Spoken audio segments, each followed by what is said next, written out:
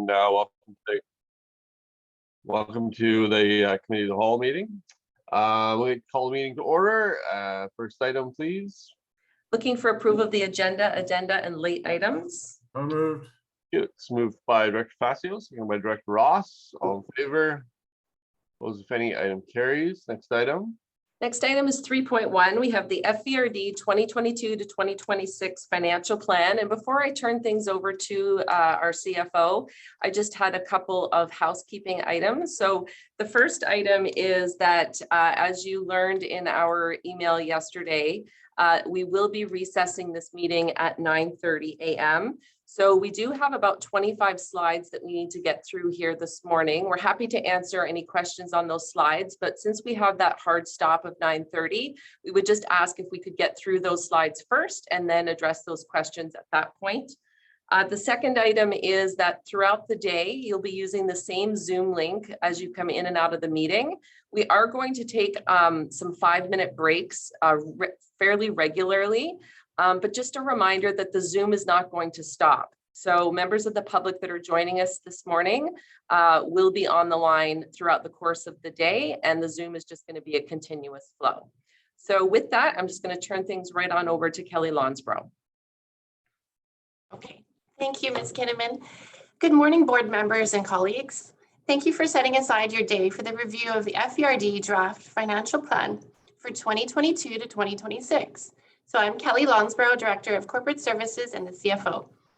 We have chosen to conduct this review in one full day session, firstly due to the delays in our budget process as a result of the atmospheric river emergencies, and secondly because the board has responsibility for the budget in its entirety.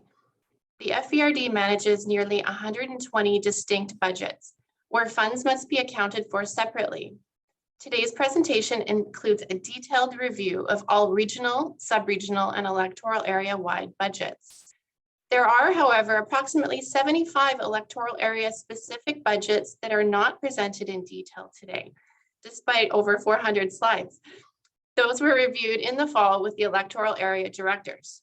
What we have done, though, is highlighted electoral area-specific budgets that are of concern. Those are noted in FVRD assets at risk, and we'll get to that later. The summary of the impacts of those budgets and all budgets are presented in the resource section. We do not plan on speaking to this specifically today, but are happy to answer questions if needed.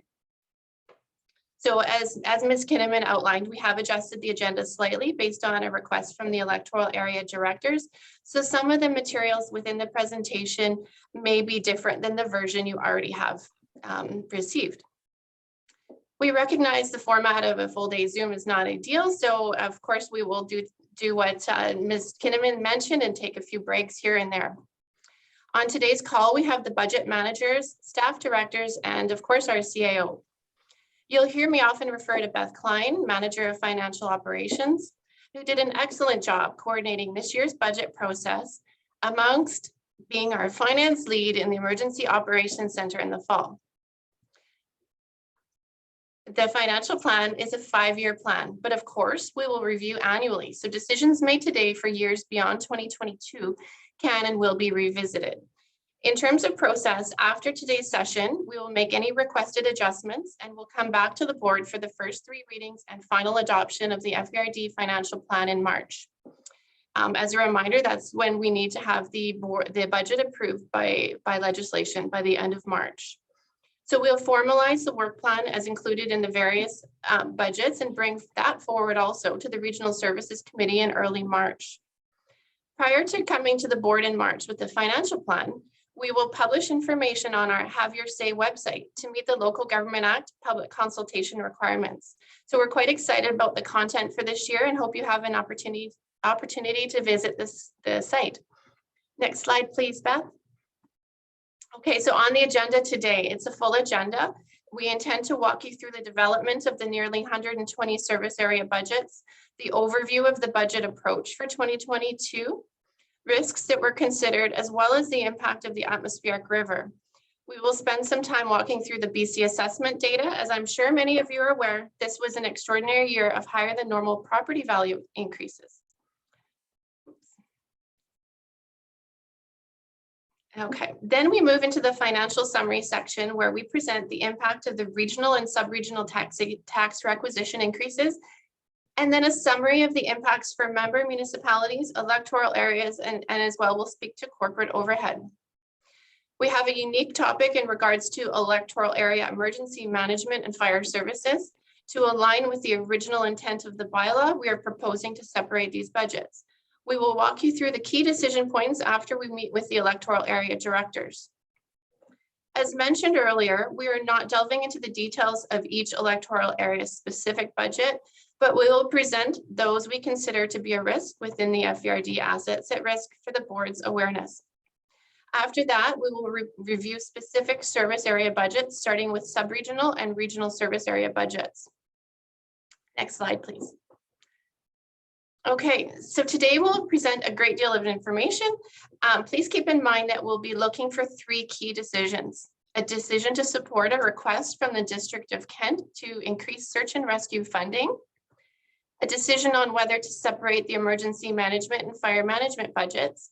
And then confirmation of the overall financial plan in order to allow us to begin public consultation and finalize the budget for the board's adoption in March. Next slide, please. Okay, the budget direction for this financial plan was similar to last year's approach, conservative. We are still in a global pandemic and don't know what to expect. It is a dynamic, changing environment. We have not included a lot of expansion or new services. We have taken the approach to look at what is needed, not what was done before. Look for efficiencies, refocus dollars on line items that are more of a priority, and evaluate forecasts, all to determine what is really required. Additionally, we continue to look for external funding to supplement our budgets and are keeping a close eye on service areas with low surplus and reserve balances. Next slide, please. Okay, risks are important to consider in the development of a financial plan. What can the budget tolerate? We know there are financial risks such as low interest rates, lower than expected revenues, and higher costs in some cases. Staffing risks in a global pandemic make us consider what is possible to achieve and refocus our business on continuity planning. Recruitment is a continued challenge and is not unique to the FVRD. We ask budget owners to really consider what is required to maintain FVRD infrastructure, our assets, in a state of good repair, and to evaluate the level of surplus and reserve balances that are available for these purposes. We see that we have a lot of work to do in these areas, and that is why there is the need for a capital asset plan as well as a capital reserve policy, both identified in the strategic plan. While our budget direction was conservative, there are some budgets that do have increases more than inflationary levels, which we believe are necessary for financial sustainability. An additional risk consideration is the impact of the atmospheric river. Recovery plans and associated funding are a risk that we will continue to monitor. Okay, next slide, please. And then next slide, please. Thank you. Okay, so the impact of the atmospheric river will continue for some time. We delayed the budget committee of the whole from December to now to allow time to adjust budgets and work plans that are most notably impacted by the Atmo River, as it is infamously called. Recovery plans are still being developed, but as they are, we need to be cognizant of the financial impacts. We do expect to bring forward budget amendments throughout this coming year, and likely we'll expect to see higher taxation for impacted service areas going into 2023. We will, of course, do what is in our control to mitigate as much as possible. Next slide, please. Okay, and then the next slide, please, Beth. Thank you. Okay. The next series of slides covers the process of assessed values and taxation. Regional district budgeting can be complicated, especially with over about 120 different service areas, and especially for the taxpayer when it's not part of their everyday life. So it's important to walk through some of the fundamentals. The FVRD financial planning process includes seeking approval on overall tax requisition dollars, how much the FVRD requires to maintain and operate its services. We include estimated taxation impacts only to provide insight to decision makers on the expected tax impacts to property owners. BC Assessment has responsibility for property assessments, which are the basis of taxation. The Fraser Valley region is experiencing the third highest increases of all of BC regions this year. The island is the first, as we understand it.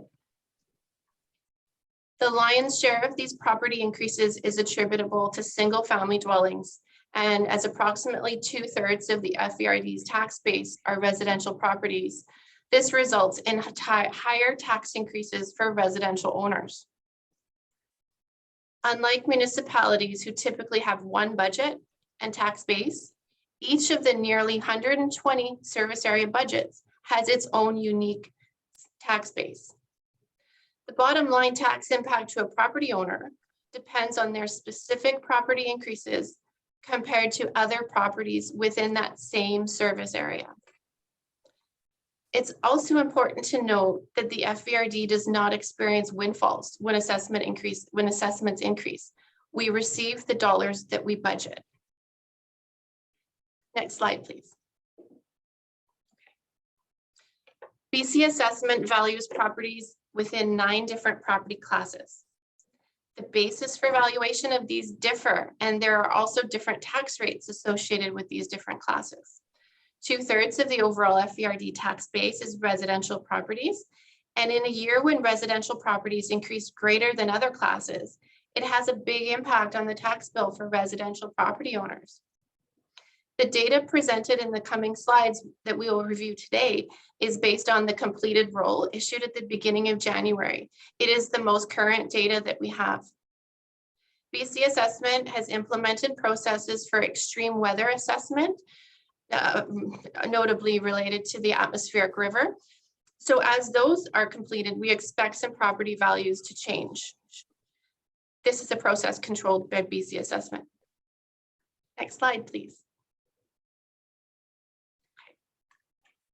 This slide compares the overall tax base for electoral areas from 2021 to 2022. Compared to the overall FVRD tax base being made up of 2/3 residential properties, nearly 72% of the electoral area tax base is made up of residential properties. What's most notable here is that the residential properties make up over 5% more of the EA tax base than they did last year. So that portion of the pie, if you will, is growing greater than the other tax base, the rest of the classes.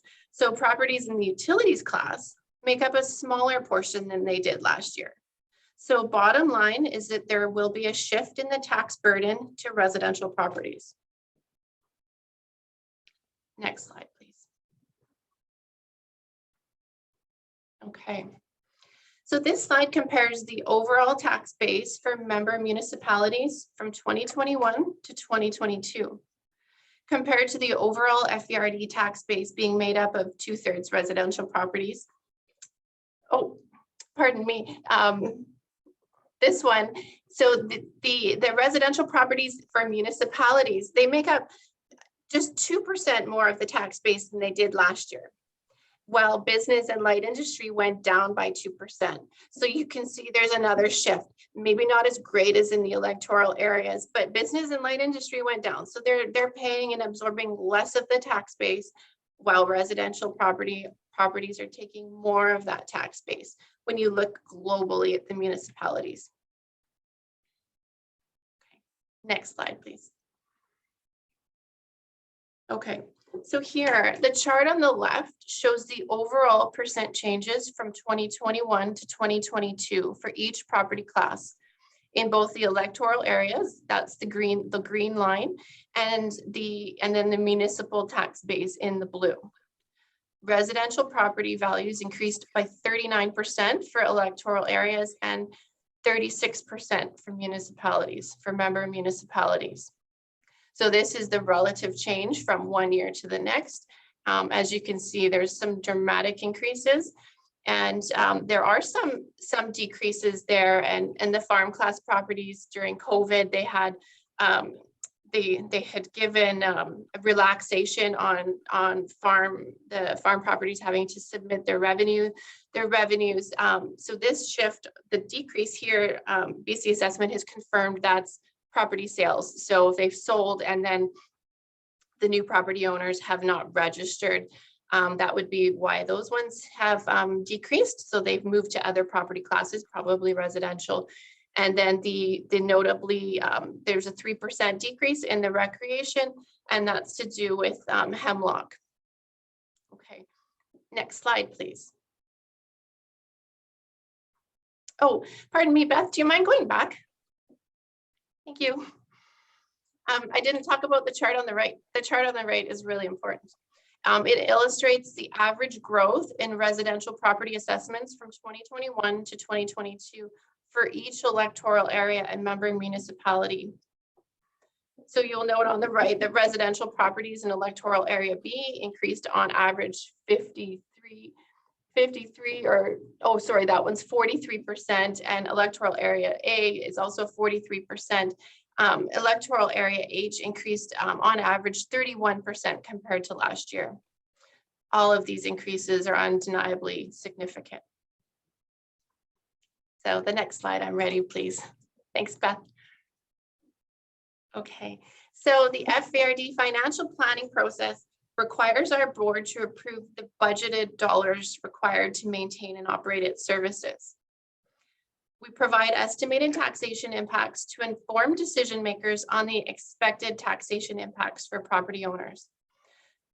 When considering a specific property's expected taxes, what is most important is how that specific property's assessed value changes in relation to other properties within that specific service area or tax base.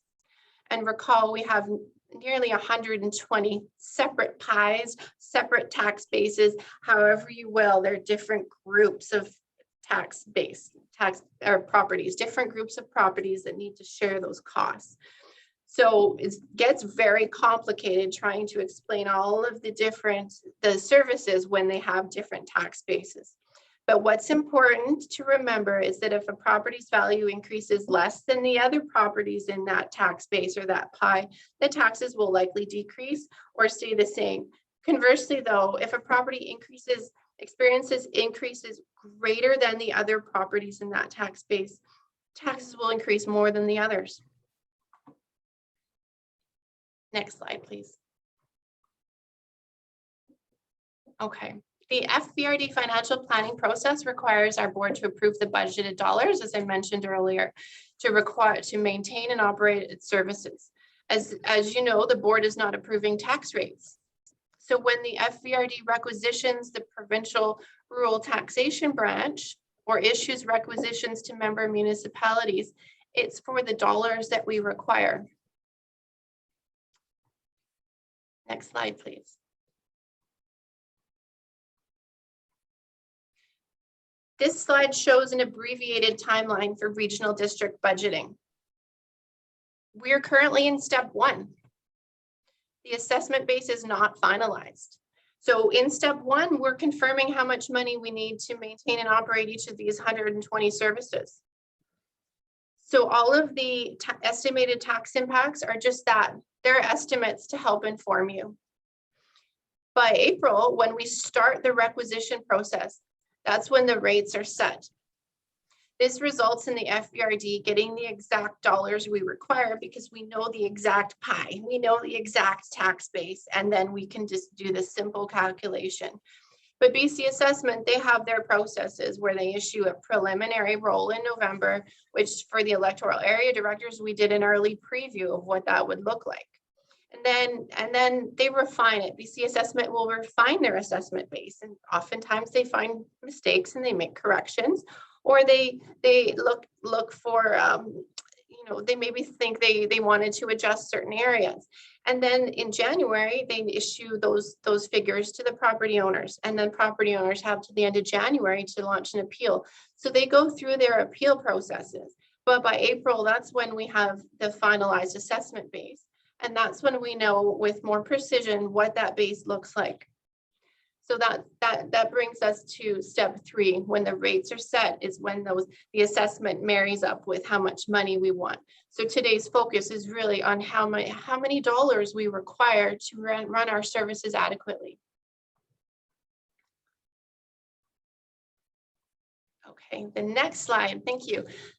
So this slide illustrates a 2021 sample property tax notice for an electoral area, property in electoral area H.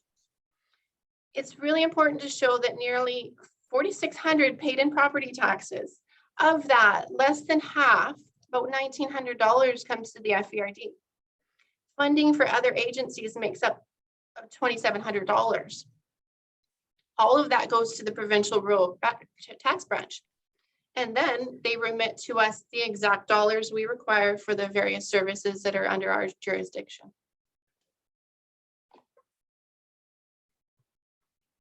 Okay. And then have a few more slides. I hope I'm doing well on our timing. So here we are, some financial summaries. So this section really just gives a little bit of a preview on what we're going to look at throughout the day. This slide in particular summarizes the total regional budget, the tax requisition increase for 2022. So you'll see the services listed, the total dollars that we required and we requisitioned in 2021, and the total that we're proposing for 2022. The increase is $63,300. Interestingly, because of the way the assessments are, $66,000 is funded by member municipalities. And in fact, electoral areas are experiencing a savings of $3,000. This is because regional budgets consider the overall tax base of each participant, and the overall share is greater than for municipal members in 2021. That's that distribution. That's the overall regional tax base. So each budget will be covered in detail later in our presentation today, so you'll have insight into each of these line items. Next slide, please. Likewise, this is the sub-regional budgets, the summary for the sub-regional budgets. And you'll see in 2021, it was nearly $6 million. And in 2022, we are seeking and proposing just over $6.2 million. Also, interestingly, of the $220,000, $245,000 is funded by member municipalities, while overall the electoral areas are experiencing a decrease of $25,000 compared to 2021. And likewise with the regional budgets, each of these line items will be covered in more detail later today throughout our presentation. So you'll have an opportunity to ask questions of our various budget managers. Next slide, please. Okay, the bottom line. The total municipal increase is $312,000, regional and sub-regional, which we just briefly spoke about, compared to taxation levels in 2021 for these same budgets. This represents a requisition of a modest increase of 3.1% overall compared to 2021. Remember, we're looking at the requisition dollars. So this amounts to an increase. This includes the $66,500 for regional services and $245,000 for sub-regional services. The total requisition increase equates to an average increase in property taxes for municipal residential property owners of $9.36 or 7.9% overall. And that's looking at all of the member municipalities at large on an average. So we will look at those, those rates may refine, and you can see the figures here. Of course, you can't see me pointing to my screen. So the increase for the average residential property owners, you can see in Abbotsford, it's $1.67. In Hope, it's $35.69. So the lowest here is 2.7%. That's an increase for the average residential property owner. And I should, you know, I've looked at these slides a lot. Right in the middle here, it shows the average residential assessment. If you go right underneath the requisition increase, the average residential assessment in 2022, that's what's really interesting for each of these municipalities. You'll see in Abbotsford, it's $873,000, Mission $995,000, and then the next row shows what the average assessment was in 2021. So in Chilliwack, it was $569,000 in 2021, and in 2022, 773%. So you can see those increases, and they're all extraordinarily high. So we've estimated that property tax impact on whole for the member municipalities. That's that next line. So on average, it would be in Abbotsford, just under $63 would come to the FVRD on a tax bill for a resident in Abbotsford, whereas last year they would have paid us $61. And so on through the rest of the table. Okay. Next slide, please. Okay. This slide represents the total electoral area-wide budgets. So these are the services that are applicable to all 8 electoral areas and all properties within those, with the exception of animal control here, which we've highlighted separately. So we are proposing an increase of $26,700 compared to 2021 taxation levels. This is the equivalent of 0.7%. You will notice a decrease in the emergency management budget. This is a reduction net of proposed increases in the emergency management budget, which will be discussed later today. The reduction is representative of the proposal to separate the emergency management and fire management budgets, which the electoral area directors will deliberate on later this morning.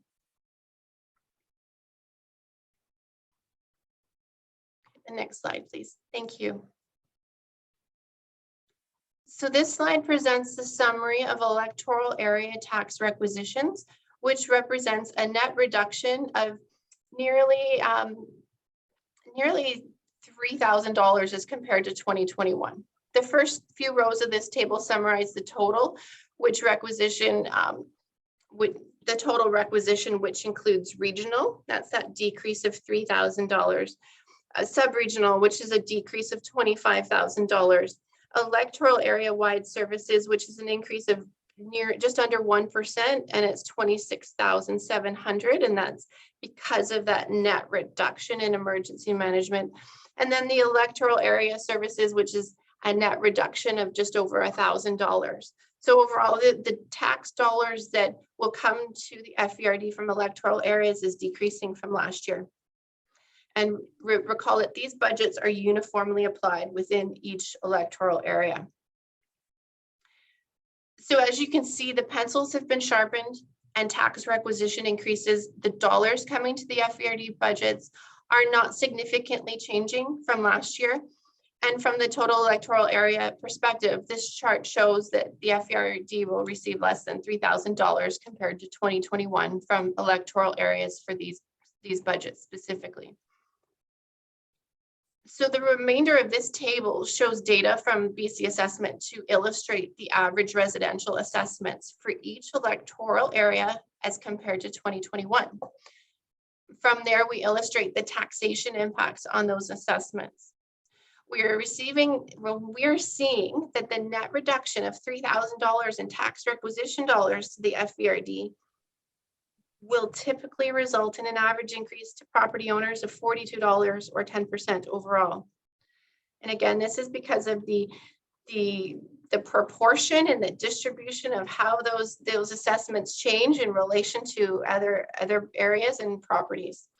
So you'll see the average residential properties, if we want to have a quick look through here in electoral area A, the average residential property is 175,000 compared to 122,000 last year. Electoral Area B, 348,000, and it was 227 last year. And it carries on. They're really, really high increases. 41%, 40%, 36, all the way through to Electoral Area H at the low. If you call that a low, is 31%. The average property in Electoral Area H was just shy of $700,000, and now it's nearly $910,000. But again, you'll see that the average is 10% overall, or $42.23. And next slide, please. So corporate overhead budgets, those are applied to all service areas based on resources required within each of those service areas. These budgets were prepared with the same overall budget direction as given to all service areas, conservative. We have used surplus to soften taxation increases over the planned period. The increases are reflective of inflationary increases in staffing, as well as significant savings that we require to replace the roof at the Chilliwack office. So the roof replacement is planned for 2028, and we're needing to have $750,000 saved by 2027. So this requires large contributions to our reserve funds. And the corporate overhead, those budgets are allocated, as I said, to all service areas. And I should point out that we also allocate a portion of the corporate overhead to the hospital district budget. We'll cover that on the next slide. Thank you. So this is the corporate overhead recoveries. This is important. This slide is showing the amount that we recover.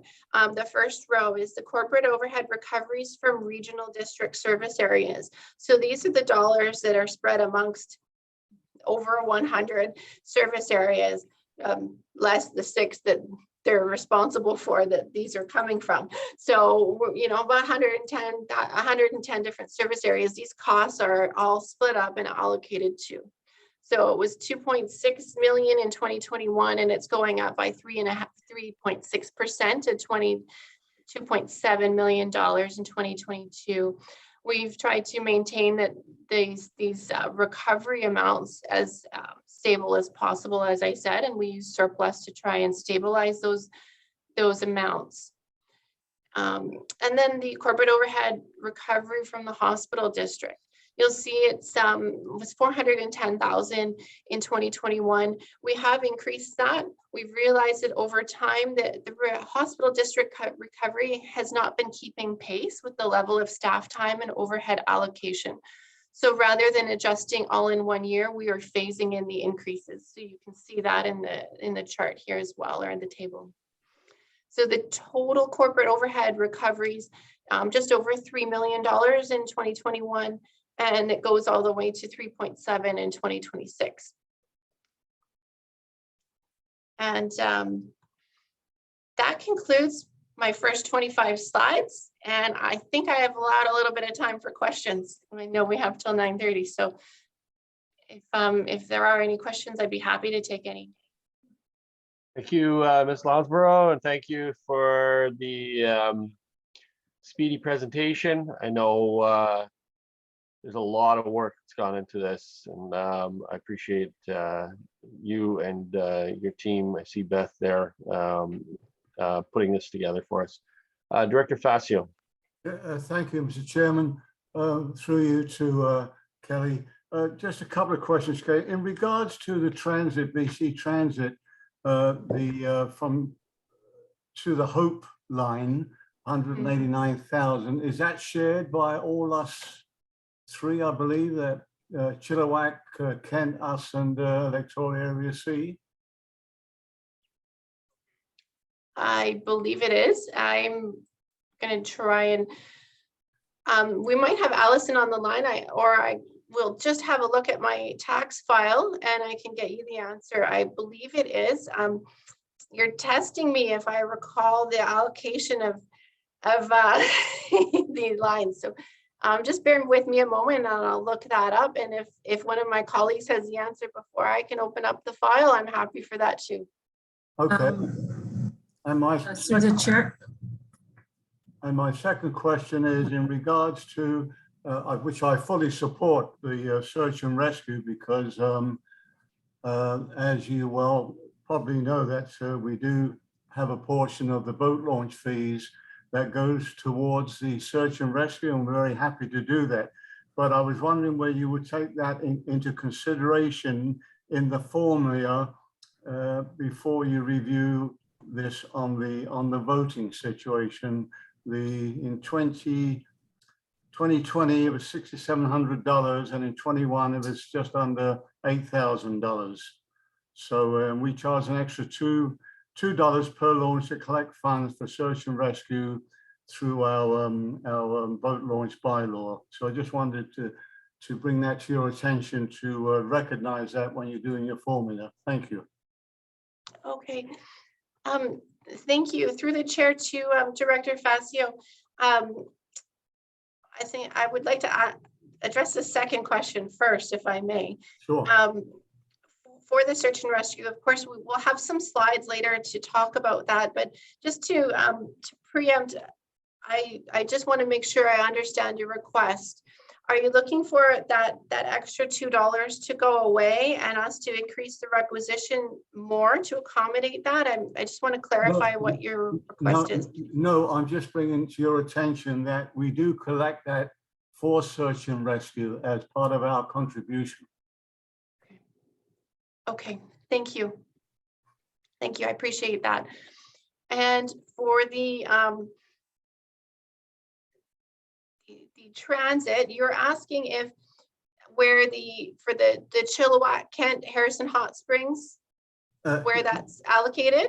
Yes, for the route to Hope, that's a separate item from the Kent and Harrison and the Chilliwack electoral area C. I notice it's a separate line item of 189,000. Is that correct?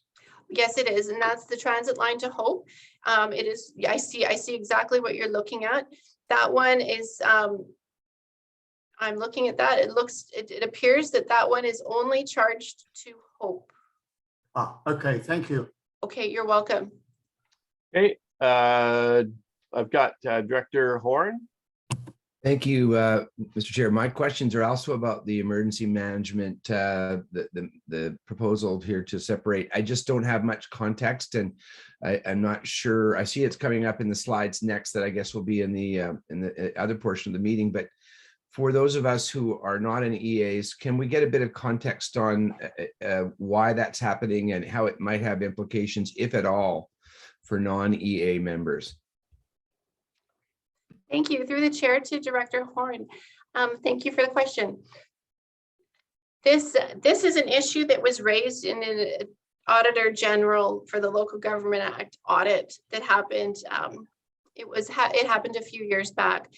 The budget for emergency management and then the management of the fire services has historically been charged to one budget. So all of that management overhead has been charged to emergency management.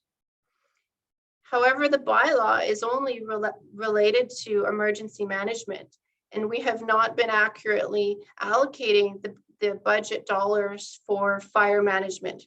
They should be allocated to each individual fire service area. So we did bring this forward to the electoral areas and the board's attention for a couple of reasons. We're trying to do the right thing, and for transparency, we've been tapped on the shoulder that it's something that we need to do and correct our bylaws, and we're very happy to do that. However, we want to make sure that there's eyes wide open on the tax implications, because emergency management, that budget is charged to all electoral area members. So if we do a reallocation, those dollars come out of the electoral area, everyone would get a credit or a little bit of a reduction compared to last year. If we take the dollars attributable to fire management and take them out of that emergency management budget and then allocate them to each individual fire service area. It does not affect specifically the municipal members, but it is one board's responsibility. So we want everyone to be aware. So there's going to be a reduction to their emergency management from those dollars attributable to fire, but then they will be allocated to each individual fire service area.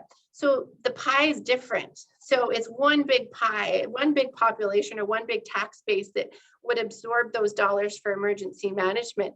But it's not a one-to-one relationship. Not every electoral area property is within a fire service area. So while every property might get a nominal decrease due to that removal of those dollars from emergency management, the increase over there to the fire service areas will be greater.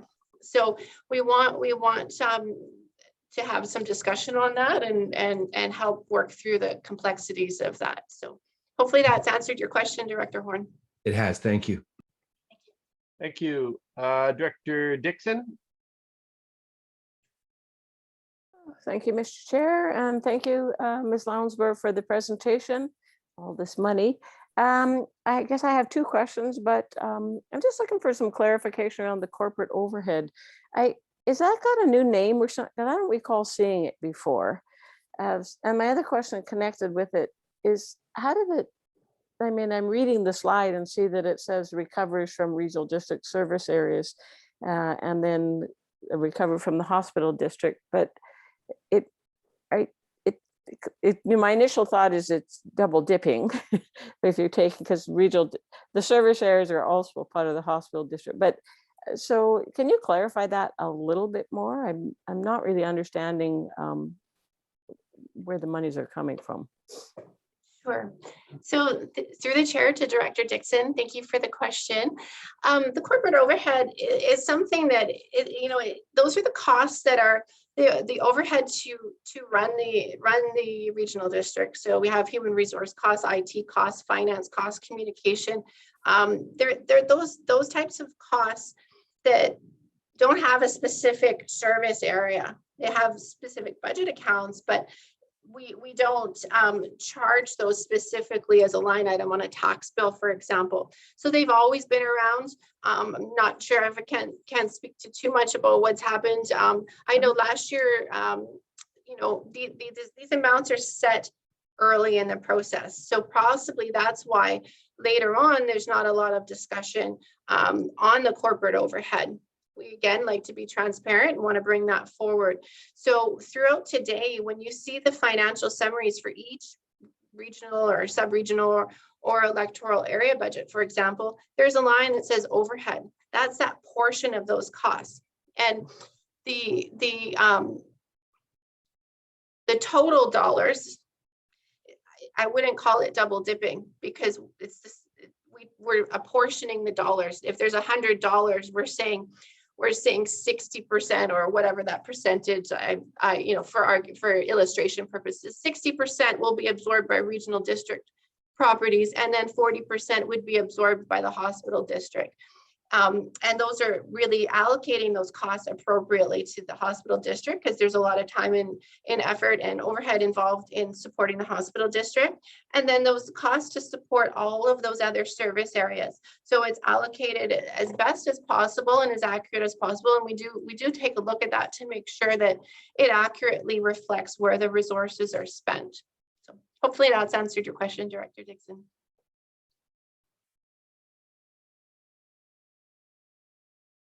Director Blue, go ahead. Thank you, Mr. Chair, and thank you, Ms. Lounsberg, for the presentation. Despite the fact that these are complex numbers and complex budgets, the way that you're presenting it is easy to follow, and look forward to the rest of the presentations today. The question I had is really about the impact of input. So you'll receive input today from everyone here around the board table. But then as it goes out for public comment, I'm wondering what the impact of individual comments are, or those that are collected through the web Have Your Say. And so if people are thinking that they want to provide input, what assurance do they have that the information that they're going to provide is being considered as we deliberate? Through the chair to Director Blue, thank you for the question, and I'm really happy to hear that the presentation is is clear and easy to follow. So thank you. We commit to reporting back to you, to the board, on what those comments are. So today, what we will do, if there's feedback and action items as a result of today, we will take, we will work as swiftly as possible to make those changes and then get the materials up on the Have Your Say website. It is ready to go. There's a couple of little things to do. So we're hoping, you know, based on based on the volume of changes, and hopefully they're not too many as a result of today. And then we will update and then post as accurate as possible the budget and the information on Have Your Say. And then, like I say, the report that comes back to the board with the final budget, the feedback will be included. We will share that with the board. And if there are things that are really specific, we will address each one, and if they require further analysis or insight to provide to the board, we will do that. Thank you. Thank you. Director Dickey. Thank you, Mr. Chair. I just wanted to apologize to our staff and to the directors today for the need to make this late change to today's agenda. The electoral area directors, this is pretty much 100% of our requisition that we're talking about. Whereas the municipal directors, perhaps this is representing 3% of your requisitions. And with the complications with the emergency situation over the past winter, we electoral area directors felt we hadn't quite had enough time to get comfortable with these numbers, and really needed some more time today to get together alone and talk about things. So once again, I do apologize for the inconvenience. Thank you, Director Dickey, and I'm happy when we spoke yesterday that staff could make the change very quickly to accommodate, and I think it's worthwhile to make sure that everybody's comfortable and has the opportunity to ask whatever questions or get familiar with the numbers the way they need to. Questions? Any other questions from directors?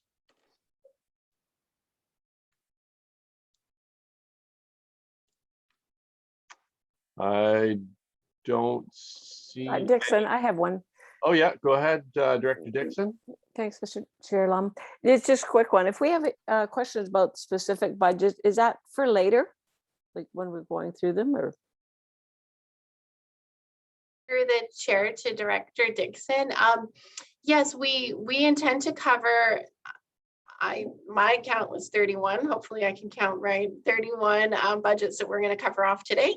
And if you have questions about any of those, we have each budget manager will be speaking about those, and we'll have greater detail for each of those budgets. And as I mentioned in the opening, we do have the resource section for all budgets, because this is, like I say, for all budgets. So we're happy to field any questions and do the best we can to answer them. Thank you.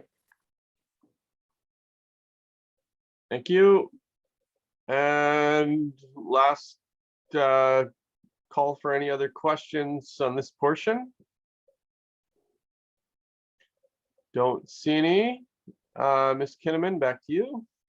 Thank you, Chair Lum. So at this time, with no other questions, we will recess the committee of the whole, and the special emergency meeting of the Electoral Area Services Committee will start at 9:30. So I would suggest that anyone that is going to be participating in that meeting, that's just stay on the line. It's the same Zoom link. And as I mentioned at the outset, we're just going to keep the Zoom meeting running throughout the day. So those of you that wish to depart, we'll see you back here at 12 noon for the committee of the whole when it resumes.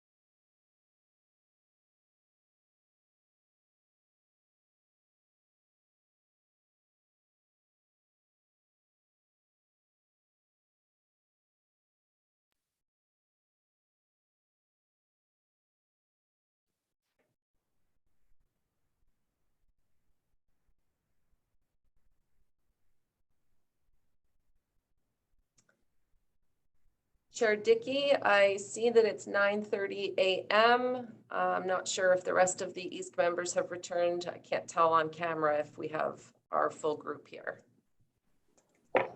Okay, thank you, Ms. Kinnaman. Directors, hoping everyone's with us. It's a little hard to tell from my perspective, but I will call the meeting to order, and just by way of introduction, I might take up where we left off, which was in mid-November. We had a discussion regarding our electoral area budgets, and about 3 days later, is my memory, if it serves me, is we had the big emergency event. And so the agenda today, we thought maybe a number of the directors thought we should take a little more time to discuss the budget impacts. There's some fairly substantial changes taking place, and make sure we're comfortable with those numbers prior to finalization. So that's where we are today, and I'm going to turn the agenda back to our CAO. Thank you, Chair Dickey. So just looking for approval of the agenda and late items. For a motion, Director Dixon, I can see. It's the only electoral area director I can see right now. So Director Davidson seconded, Chair Dickey. thank you, Director Davidson. Any discussion? Hearing none, all in favor? Contrary, the motion carries. Item 3.1 is the FVRD 2022 to 2026 financial plan, electoral area-wide services, and I'll just turn things back over to our CFO. Okay, thank you. Thank you, Ms. Kinnaman. So good morning, everyone. We will continue on with the presentation. We're going to start through the electoral area-wide budgets, and then we're going to spend some time on the emergency management separation. So the first electoral.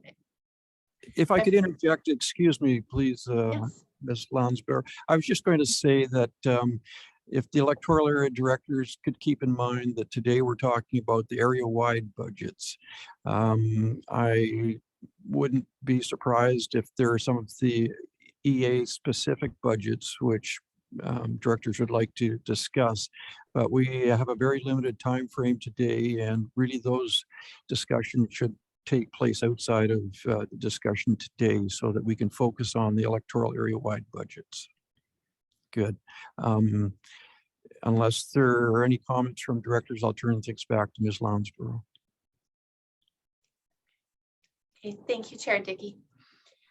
Okay, so the first budget that we're going to talk about this morning is the electoral area administration budget. That's budget number 102. The next slide, please. So this is service area 102. Its main purpose is to track the costs related to the general administration of electoral areas. This includes the director remuneration and funding for conferences and travel. Next slide, please. So we did have some surplus, so we continue to use surplus to soften any taxation increases, similar to what we've done in previous years. Next slide, please. Thank you. Okay. So the reserve and surplus balances we projected for the end of December. While we're already in February, we're still closing the books. So the surplus, the general surplus in this service area is 197,000, and we have COVID grant needs. They're held here, but those are ones that had been allocated to the electoral areas, and the balance is just over $160,000 that has been unallocated. And then we have a surplus that's related to elections. Okay, next slide, please. Okay, so this is the financial summary. This is the 5-year plan, and it shows the 2021 budget amounts in there for comparison purposes. So you'll see the tax requisition amounts at 1.5 million for 2022. We do have a little bit of money coming in for grants in place of taxes. Those are for any crown type corporation that doesn't that is tax exempt, and then they give us a grant in place of taxation. So then we have some rental revenue coming in, and then you'll see that we've really used a lot of surplus in 2022 to soften that tax impact. So we were pleased to be able to do that. And then you'll see the salaries and the director's fees, the travel, the budget went down a bit from 2021, or sorry, no, it went up, not significantly. Oh, I'm talking director fees went up and the travel went down a little bit. And that's relative of we're not traveling as much for conferences these days. So and then you'll see the grant and aids. We've projected to fully utilize those grant and aids related to COVID in 2022. And then you see a balanced budget and then those surplus balances as we project through. So we do still have a surplus, a general surplus in 2026 of just over $40,000. So we haven't depleted it completely. Next slide, please. Okay, and this is the tax impact. Like I said, we used the surplus to soften it, and the tax increase for 2022 is 5.72, and we're in the 6s in 2023 and 2024, and then we're able to bring that down a little bit in the latter years of the financial plan. Okay, and so that is it for the 102 budget. If there's no questions, I will pass it on to my colleague for the building inspection budget. And that one will be spoken to by Mr. Graham Danilus, but I'll just pause if there's any questions on the 102 administration budget. Dixon. Go ahead, please, Director Dixon. Thank you. So when you show that summary slide, it shows an increase of 85,100 and 5.69%. Is that, I guess I'm trying to figure out where that 85,000 is coming from. Like, is it mostly salaries, increases in director's remuneration, or paying people, to work? I'm sort of kind of not quite sure where it's all coming from. Thank you, Director Dixon. Beth, do you mind going back to that 5-year summary, please? There it is. Thank you so much. So that one, you will see there's a little bit in the salaries, benefit, and overhead. And then, of course, like I mentioned earlier, overhead. So the overhead budgets are going up because of inflationary increases relative to the collective bargaining. So you'll see that in every line item for salaries. And then director fees, they've gone up. And that's about it. I mean, the biggest ones are, the director fees, and then the salaries and benefits and overhead. May I have one? Are director fees like our monthly pay? Is that what you're calling it? Or I don't even know what I call it, but yeah. Yes. Okay, thank you. Thank you. Thank you, Director Dixon. Any other directors' discussion? Seeing none, we'll go forward. Okay, thank you. So I would like to turn it over to my colleague, Mr. Graham Danilus, please. Lounsborough. First, could I check in with area directors about my volume? Are you hearing me okay? Terrific, yep. Thank you. We'll move ahead with the building inspection budget, 204. As you'll know, the purpose of building inspection in this 204 budget is to support safe and healthy buildings.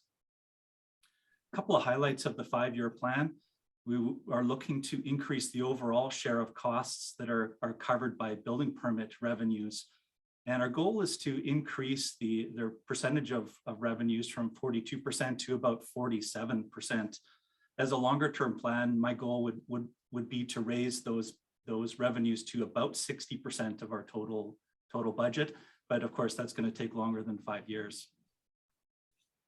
A further highlight of this 5-year plan is that we'd like to decrease our reliance on appropriated surplus. That's not a sustainable proposition, of course, to fund operations from appropriated surplus. And a further goal is to minimize tax requisition increases. Next slide, please. Our core services in building inspection is, of course, building permitting and inspections. And we do that for all 8 electoral areas. We provide the service for the village of Harrison Hot Springs and for Say Lands, which is Skowkale, Hlit, and Yaquiquius, lands along the Chilliwack River Road. And we provide building inspection services for other First Nations on an on-demand as needed basis.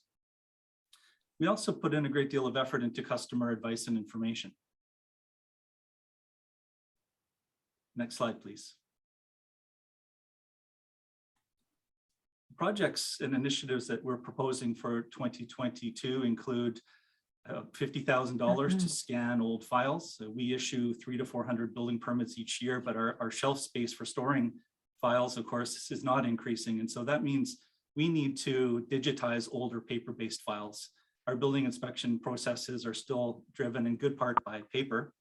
We're moving towards digitization, certainly, but we'll need to digitize old files, get them off our shelf, and clear space for new ones. We're also looking to replace one of our older vehicles. It's a 2009 Toyota RAV4, and that vehicle replacement cost might be in the order of $47,000. Next slide, please. Thank you. If you'll recall, last year, this slide has to do with budget risks and challenges. And if you'll recall, last year, we decreased the tax requisition for the building inspection service by $50,000. And that was a COVID-19 austerity measure.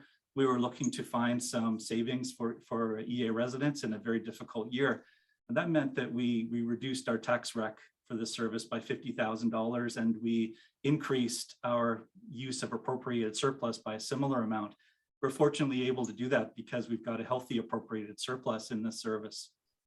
But of course, we can't, that tax requisition level isn't ultimately sustainable, and we can't continue to fund operating costs out of our appropriated surplus. And so that means that we need to build back up our tax rec. We dropped it by 50,000 last year, and we need to increase it a little bit over time each year to get back up to a sustainable level. And that means that the 2022 tax requisition would increase by 6% over 2021. And our proposal is that by the year 2024, our tax requisition for building inspection would return to the 2019 level. That's an implication of that one-time tax savings during the COVID year. I mentioned, of course, that we're at the current time, we depend in part on appropriated surplus for operating revenue. And our goal is to decrease our dependence on appropriated surplus over the next 5 years. And that would see our surplus drop from 1.6 million today to about 1 million over the next 5 years. Next slide, please. Our reserves and surpluses, we project them to be as of December 31st of 2021. We have in reserve $74,000. That's a vehicle replacement reserve. So some of that we would draw on in 2022 to replace that old RAV4. And of course, we started this year with a surplus of about 1.6 million in the building service. Next, thank you. Here's the financial summary showing the next 5 years or 5-year plan. You can see in the building permits line item, which is the second from the top, you see we're projecting to increase revenues from building permit fees over the course of the 5 years. And you would see that to come forward in building bylaw amendments with fee increases. At the same time, you see the third line transfer from surplus decreasing over that same period. Barring that, I think our budgets are relatively similar. We're anticipating some salary and benefit increases, in part because it's a very tight market for building inspectors. Provincial certifications and a very hot building market combined with demand for trades means it's hard to get building inspectors. And for that reason, we're proposing to reorganize our building inspector job titles and have some slight adjustment to salary levels, which will affect our salary costs over the 5 years to some degree. And largely that's keeping pace with our neighbor municipalities who we share a labor market with. Next slide, please. A summary of taxation impact for the building service. So you see in 2022, taxation would increase by 6%. the same as in 2023, a little lesser increase in 2024, and then back to what I would call inflationary increases in 2025 and 2026. And again, we're seeing these 6% increases largely as a result of the requisition decrease that we brought forward last year at $50,000 in decrease in our tax as a COVID austerity measure.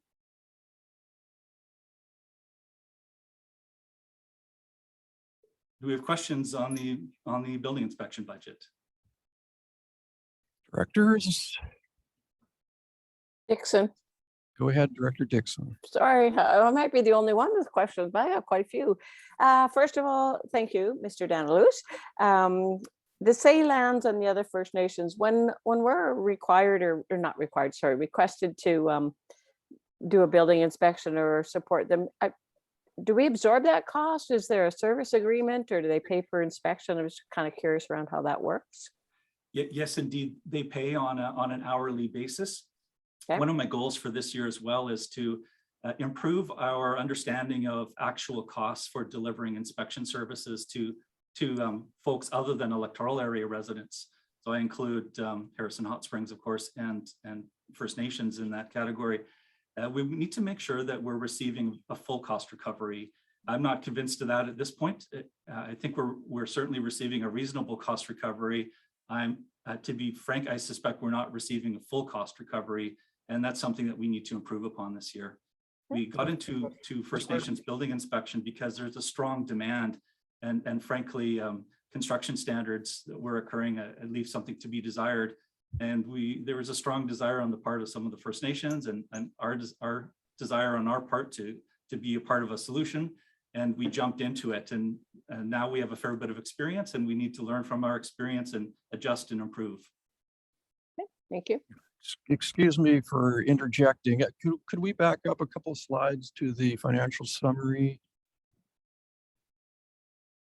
Yeah, so I'm just looking at these numbers. So for 2022, the tax requisition is 373, and there is a transfer from surplus, so 226. So that sounds like the electoral areas are coming up with $600,000. If we divide that by the 8 electoral areas, that would work out to $75,000 per electoral area. Would that seem correct?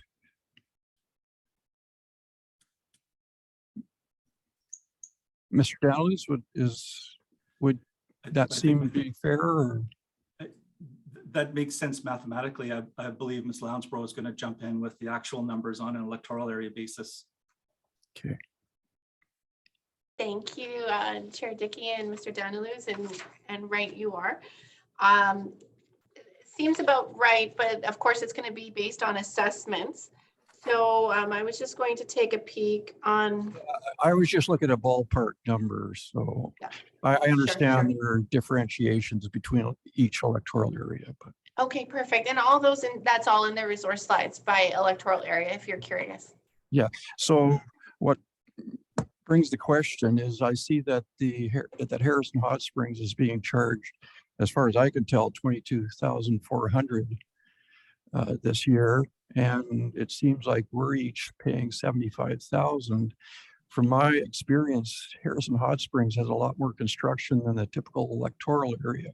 So that question about cost recovery am I missing something here? But it would seem like we're nowhere near what we should be charging Harrison Hot Springs. Chair Dickey, one of the complicating factors there is that with Harrison Hot Springs, we see a higher number of complex buildings, fewer single families, more apartment buildings. And of course, apartment buildings, the fee calculations are considerably different. So that enters into cost recovery, how much we receive in fees. Now, that is an area where we need to improve this year to do a more thorough audit and develop a better understanding of what full cost recovery looks like, to make sure that each jurisdiction, if you will, is paying its share for the service it receives, not less and not more. So that is a priority for me this year, and I want to look to present more thorough information to you that outlines the revenues we receive through tax and through permits from each of our building inspection partners, and make sure we're receiving full cost recovery. I think we're not there yet, frankly. I think there's some work to do there, and that's why it's a priority for me this year. Good. Thank you, Mr. Daniels. We certainly wouldn't want to overcharge our friends in Harrison Hot Springs, but we certainly wouldn't want to feel that we're subsidizing them also. Yes. Chair Dickey, if I may add a further comment, please. Yeah, absolutely. Thank you. So when we, when we talk conceptually about what's the electoral areas are funding, of course, the surplus and reserves comes from this service area and from electoral areas. But when we look right at the tax requisition line, pardon me, of 373,000, just because of that assessment, I just wanted to point out that, like, for example, in electoral area A, it's just under $8,000, and maybe the development's not the same, of course. In electoral area C, it's like 79,000. D is 44,000. So of course it's assessment based, but I don't think when you say that the electoral areas, I'm not sure that we should count the surplus monies, but that's just a point of clarity. Okay, thank you. Thank you. I'd ask staff to go ahead with the agenda. Wait, I have a couple more questions, if I may, for this budget. Excuse me, go Sorry. ahead. I'm a little curious about the $1.6 million surplus. And is there a reason we need, I recognize that it's going down over the next 5 years. I'm just wondering why we need it to be that high. Thank you through the chair. We don't need a $1.6 million surplus in building, and it's entirely appropriate to draw it down to a lesser amount. That surplus is there in part because we've had some really strong construction years. In the last 10 years, we've had a few very soft years, but the rest of them have been above average. And when the market is very hot, we receive more fees and revenues than we budget for, and that leads to surpluses. I also bear in mind that we're in a very hot market, and that won't always be the case. And so my goal would be to maintain a healthy surplus, appropriated surplus in the building service, but it certainly shouldn't be 1.6 million. After 5 years, we'll draw it down to a little under 1 million. And there, I think we probably have a little bit of room, but my goal would be to leave a healthy surplus of, say, 600,000, just as a off the cuff kind of amount. That would be a reasonable surplus to maintain that would get us through years where we see reduced volume of permit revenues come in with market slowdowns. I look forward to that day in some ways, but may I have one quick follow-up, Mr. Chair, then I know we can move on. So if we weren't interested in 6% increase in the next few years, could more come out of the surplus? Like, would that ever be an option? At the end of 5 years, we'd have about $1 million left in surplus, and that's still a relatively strong surplus. I think that does give us a bit of flexibility if we want to further offset or soften the requisition increases that have to happen over the next 5 years to get us back to a sustainable tax rate. Okay, thank you. Good, thank you, Director Dixon. Moving forward, staff.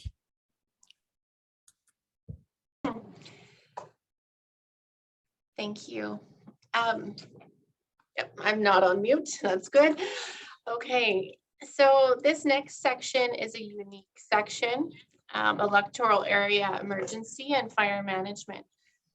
So based on a recent AGLG audit, there is a recommendation to separate the electoral area emergency and fire management budgets. Why is this important? Because these surface areas are taxed differently. So while we presented this information as an option in November and in our November EASC meeting, we did not conclude this discussion. And since then, we have heard from Chair Dickey that there are concerns with regards to the impact of this decision on taxation, particularly given the tension caused by the dramatic increase in property assessments. Next slide, please. Oh, no, stay there, please. Thank you. So based on the audit findings, we were recommending the separation of the costs, and we're recommending the separation of the costs for year 2022. Now that is a change, basically as a result of a conversation with Director Dickey. I feel we were challenged to do better and come back to this committee with some options to help solve problems. So the separation had been brought forward to the board and the committee out of transparency and to be able to inform the directors of the impact of this separation or correction to how we're charging these services. Next slide, please. So just a reminder slide. This should hopefully be a familiar slide. In 2021, the emergency management budget was $391,000. Based on the audit, we are recommending to properly allocate the costs related to fire management, which were $221,000 in 2021 to those fire service budgets. So we're recommending taking that green part of the pie and allocating it to each individual fire service area. And it's not staff's recommendation. We want to follow through with the AGLG audit findings.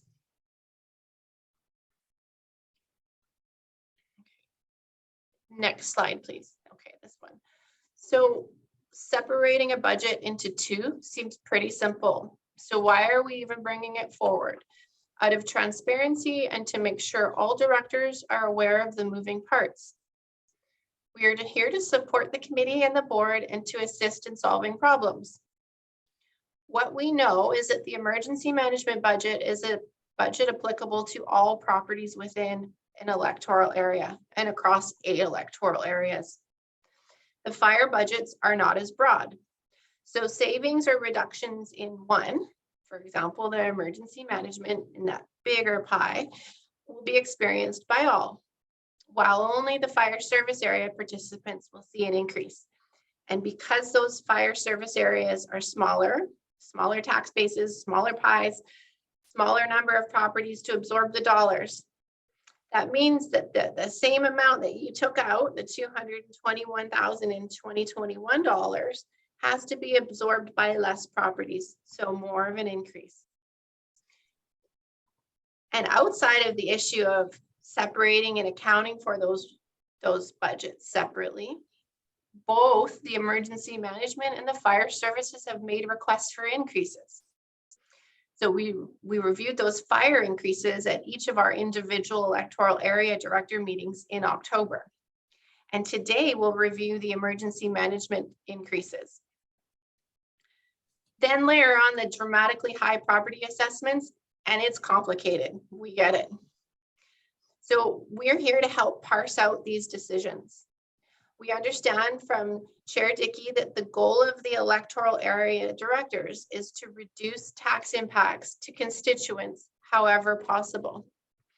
So with that in mind, we have come up with something we believe can be done. But first, we will ask Graham to walk through the emergency management budget, and then we'll get into some of those decision points.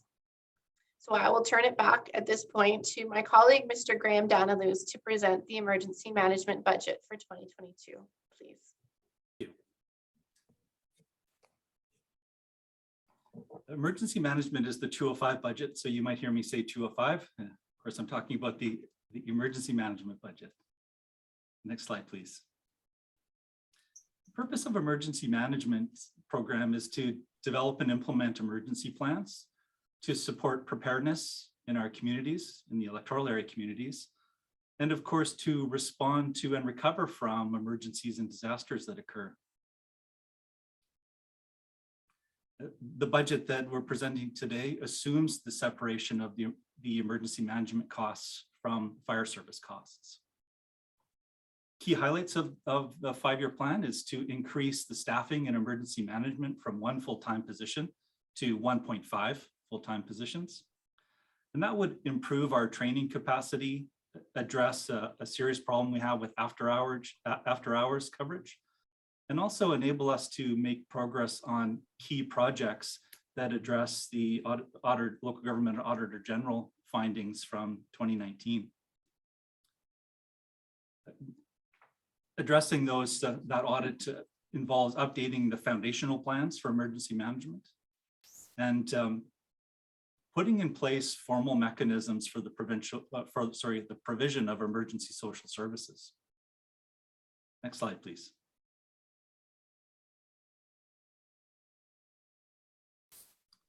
The core services for emergency management, as I largely mentioned already, is emergency planning, ESS, which is emergency social services, operating an emergency operations center, EOC, and of course the training of all of our staff, and these are statutory requirements.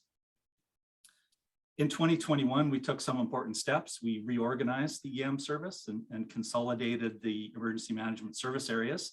Those address a couple of our audit deficiencies. We updated the emergency management regulations bylaw, and we received a grant, a provincial grant, to improve our emergency operations center infrastructure, and that's underway. Next slide, please. We proposed a number of projects and initiatives, including updating our hazard vulnerability and risk assessment. That's a statutory requirement and an audit deficiency. And we propose a $35,000 budget in the year 2022 for that. In 2023, we would follow up. We would build on our hazard vulnerability and risk assessment to update our emergency management plan. And we're proposing $30,000 in 2023 for that purpose. We're also advocating for formal evacuation plans in key areas, and we would budget $19,000 per year over the 5-year plan. That would bring us through a number of locations in the electoral areas where there are key evacuation planning issues, for example, one route in and one route out. And we want to formalize contracts to deliver emergency social services, and we've budgeted $20,000 of each of the 5 years for that purpose. So in 2022, that would make for $74,000 in project costs. And again, these are projects that address key statutory requirements for the service and address some fundamental issues that arise from the Auditor General's audit. Next slide, please. There are a number of budget risks and challenges for emergency management. One is that the province is currently working on comprehensive updates to the provincial legislation for emergency management. So we expect that'll come forward in the fall of this year. And we're anticipating a number of changes. And those changes, I believe, will have cost implications and implications for the scope of EM services. We don't really know what that new legislation will look like. There's been some consultation and dialogue, and that's what I'm basing my preliminary comments on. But we really don't know what it's going to look like just yet. So there is a considerable risk and possibly a challenge. If the proposed budget's not approved, we will continue to, we'll be very challenged to meet the statutory requirements for the service. And I think too, we won't meet expectations. We may not meet your expectations, and we won't meet the expectations of residents. For example, in providing emergency social services. To illustrate that point, we had mentioned already that we currently have one staff person in emergency management, but there's a need to answer the phone whatever hour of the day it rings on whatever day of the year. And the math on that one is simple. We can't have one person responsible for answering the phone 24/7. It's simply a problem. And so that means that we may have some gaps in service if we're not able to increase our staffing. I also expect we're going to have staff burnout and recruitment retention challenges. We ask an awful lot of our one emergency management person. She brings a great deal of expertise and energy and passion for the work, but that's not a sustainable proposition to run this emergency management program with one person only and expecting them to answer the phone 24/7. Also, emergency management people are dedicated, passionate people for public safety. And being involved in a project that doesn't meet statutory requirements and a program that doesn't meet statutory requirements is a difficult thing, I think, for passionate, dedicated emergency professionals to respond to. And I think at the staff level, our staff are looking to see us make improvements over time, and that's an important part of job satisfaction. Those, I think, are some of the key risks that we look at over this period. Next slide, please. As of the end of 2021, we have no money in reserve and surplus funds in the amount of $277,000.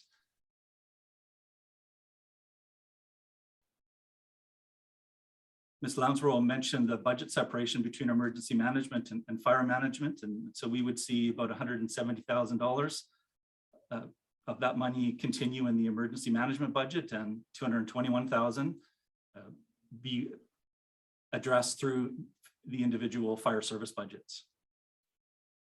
Excuse me, Mr. Danilowitz. Yes. Before we get into the segregation piece, I just wanted to ask, these numbers look, I assume they're the same numbers that we were discussing prior to the atmospheric river event. To what extent has that event shaped the budget ask? Or is it simply just too soon to know the answer to that question? I'm thinking that nothing like real life experience to validate what we think we know. And do we need to change? And what are your thoughts around that? Thank you. Thank you, Director Davidson, for those questions. They're critical questions.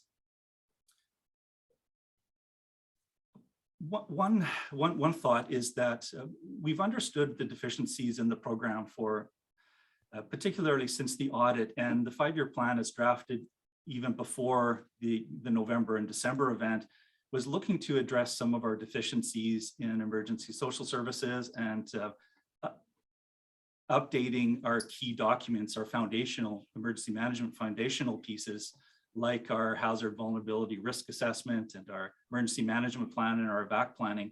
So our budget that addresses some of the weaknesses that I think exist in the program. So that's a good thing. We don't yet know what the cost implications I don't yet know what the full cost implications of the November event are, but I believe it points to us maintaining that surplus. We have, sorry, was it $260,000 or so in appropriated surplus? And that effectively is our cushion for emergency management costs that end up not being covered by the province. It's one of the risks that my slide didn't identify, is that we incurred a whole lot of costs over the last few months, the majority of which will be covered by the province, we hope and expect. I also know that we're still working with the province to recover costs that we spent in a February 2020 event. So that process can take time, and there's uncertainties. Some of the costs we submit for may not be covered. And so that appropriated surplus is critical for us to maintain and even build even further into the future, because that's how we're going to cover these unallocated costs. Those are the thoughts that occur to me, Director Davidson, in response to your question. I think we don't fully know that cost picture. Okay, thank you. If I may, Chair. Go ahead, Director Engar. Just, if you wouldn't mind, please, Mr. Danilowitz, to kind of fill this layperson's brain in on what's the difference between a surplus and a reserve. Thank you, Director Engar. A surplus is money that was budgeted for in previous years and not spent. And so those unspent funds go into appropriated surplus, and that surplus stays within the service. It doesn't go anywhere else. And one of the goals in our emergency management budget is to increase that surplus over the 5-year plan. So it's there as a cushion for these unallocated, unbudgeted emergency expenditures. The reserve fund is when we put aside money for, say, a vehicle purchase, and we're reserving money each year for a specific thing like vehicle replacement reserve. So it's a targeted savings rather than a general savings. I think that's fair. Ms. Lounsborough may be able to improve upon my description. Thank you. Perfect, Mr. Danilowitz, thank you. Good. So we'll let Mr. Danilowitz continue, or are there any other questions from directors? I have some, but I can wait till he's finished his presentation. Okay. Good. Mr. Danilowitz, please. Okay. This is our financial summary slide showing the next 5 years. Again, we have a key drivers in over the next 5 years is the addition of a half-time position into emergency management, but also consultant contract services. We see some healthy numbers there, $60,000 in 2022, for example, and that's money to update our hazard, vulnerability, and risk assessments. It's for evacuation plans, and it's for emergency social services contracts. Next slide, please.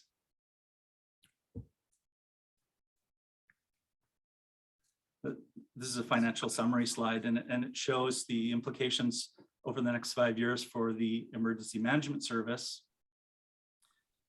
Sorry, this is our service area 2005 financial summary.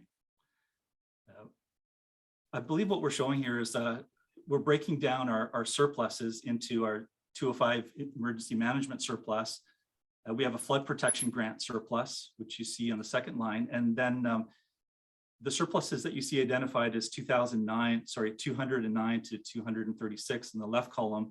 Those are surpluses that carry forward from a former structure of the emergency management program, and those surplus funds are specific to the area, the electoral area identified.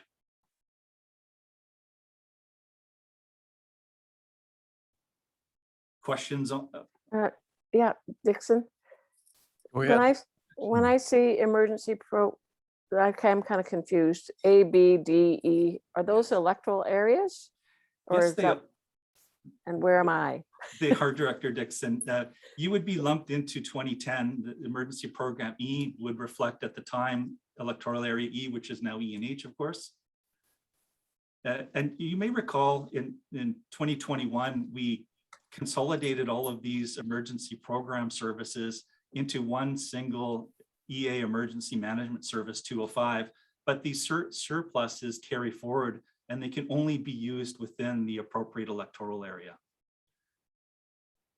So does that show that E and H didn't have any surplus? Yes, or that it was, that's correct.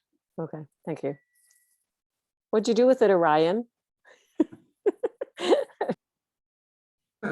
Good question. Thank you, Director Dixon. Turning it back to Mr. Daniluz. Thank you. The slide reflects the tax increase for the next 5 years. And of course, the year 2022, we see an increase of $92,000, which would be almost 59% increase. And again, that reflects the addition of a half-time position and additional money in the contracting consultant line item for our hazard, risk, and vulnerability assessment, evacuation planning, and also contract services for emergency social services. You can see once we get through 2022, the tax increases are much more sustainable and more of a cost of living adjustment in the next 4 years of the plan.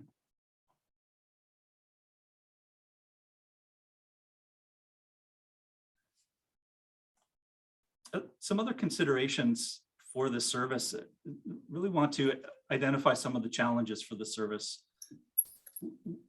We're living in a changing environment, I believe, and that's climate change, of course, but there's more to it. And I believe we're seeing an increasing number of hazard events. And in my time with the regional district, I see more EOC mobilizations in the last 5 years than probably the 10 preceding years, just as my impression. Our electoral areas, as Chair Dickey often says, we specialize in complex real estate. And that's absolutely true. We've got a lot of steep slopes and mountains and forests where there's resource activities like logging, rivers and streams and transport corridors, major highways, gas pipelines. We've got a large land base with a dispersed settlement pattern and a small tax base to support it. But despite these things, there's high expectations on the part of residents that we can effectively manage emergencies and that we're well planned in the event of an emergency, but also the province has very high expectations for us, I would suggest. Very limited resources and of course we are facing the Auditor General for Local Government audit from 2019 and we're challenged to address those audit findings. Those are significant challenges, I believe, for the service area. Next slide, please.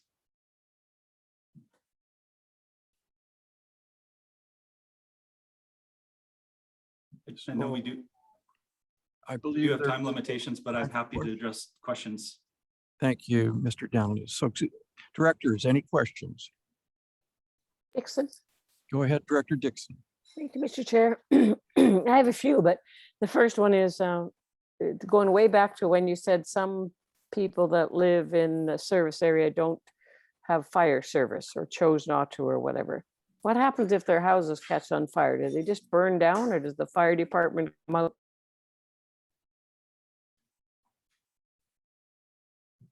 The audio dropped out a bit on the question, but the question, of course, is if we have residents outside the fire service area, do they not receive, does nobody come when they call 911 for fire support? I believe that our manager of fire services is probably on the call and is best positioned to answer that question. I suspect the answer is no, that our fire departments would provide some level of support, but could I ask for Ms. Douglas to step in on that question, or perhaps the question should be deferred for fire services budgets? Yeah, I think this is emergency side right now, so we can address the fire when we get to that further on the agenda. Okay, so, sorry. And when you're asking for, and I believe it was a half-time staff member, and then I think I saw $60,000 for contract fees for a few years. Essentially, that's probably close to another half-time person, is it not? Yes, I think probably the dollar amounts would be similar. And so are you actually saying that this area needs another full-time staff member? So is it because you can, the contract can be a year by year type of a event? It varies. So for example, if I've proposed $35,000 in contracts to update our hazard, vulnerability, and risk assessment. And that's because we've got a very old one and we've not invested in keeping it up to date. So there's a deferred maintenance problem there, if you will. But it's also the kind of work that really involves specialized expertise and is probably best done by a consultant or a contractor. I've also proposed $20,000 annually for emergency social services contracts. And we don't have fully resolved who the delivery agent would be, but it may well be Red Cross, for example. And Red Cross has a structure and volunteer networks that I think are conducive to emergency social services. So there's a couple of examples where I think that contractors or consultants are better positioned to meet some of our needs. Okay. Okay, thank you. Good, thank you, Director Dixon. Any other comments, questions? I would maybe just bring to the director's attention early on in the presentation this morning, we were looking at the numbers, and I believe the electoral areas overall and the area-wide services, we're looking at a 10% increase. And so trying to determine just where that 10% comes from is complicated. The assessment, the change in the assessment procedures is certainly complicated matters, but this, we're being asked for a 58% increase in the emergency management area. I think those that have been around for a while might remember 5 years ago, perhaps we had Mr. Wilson who did this job, and he did both fire and emergency management. And then we hired an emergency management specific person. And now we're talking about another half or perhaps another employee. So there are good arguments why we should spend more money on emergency management, but that is why our tax requisitions are going up. So directors need to make a decision what they want. Do they want more attention placed on budgets such as this, or do they want to keep their requisitions lower?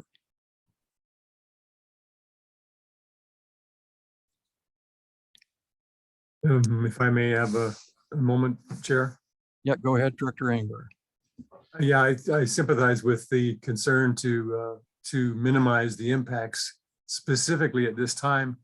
And yet in my own area, we do have perhaps growing needs. I can't quite remember the numbers, but growing needs with our fire management.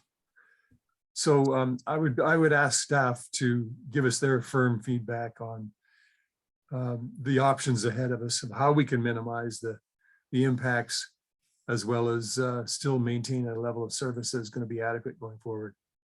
Thanks. Okay, Mr. Daniels, did you want to answer that?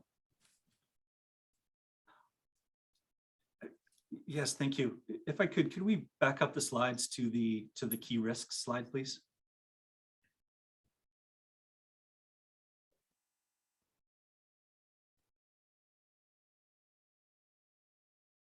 Thank you. We face a very difficult challenge in emergency management. And frankly, my advice is that we can't have it all. We can't continue to have a very inexpensive service and meet statutory requirements and community expectations at the level of resourcing that we currently have for the service. It's that simple.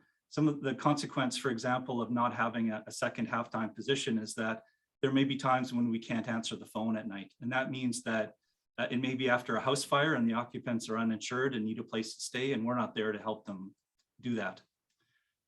Those are the very real risks of not approving the budget, and particularly that emergency social services and the halftime position.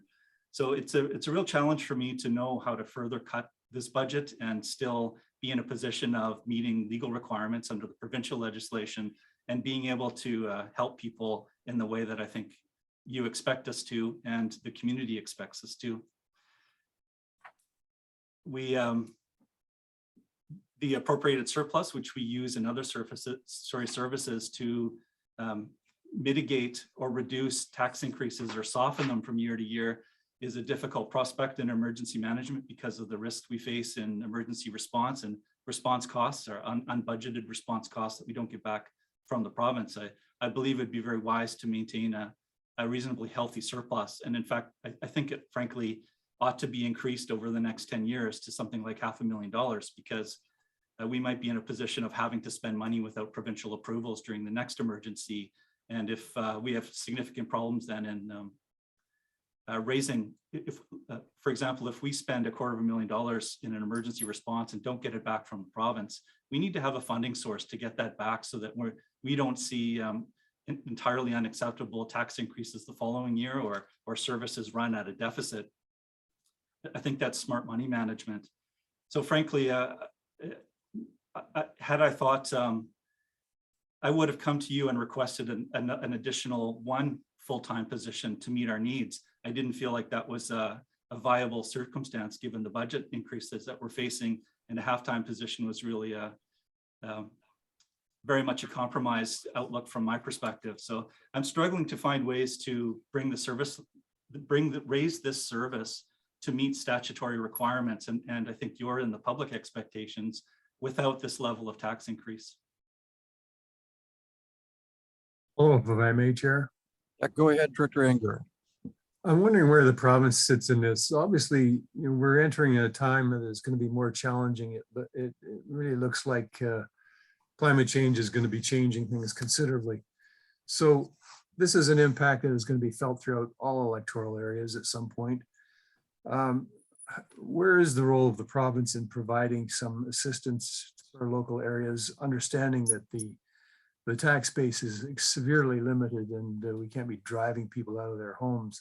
Certainly a goal of the province that I've heard loud and clear is they want to keep people as they age in their homes. So if we're sending everybody to a condo because they can't afford the tax implications, I'm wondering just if you could comment on provincial potential for assistance. Thank you. Chair Dickey, if I may, please. Yep, please go ahead, Ms. Lounsborough. Okay, thank you. Perhaps it might be a good time to for us to move into some of the options that we've come up with. We had our conversation with you yesterday, and and we took the challenge on in terms of trying to do better for the bottom line for the taxpayer. So perhaps we can put a pause on making decisions on the full emergency management budget until we can go through the next series of slides, if you don't mind. Yeah, I think that's a good idea, Ms. Lounsborough. So you're suggesting we focus on the bottom line and try and get this done by the time frame that we have available to us? Yes, and the for each of these budgets, though, we are looking for decisions on the proposals that we've seen today. I do specifically have a suggestion on the 205 and in regards to how can we maintain all of the requests that Mr. Danilus has put forward and yet still improve your bottom line. So if you don't mind, perhaps I'm hoping it's a win-win situation. Yeah, please go ahead. Okay, thank you. Okay, so thank you, Mr. Danilus. With the emergency management budget requests now top of mind, let's move into the impacts of separating the budgets.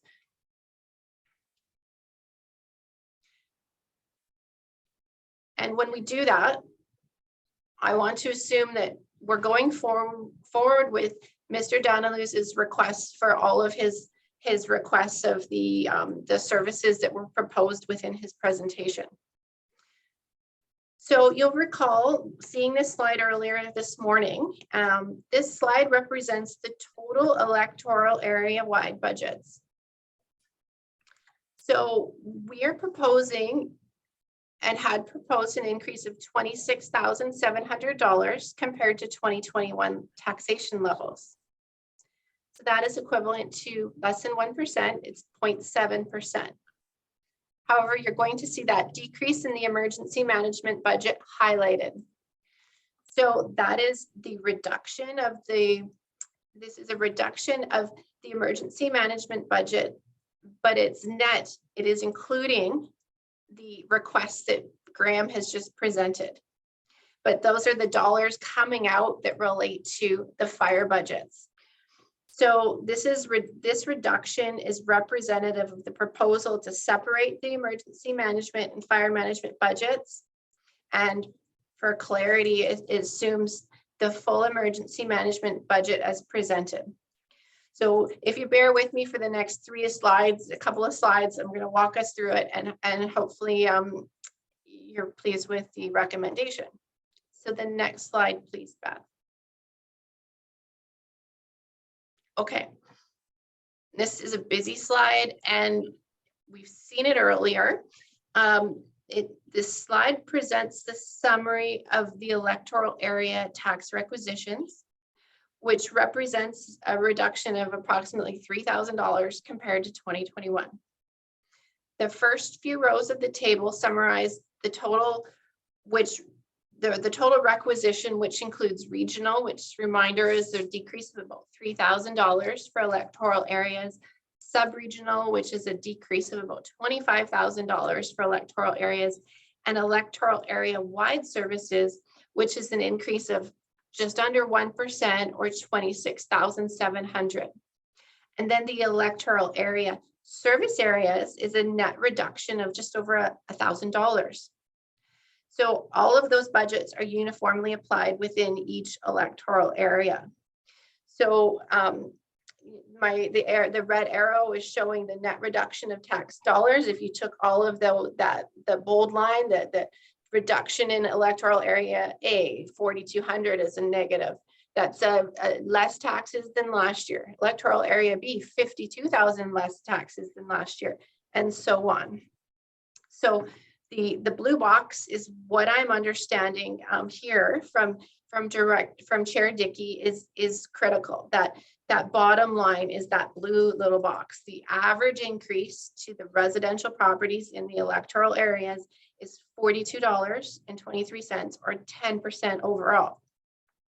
So I'm going to walk through a few options on how to improve that figure.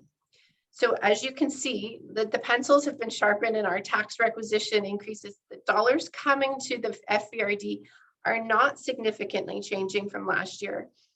And from the total electoral area perspective, the chart shows the FVRD will receive nearly $3,000 less from the EAs than last year. The remainder of the table shows the data from BC assessment to illustrate the average residential assessments for each of the electoral areas compared to last year.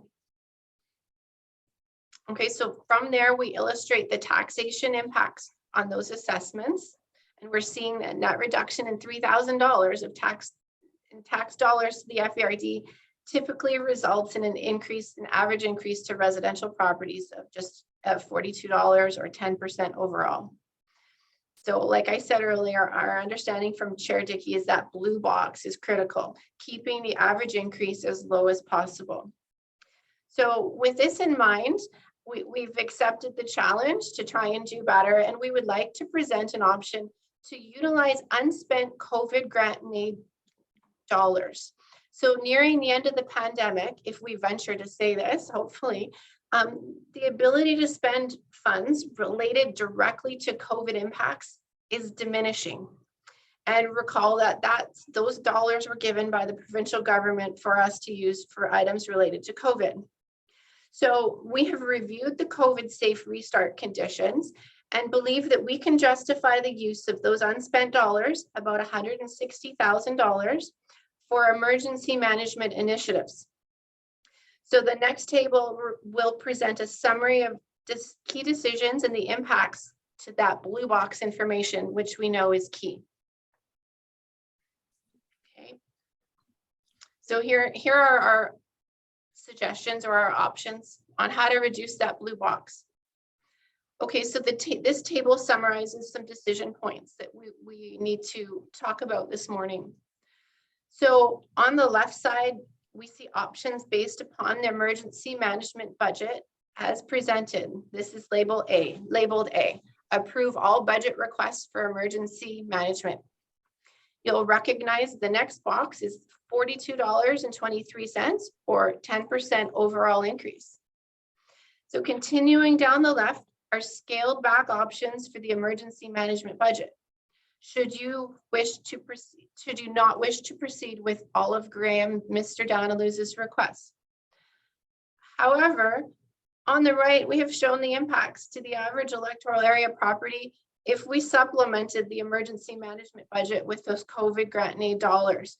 So if we accept and approve all of the requests in the emergency management budget from Mr. Donaluz, that $42, if we also supplement, take all those grant and aid dollars that had been allocated to different electoral areas, take them and halt spending on those and put it into this budget. So we would see the average increase go to $28 from $42, and the overall increase would move from 10% to 6.6%, and that's hopefully that's something that you would be interested in.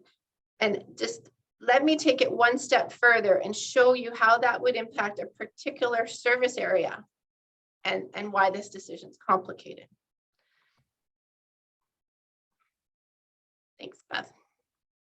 Okay, so recall earlier, we said that emergency management is applicable to all properties within a service area, like that big piece of pie, that big tax base. So in Area D, that tax base for electoral Area D is $815 million worth of assessed value of properties within that tax base. However, that tax base for the Popcom Fire Service is $805 million. So that means that any savings on the emergency management budget doesn't equal the exact amount to the increase to the fire budgets, because there's less properties. There's $10 million less. The pie is smaller by $10 million. So that's less properties to absorb those same tax dollars. So from the last slide, we've shown the estimated dollar reduction for an average residential property in electoral Area D. However, so if we took the increase to the fire service area, it is on the right-hand side, $64.18. So it's not a one-to-one relationship. So on here, this is what these dollars down here beside the in the second column here. This is where it's complicated, and please ask questions. What we're saying is if you approve all of the budget increases for the emergency management, the big piece of pie, all electoral areas, the average savings would be $13.34. However, if you deny all of Mr. Daniluz's requests, that savings on their tax notice and emergency management line item would be $27.70. So if you approve all of Mr. Daniluz's budget increases, but you supplement with the unused COVID grant and aid dollars, that savings is almost $35. And on the right, you'll see the increase to the fire service. That's a standalone item because the fire budgets are separate. That's $64 going up on the fire budgets. So under the most ideal option, which is option D, that's taking your unused COVID grant and aid dollars of $160,000. So you're changing the blue box and you're reducing that. Beth, if you don't mind going to the last slide for a quick sec, please. So top right, you're going with that option. So supplement COVID funds and bringing the average increase down to 6.6%. And then the impact between emergency management and fire, the next slide, please, Beth, is the savings of nearly $35, the credit there, plus your increase of $64. It's a net increase of $29 related to these two items. So I've talked a lot. It's very complicated. I'm very happy to answer any questions before we move to a resolution. And this definitely was a new suggestion. And we dug deep yesterday to try and find something that would be more palatable to the electoral area directors. Okay, Major. Ms. Lounsborough, go ahead, Director Angar. Yeah, thank you for that. I'm quickly realizing why I didn't go into finance.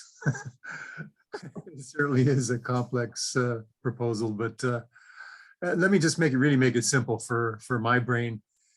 Let's say you're elected representative, Ms. Lounsborough, and your community looks to you for managing the funds appropriately and keeping them as low as possible. What is your honest and best case suggestion for making the least impact on your community, having people stay as happy as possible during this increasing time and making sure they're covered as best as possible? I'm assuming it's the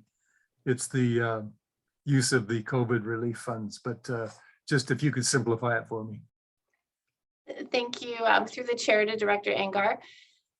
I think with all things, it has to be a balanced decision, and you have to look at the risks associated with each of them. And you know, my role is the CFO, so it's kind of a bit difficult to answer that because we definitely have different roles. But you know, if I were to consider emergency management and the priorities and the needs and the risks associated with the fire budgets that were presented by my colleagues, I think option D here on this slide, approving Mr. Daniluz's increases, but using the COVID dollars. In my view on using the COVID grant and aid dollars, those dollars, the further away we get from when we receive those dollars, that linkage to COVID and the justification to giving those dollars out within the community, it might be a stretch. So I think this would be a really worthwhile, like we've taken a look at those terms and conditions, and I think they fit. So that would be my recommendation. Thank you. Thank you. Good, thank you, Director Angar and Ms. Lounsborough. Director Bales, you have a comment? Yeah, I figured that my COVID funds were a major part of the scenario, and I had planned on using them this year. So I was wondering about that. I can't see the slides, so I can't comment totally, but I think my funds are a major part of that. Yeah, that's a good question, Director Bales. So Ms. Lounsborough, the question of fairness to each electoral area might come up. Thank you, Director Bales, through the chair. You're correct. There were funds in Area C that had been allocated approximately a year ago. And so what we are proposing is to take all of those dollars and put it to possibly, you could say, the greater good for the emergency services area. And that's something I think that this committee has to decide. Okay, thank you, Director Bales, Ms. Lounsborough. Directors, comments. I see Director Davidson and then Director Dixon. Thank you, Chair. Yes, for me, options B and C are off the table. It comes down to a choice between options A and D. And what strikes me in the like Director Bales, speaking to people in my community, I know they have grant and aid applications that they have in mind to move forward. And absolutely, there's an issue around equity because it does say unused COVID GIA funds, meaning that some of the funds have been used. So it doesn't really work for me from an equity standpoint. I think the dollar difference between options A and D are small. And I think there's a real equity, we're going to call it fairness risk in going with option D. So based on everything I've heard so far, I would be supporting option A. Thank you. Good. Thank you, Director Davidson. Director Dixon. Thank you, Mr. Chair. And I'd be probably supporting option D. I want to thank Ms. Lounsborough for taking a serious look at this. When I look at Area H, for whatever reason, it looked like my area is relatively, the increase would be low regardless if I'm looking at that 3.9% increase. However, I look at a 17% for Area A and 22 for Area B, and I do kind of think we are all in this together. Some people got a windfall with the COVID grant and aid funds, others did not. And so that would be where I would be leaning. But I also have a question, if I could, two of them actually. So if we actually ended up approving D this year, that full halftime person would now be part of the budget. Would our increases next year not be just as much, or not more? Because obviously if we hire a halftime person, we have to pay that person next year too. Thank you, Director Dixon. And I think you're right. This is a one-time relief. Those costs continue into the future, but I'll look to Ms. Lounsborough for clarification. Thank you, through the chair, to Director Dixon. Yes and no. The halftime position will continue, which is correct. But there was also approximately $74,000 of one-time projects, if I recall correctly, that Mr. Danilus had in his budget requests for 2022. Those would not be there next year, and perhaps he would have other requests next year. I'm not sure, but that full big ask would not sustain it. And I think his tax slide showed that his tax implications for the next 5 years, they did stabilize after year one, because from my recollection, year one was that big lift with all of those other projects. So I think it does stabilize. And Mr. Chair, you can tell me if this is not appropriate. The other one is more, it is kind of with when Orion was talking about where's the province in all of this. And at the very least, I hope there is some communication going back to saying that these little electoral areas struggle to pay for all this emergency management. And I happened to have a meeting with the highways fellow the other day who told me that they had just looked at building a road over Vedder Mountain into the far end of Columbia Valley. that would be 70 million or $40 million. And I understand people are concerned about only having one road in and one road out, but the general thought is they don't want another road in from this end. They want a road out, which wouldn't be a $70 million road. And so I hope that there is some communication going along, because building a road in at the far end of Columbia Valley, so all of Abbotsford, Langley, Surrey can pour in that end and go to Cultus Lake, is just going to create more emergency issues anyway. So I guess my thought is I'd really hope that there's a lot of communication going to the province saying that this is not really manageable for small electoral areas to be paying the cost of emergency management. Good. If I may, Mr. Chair, just jump in on that one. Yep, Ms. Kinnaman, please go ahead. Thank you, Mr. Chair, and through to Director Dixon and to Director Angar, just in terms of provincial advocacy. I think that you will note on the board agenda that's coming forward at the end of February that we have a couple of LMLGA resolutions that are going forward. And of course, we have opportunities to meet at UBCM with various ministries to have those ongoing conversations about the challenges of implementing the emergency management program in our electoral areas, and how very different we are as a regional district to the municipalities. So certainly we are advocating at the staff level at every opportunity. The one resolution that will be coming forward is this suggestion of putting forward some funding to the regional districts to have as a pool of funding for when emergencies occur. However, I think that it would be wise, based on our past experience in terms of how long it takes for these advocacy efforts and securing some funding to build even a $40 million road out of an area is not likely to achieve the kinds of results that your communities are expecting in the near term. Okay, good. Thank you, Ms. Kinnaman. Director Adamson. You're muted, Director Adamson. Yeah.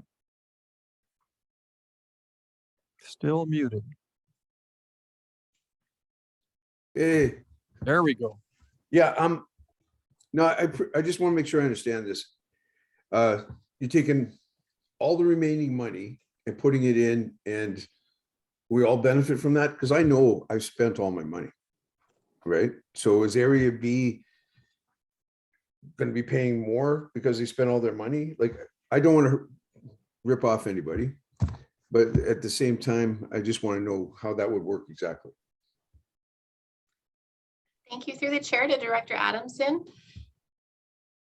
It is what it is. Your dollars are spent and some areas haven't been spent, and we're proposing, like, we took the challenge and we are proposing to wipe that slate clean, and in the COVID grant and aid dollars, we freeze that no more, and we take those dollars and put it to emergency management.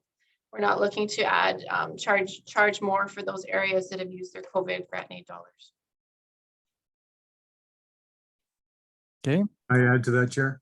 Thank you, Director Adamson. Director Angar, go ahead. Yeah, it would, I don't know who's in what position, but I have no idea, to tell you the truth, about my area and the COVID relief funds, but I take your lead that it is important to spend these things before they disappear. And if there are funds in my area and we can contribute to the overall minimizing of taxes in all electoral areas, I'm okay with that.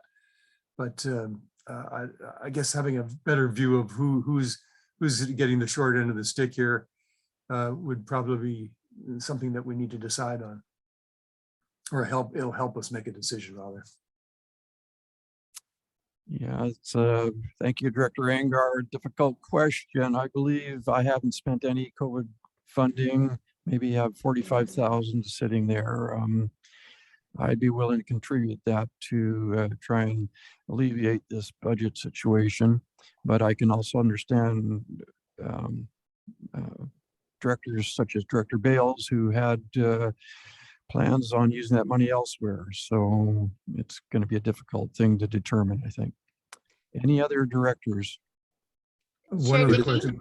Yep. Go, Director Angar. I'll just let Ms. Lounsborough speak. Fine, yeah. Yep, go ahead, Ms. Lounsborough. Thank you, Chair Dickey. Sorry to interrupt. I would just like to run through those balances, if you don't mind. I think the directors may want to hear. So I have a note, area C is approximately $50,000. Area D approximately 48,500. Area E, it's under $500. Area F, I wrote down, and please, Beth, Mrs. Klein, if I've miswritten any of these, as you can imagine, we worked swiftly yesterday to come up with this, so I don't have a perfect little spreadsheet, but area F is 45,000, area G 17,000, and area H 2,500, 2.5. Davidson, Yeah, go ahead, Director Davidson. is there an opportunity to reallocate monies that have already been spent under the COVID GIA and reallocate them back to standard GIA and thereby, restore equity, as it were, for the purpose of this discussion? Okay, Ms. Lounsborough. Through the chair to Director Davidson, I'm not sure I'm following your question. So are you suggesting Sure. to take these COVID grant and aid dollars and just put them into regular grant and aids? No, I was thinking that if you've got an electoral area, like you refer to one of the EAs as having a balance of a few $100s, meaning that they've spent some already. Or so if you were to turn around and say, okay, well, let's take whatever they've spent, reallocate that to non-COVID GI, standard GIA, and thereby increase their balance, and then use those funds to towards option D. Through the chair to Director Davidson, no, our books are closed, and we're proposing a solution here that impacts emergency management, but we're not proposing to do any other shifting of dollars already spent. Good. Thank you, Ms. Lounsborough. Here, if I may. Director Engar, go ahead. If there are directors who'd like to make a comment, I'm not seeing everyone on the screen, so please speak up. Go ahead, Director Engar. Thanks, Chair. Just one final thought about the province CWPP, Community Wildfire Protection Plan. I would think that this, the funds coming from the province to help communities better prepare for wildfire issues and whatnot could be spent in some of some of our needs we're facing currently. I don't know, but CWPP, it seems to me, is a province extending their hand here to help us, and I don't know if it's something that we can tap into further at this point. I'm all ears if we can. Okay, thanks, Director Engar. Ms. Lounsborough. Thank you. Through the chair to Director Engar, any funds related to wildfire, I am sure my colleagues, Ms. Barker and Ms. Douglas, have explored those in the management of their fire management budgets. So my inclination is to think that they probably wouldn't be applicable here in emergency management, but more suited to the fire services budgets. Okay, thank you, Ms. Lounsborough. I think directors, we're getting down to the wire here, and as tempting it is to look for creative solutions, I think we better focus on the options that have been placed in front of us. Are you looking for a motion? If there is not any further discussion at this time.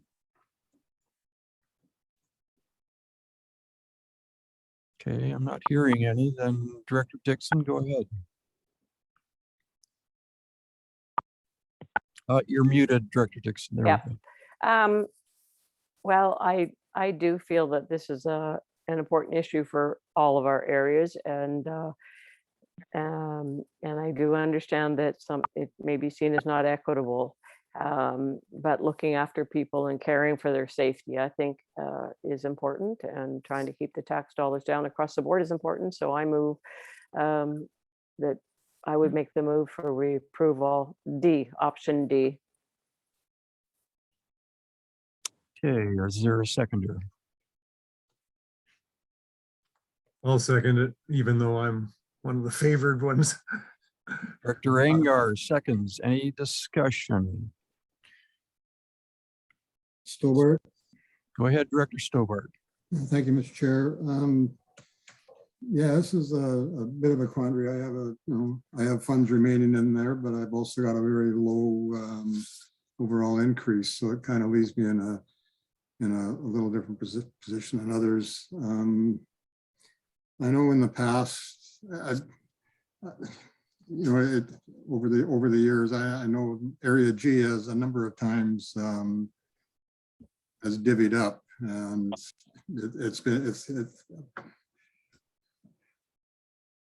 it's a difficult situation, and I personally, I would go along with I much prefer it is what it is, and that's the cost, and that's the cost associated with, and this is provincially mandated that we do this.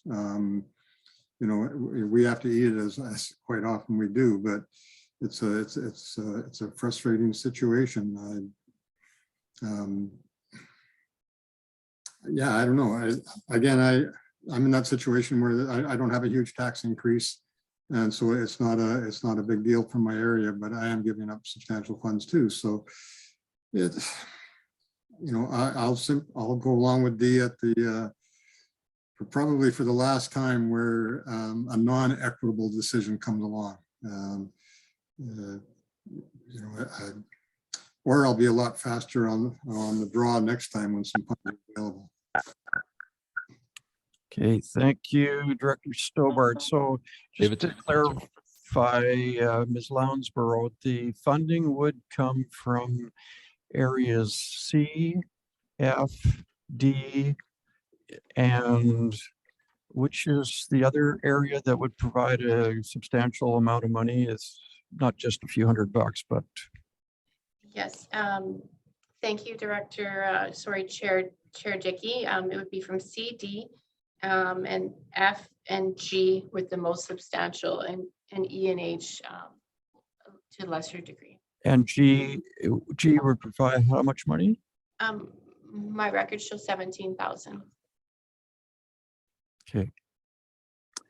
So I think I would be supportive of this if Director Bales and Director Davidson were supportive, but I am hesitant to support taking their money from their funding and put it into a common fund. So, Directors, further discussion. Davidson? Go ahead, Director Davidson. If this motion does pass, I could see supporting it if, for example, we did a community works funds reallocation to sort of compensate whatever imbalance was created as a result of this. But this is getting perhaps unnecessarily complicated. I'm just throwing that idea out there, but yeah, as it is, I don't support item D taken by itself. And I know that we look at these percentages as 10%, 17%, et cetera. But then I also look at the cost difference of being between option A and option D of being $21.50 roughly on assets that have increased in value of 40% in the space of 1 year. And I think it's not a great deal of money at the end of the day.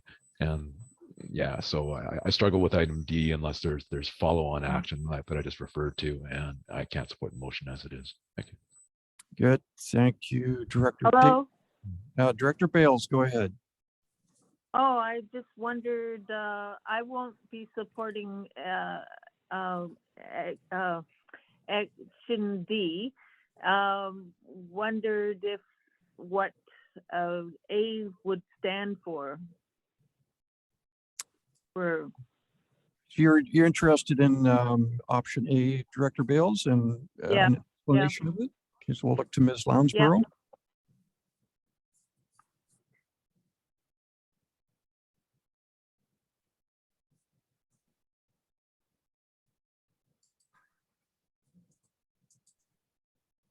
Sorry, Chair Dickey, I'm sorry, I was on mute.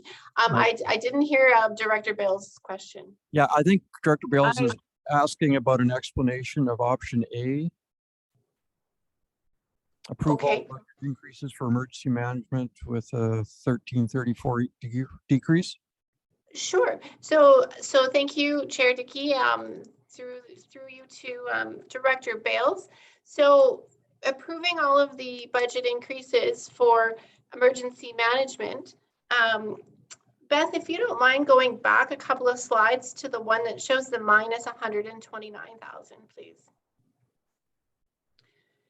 So because we're taking the emergency management budget, that's that one big pie of all electoral areas, we're taking it from one category of taxation.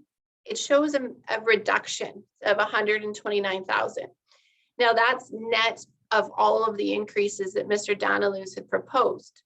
So if we said, oh, we didn't want to approve his increases, that number would be a greater negative. It would be a greater savings.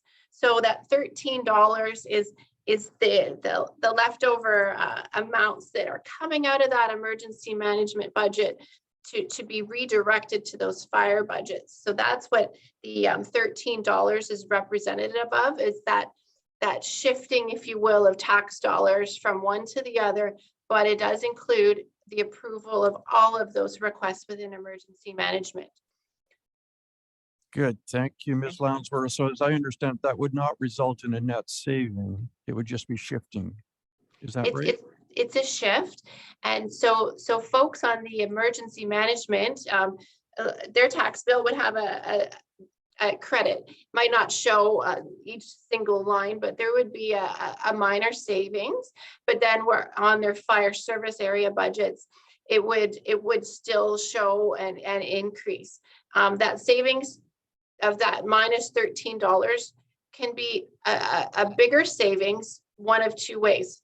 You don't approve all of Mr. Danilus's increases, or you supplement it with COVID dollars to make it more palatable. Good. Thank you, Ms. Lounsborough. Directors, any further discussion? I could just ask a question. Is that Ms. Kinnaman here? It is. Yeah, go ahead, please. Thank you. I just wanted to follow up on Director Davidson's question and suggestion about reallocation of the community works funds.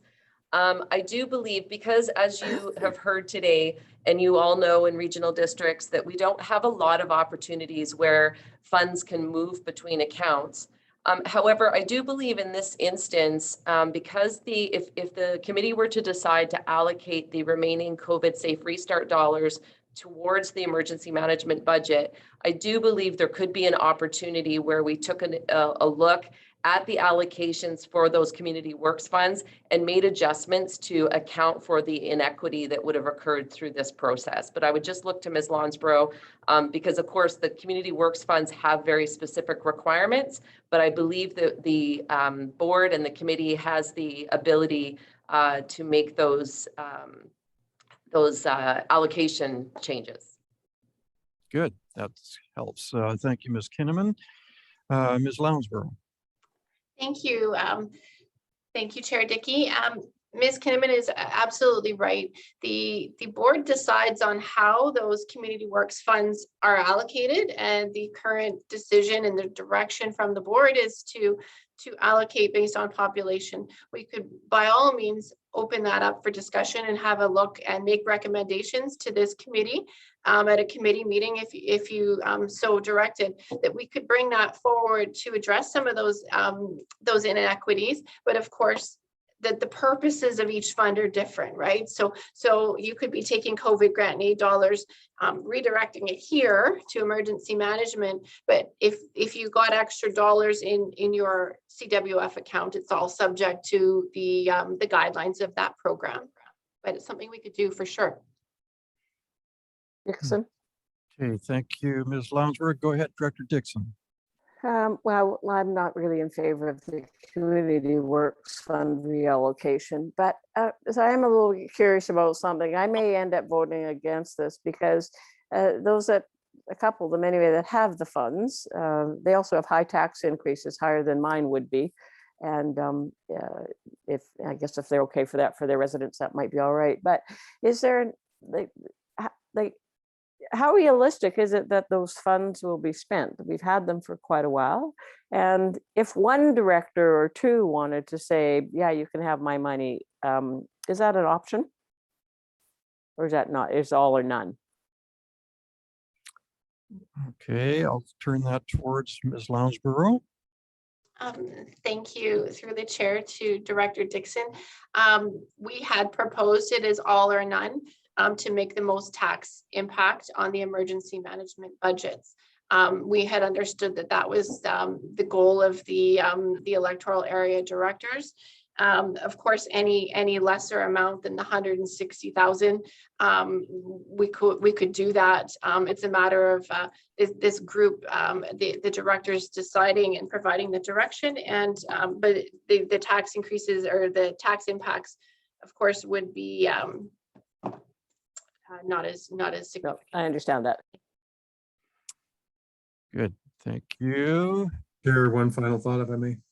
Director Angar. I think it's really getting into the weeds, and I'm just going to support item A and let everybody do what they need to do with their own funds.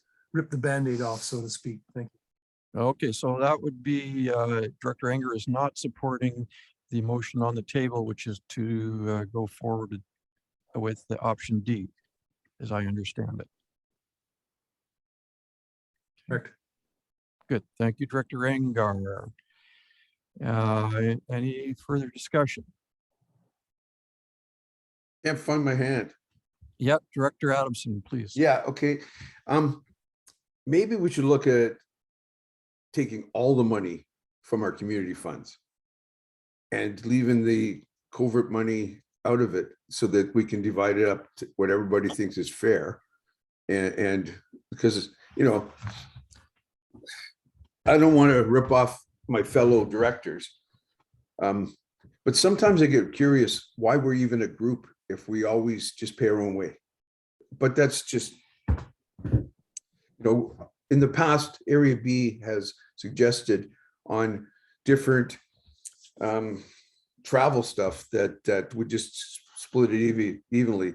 That would help the ones that were less fortunate. Area B would pay more than half of the things, but we always vote that down. So I just wonder, I sometimes wonder just why aren't we just independent little areas and doing our thing if we're not going to work as a team? But whatever you guys decide, I will support. I don't think it's really fair to take it all from the other people. So if we could do it out of the community funds, I think that would be probably, I'd be happy with that. Thanks. Okay, thank you, Director Adamson. Just for clarity, Mr. Chair, no one was suggesting taking money out of community works funds for this endeavor. That would not be an allowable expense. What we were agreeing with through the chair to Director Adamson is that if you were to allocate all of the COVID dollars, we would then look at what the allocations are for community works funds for 2022 and adjust them to account for the COVID dollars that may have been contributed by a particular electoral area. We can't take money out of community works funds and put it into emergency management. Excuse me. Yeah, I just can't get my head around what you just said, because it just sounds to me like it's obviously me. Sounds to me like we can't take the money, but we're going to reallocate it over there. So we're really taking the money. Like, could somebody just explain how it works? Thank you. Yeah, thank you, Director Adamson. So staff, if you could walk us through this, I think there's probably other people who, including myself, who aren't really sure of how this would work.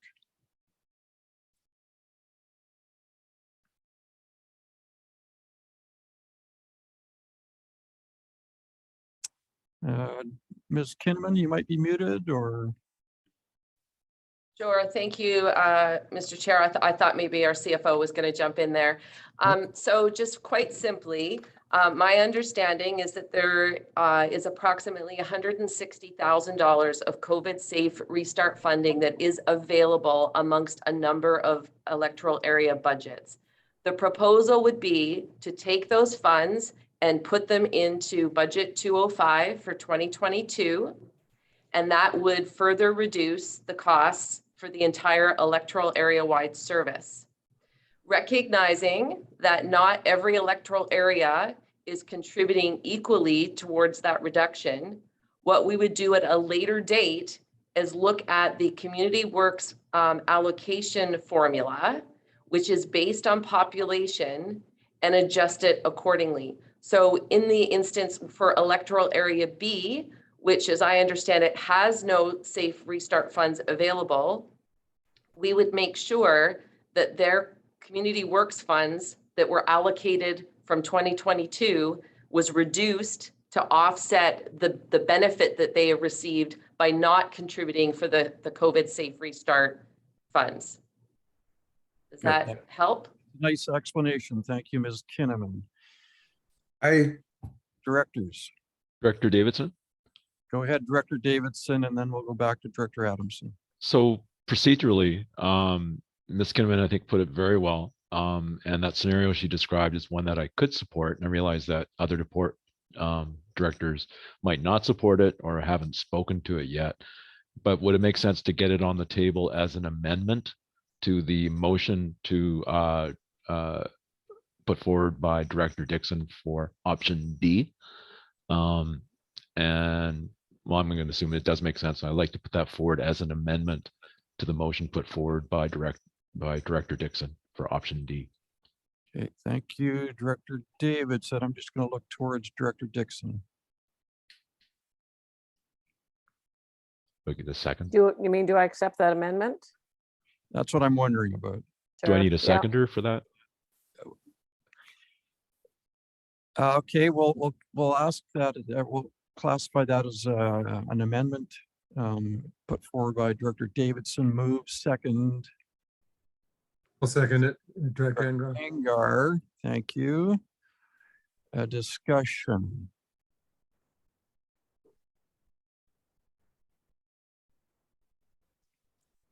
Director Adamson, did I see your hand up? You're muted. A sec. Yeah, I don't see how this is not taking it. Before I make this decision, I would like to know exactly how much Area B is going to be paying out of their works money. Like Your commuter I'm works. going near blind, making a decision blind. Yeah. Thanks. So that would require a calculation. Yeah, something. What's going to cost Area B in actual dollars? Yeah. Appreciate it. Okay. Thank Through the you. chair to Director Adamson, we would come back to this committee with options. We've just learned of this suggestion. I think that's a great idea. Obviously, we haven't run any numbers, but we would come back with some options for your consideration. So we recognize we wouldn't just force a figure upon you. We'll give you some options. Okay, thank you, Ms. Lounsworth. So just, you're needing a resolution today on the budget. Would this determination impact that resolution? At this point, I think I would probably suggest we need to revise that, but I might turn it to one of my colleagues, Ms. Van Ness, to advise on the actual wording of the resolution. Please.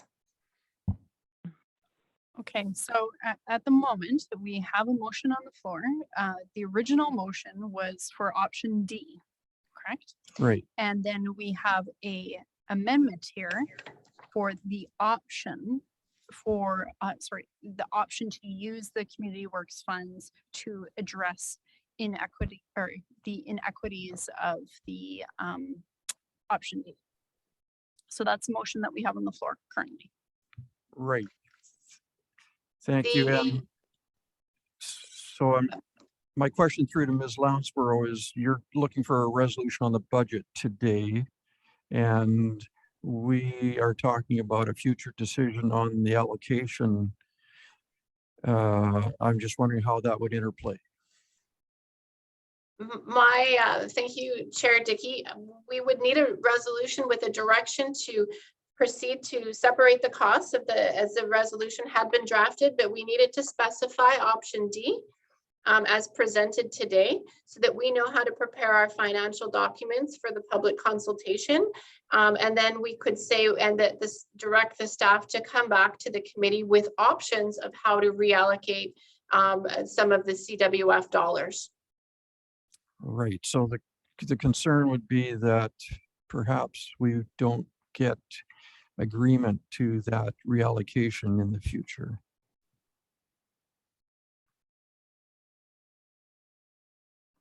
I think with Director or Chair Dickey, I think we would provide options for discussion on the CWF. We're at this point in time, we're not in a position to come up with figures on the fly on how that would occur, but we're very happy to have a look at that methodology and come up with options that this committee could weigh in on in terms of what is equitable. But for today, we need direction on how to make our budget. Okay. Thank you. May I add something, Chair? I'll go Director Angar and then Director Adamson.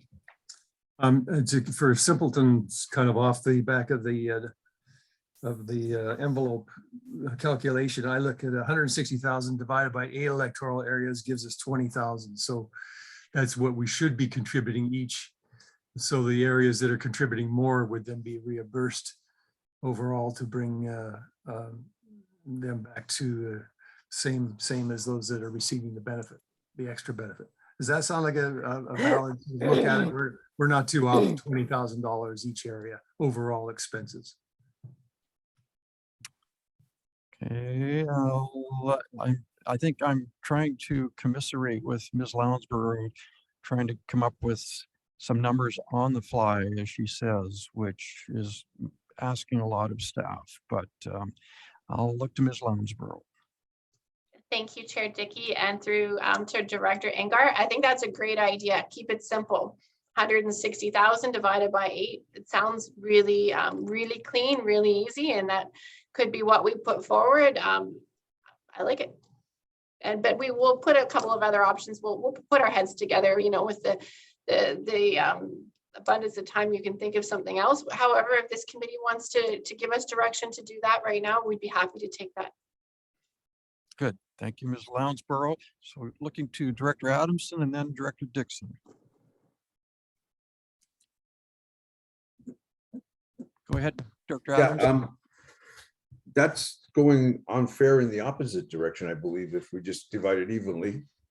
Like Boston Bar to raise 20 grand is a lot of money per citizen.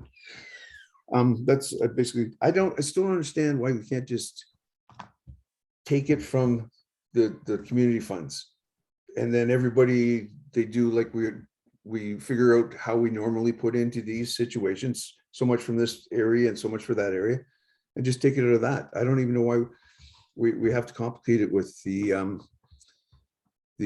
COVID money. That's what my question is. Why can't we do that? Okay, thank you, Director Adamson. So looking to staff as to avoiding the issue of COVID restart funding, but strictly stay with community works funds. Thank you, Chair Dickey. The short answer is the cost wouldn't be eligible under the community works funds. Community works funds are generally for new infrastructure, not operating dollars. Mr. Daniluz is proposing operating dollars. We've taken a look at the criteria of the COVID restart grant funding that we received, and we can use it for emergency management services. And quite frankly, we're coming through to the end of the global pandemic, and the rationale to use those COVID restart dollars for grant needs within the communities, the rationale is diminishing as the days go by. So that is why we made that recommendation yesterday. Thank you. Good. Thank you, Ms. Lounsborough. So staff, time frame, how much time left so to continue this discussion? Chair Dickey, we had allocated another 11 minutes to get through all of these slides in the electoral area session, because as you know, we're reconvening with the regional group at noon, and so we needed a decision on this, and we need to also get through. See here, 5 other budgets. And so 5 other budgets and a decision here. So I don't know the options. We do need a few moments to take a break, staff, to take a break, and also, or we could present the rest of these budgets in front of the regional committee at noon. Yeah, okay, so we have until 12 o'clock, which is 35 minutes or something. Okay, good. Director Dixon, please. Thank you, Mr. Chair. And I don't know if this again is appropriate, but somebody emailed me in my inbox about this budget. And is there any way to comment on, have redundancies been explored between the fire management coordinator and internally, I guess, between these budgets? Basically it's redundancy, increasing staffing levels when redundancy could be achieved internally. This hasn't been explored. And so I am going to assume that Mr. Daniluz did explore, as much as possible where things could be saved. And I'm just looking for a comment. I could jump in on this one, Mr. Chair. Yep. Quite simply, just on the first part of the question, I'm sure as you can appreciate, all of our staff have very specific job descriptions, which are described under their union contracts. So certainly we, as FVRD staff, are always willing to jump in and do certain things and help each other out. But I would suggest that in this particular instance, serving as a backup for another department on a permanent basis is not viable. Okay, thank you. Thank you, Ms. Kinnaman. Thank you, Director Dixon. Director Davidson, go ahead. Thank you, Chair. Just speaking to the amendment again, while I realize that the numbers aren't fully understood right now, I'm quite content to support item D with the option D, sorry, with the understanding that we'll explore that later essentially in good faith and consider what staff options bring forward later. But in the interest of time, I'm okay going forward with option D with that understanding. Thank you. Good. Thank you, Director Davidson. Director Stowart, go ahead. You're muted, Director Stowart. Thank you. I agree with what Director Davidson just said. This will be a good faith thing. I'm sure we can work it out. So I would ask that we call the vote. Director Stowart is calling the question. Yep. Okay, good. Question's been called. On the amendment. On the amendment. So this is that we look at options, combining community works funds with perhaps COVID funding to find an equitable opportunity to come up with this $160,000. Is that sort of correct, Ms. Van Ness? That's correct. So we're voting on the amendment, and perhaps because we can't see everybody on the screen, it might be best to do a roll call and to indicate if you are in favor or against the amendment. Mr. Chair? Good. Thank you, Ms. Van Ness. So I can start calling them off. Director Engard. Yes, I'm in favor. Director Dixon. In favor. Didn't quite hear Director Dixon. My taxes will be more after something like this, and that's my concern. But I'll, for the good of getting this done, and I think it's fair for everyone, I will vote in favor of taking another look at it. Thank you, Director Adamson. I vote in favor of the motion. Thank you, Director Stobart. Vote in favor. Thank you. Director Raymond is not present, I'm thinking. Okay. Director Bales. I guess I vote in favor for now. Thank you. Director Davidson. In favor of the amendment. Thank you. I believe that's everyone. So that was, the motion is carried. Thank you, directors. Difficult discussion. Okay, Chair Dickey, so on the original motion with the amendment, once again, going through directors, Director Engar. Yes, in favor. Thank you, Director Dixon. Favor. Thank you, Director Adamson. Isn't this just what we voted for? No, this is the original motion as amended. Okay, yeah, in favor. Sure. Thank thanks, you, thanks. Director Stobart. In favor. Thank you, Director Bales. I wasn't sure what the motion was, but This is similar to the amendment. This is the original motion as amended. okay, yeah, Thank you, Director Bales. Director Davidson. In favor. Thank you, Chair. Thank you, Director Davidson. Motion's carried. So turning things back to our CEO to try and get back onto our agenda. Thank you, Chair Dickey. I would recommend a 10-minute break for everyone to stretch their legs and use the bathroom and anything else that they need to do for the next few minutes. So could I suggest that we come back here at, say, 11:35? Good idea. Thank you.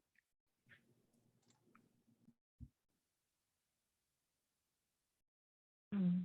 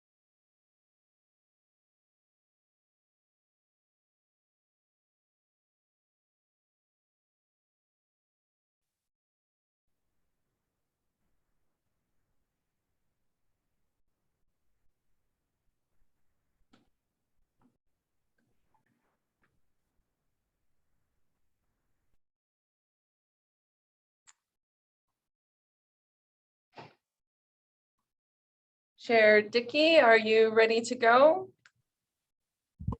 Absolutely. How many other directors have we online here?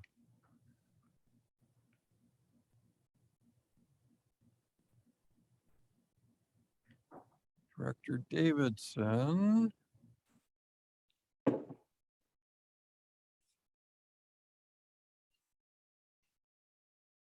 I'm here. Director Bales is here.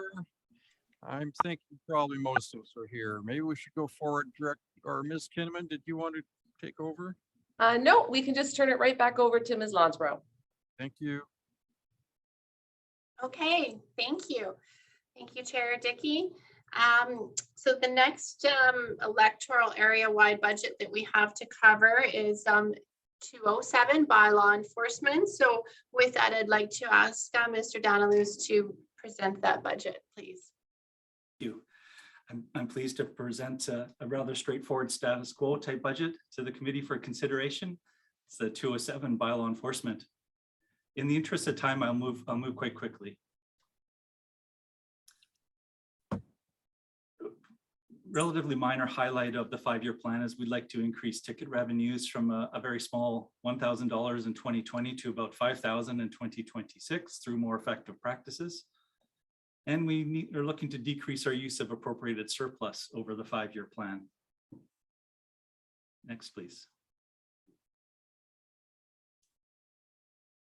I think you have a good understanding of our core services and bylaw enforcement. As you know, we've got an ongoing process that's been delayed to prepare a new bylaw enforcement policy, which we will get back to and bring to the committee a little bit later this year. And another one of our goals is community education and awareness. Next slide, please. Modest risks and challenges for the budget. Ticket revenues are variable. They're a very small part of our revenues. And we, like some of our other services, we've been relying on appropriated surplus for operating revenues. It's a good use of our surpluses, but want to point out that over the 5-year plan, we would reduce our surplus from about 218,000 to 124,000, which would still leave us in an acceptable surplus position for this service. Our surplus balance as of the end of 2021 was 218,000. And here you have our 5-year plan figures. As I mentioned, relatively status quo, very modest requisition increases over the 5 years of between 2% and 3%.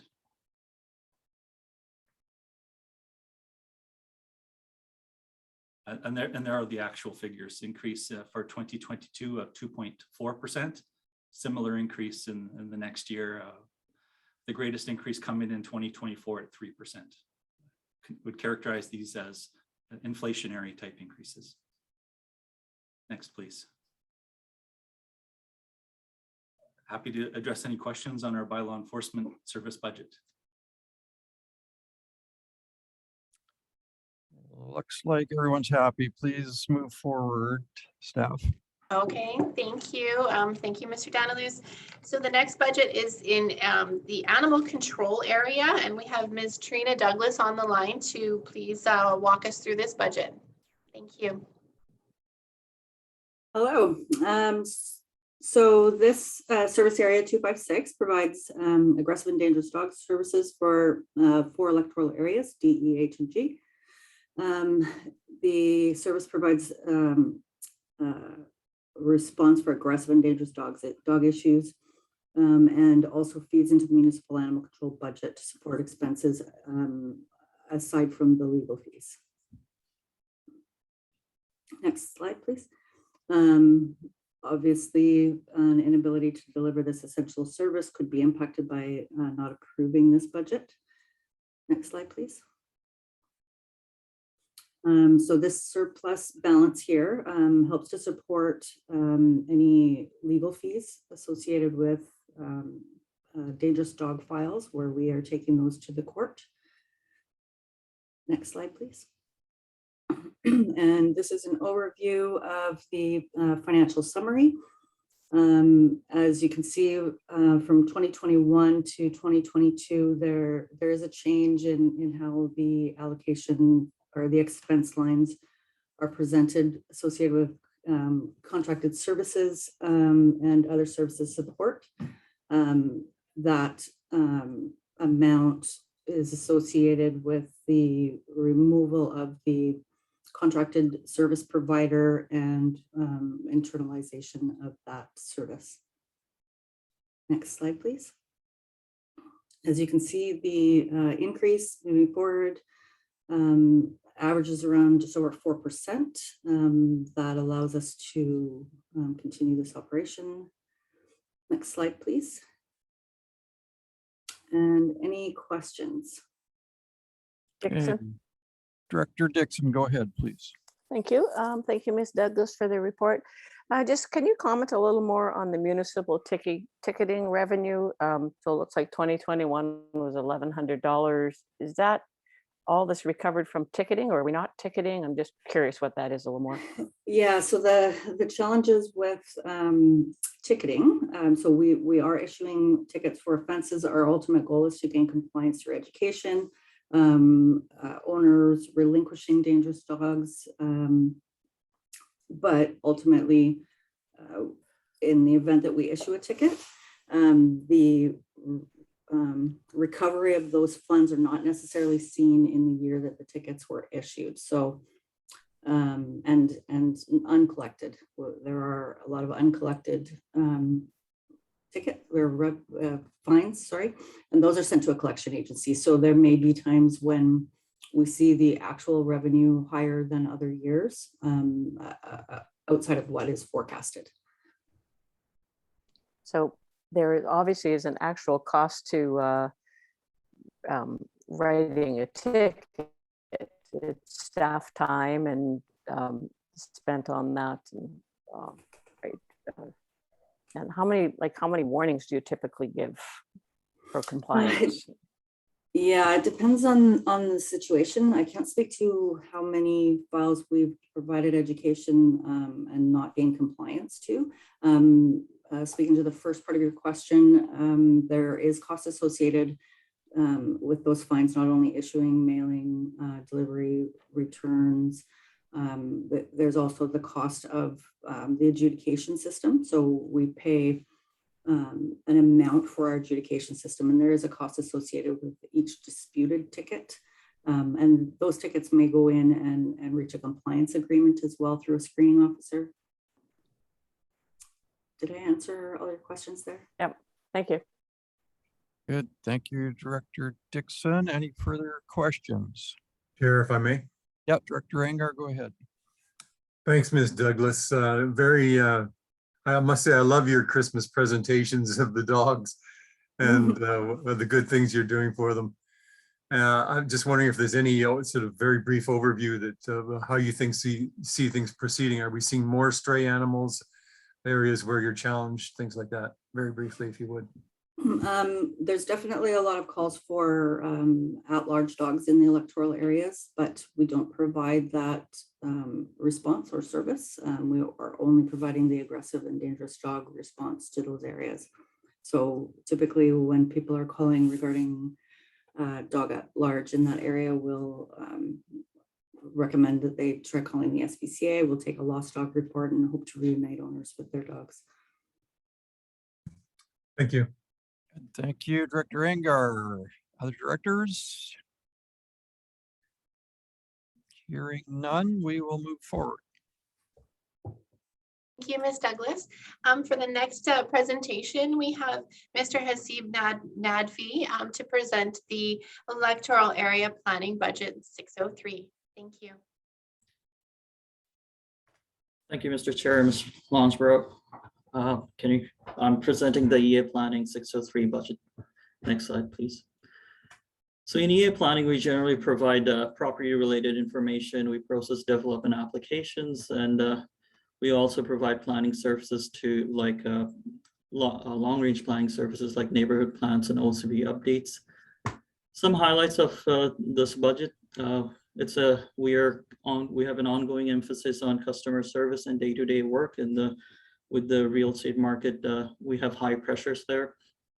We also have a focus on managing an accelerated OCP update timeline.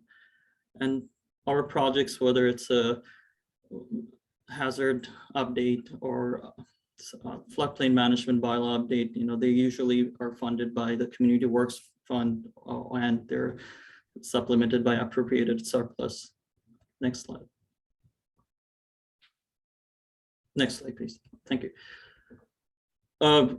Before I start on some of the ongoing initiatives we have, I would like to say that some of those projects are well delayed into 2022. Some of the 2021 projects because of the 2021 atmospheric river event. Having said that, I'm happy to say Hemlock OCP is coming to near adoption. Hopefully it will come in front of the board in March or April. We adopted the Area D OCP. Housing study has been completed. We are pushing the floodplain management bylaw and zoning consolidation into next year. We sometimes have new projects that weren't accounted for in the work plans. One of those examples would be Harrison Mills neighborhood planning update that's already going on. For 2022, we have cannabis and second wave policy implementation. We're also hoping to start working on the Area C OCP update. Thank you. Next slide. Some of the proposed projects for this year that have budget implication in 2022. As I mentioned, we're undertaking an Area C OCP update, which would include a geotech overview study for the area.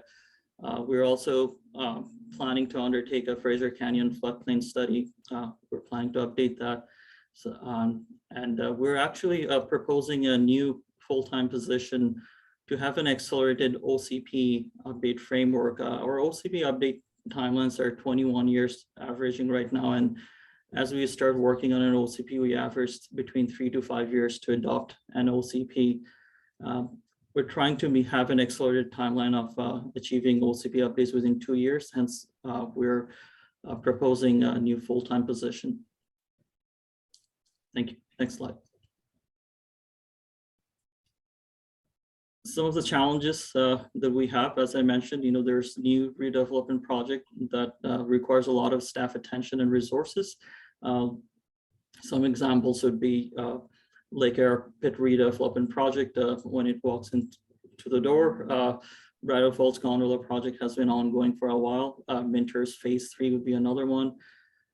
We can see that one of the proposals we have for this year is would be coming in front of the committee and the board with a proposal to update our development fees.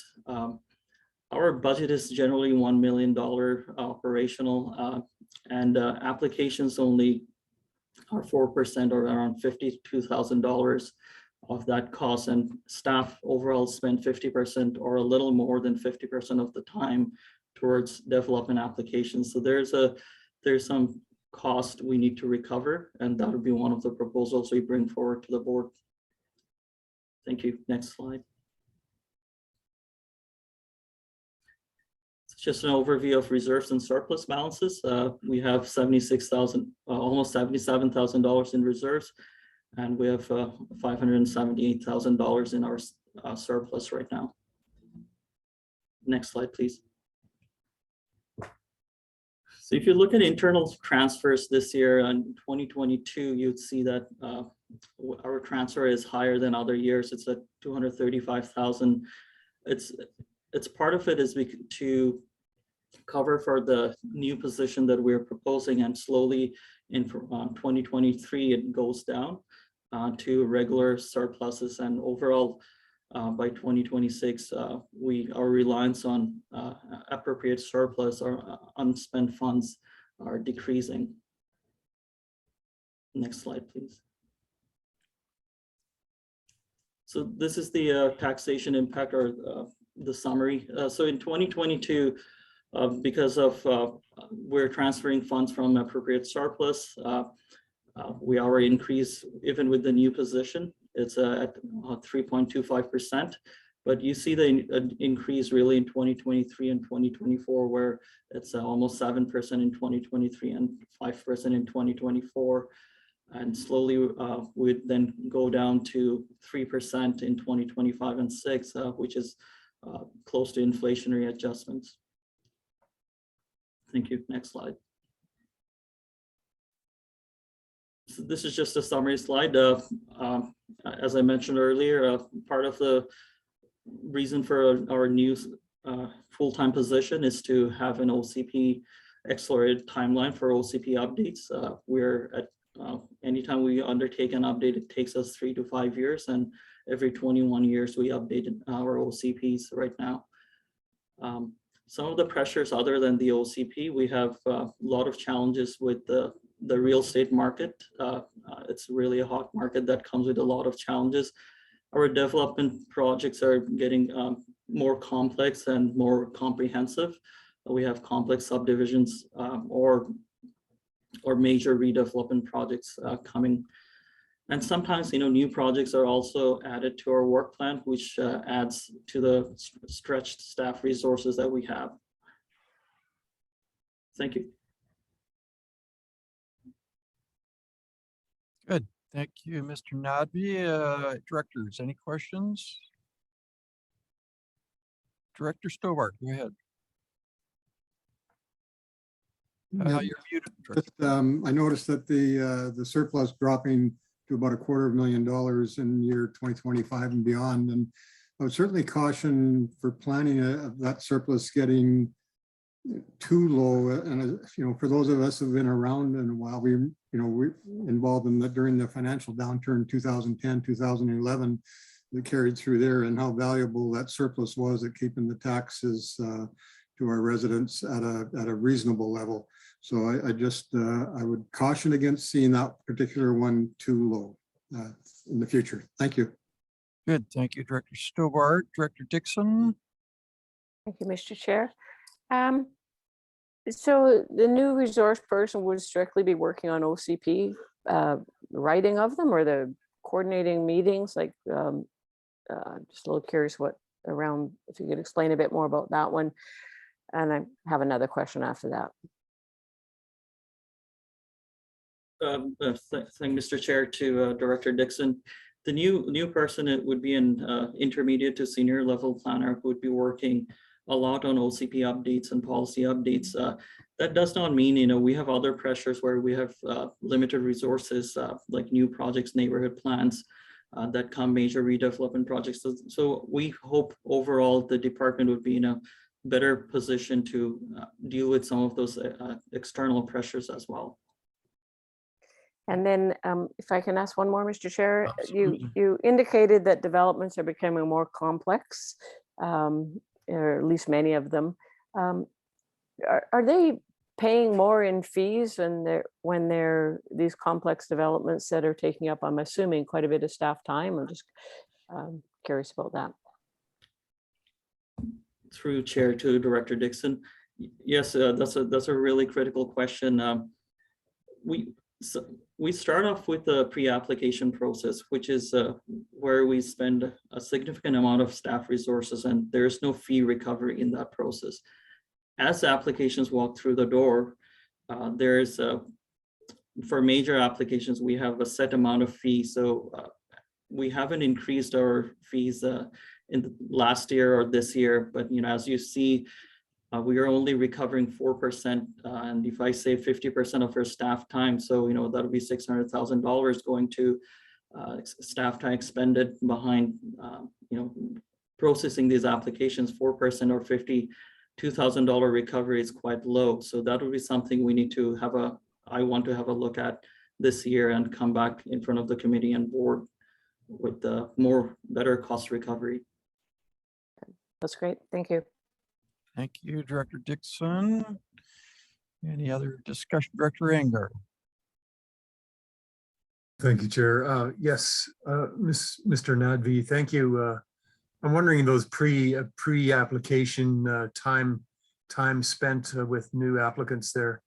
Is that normally charged? Is there usually some kind of a financial reward for the organization in other municipalities, districts, what have you, or is that standard that we spend all this time on advance with somebody that wants to do a development for nothing?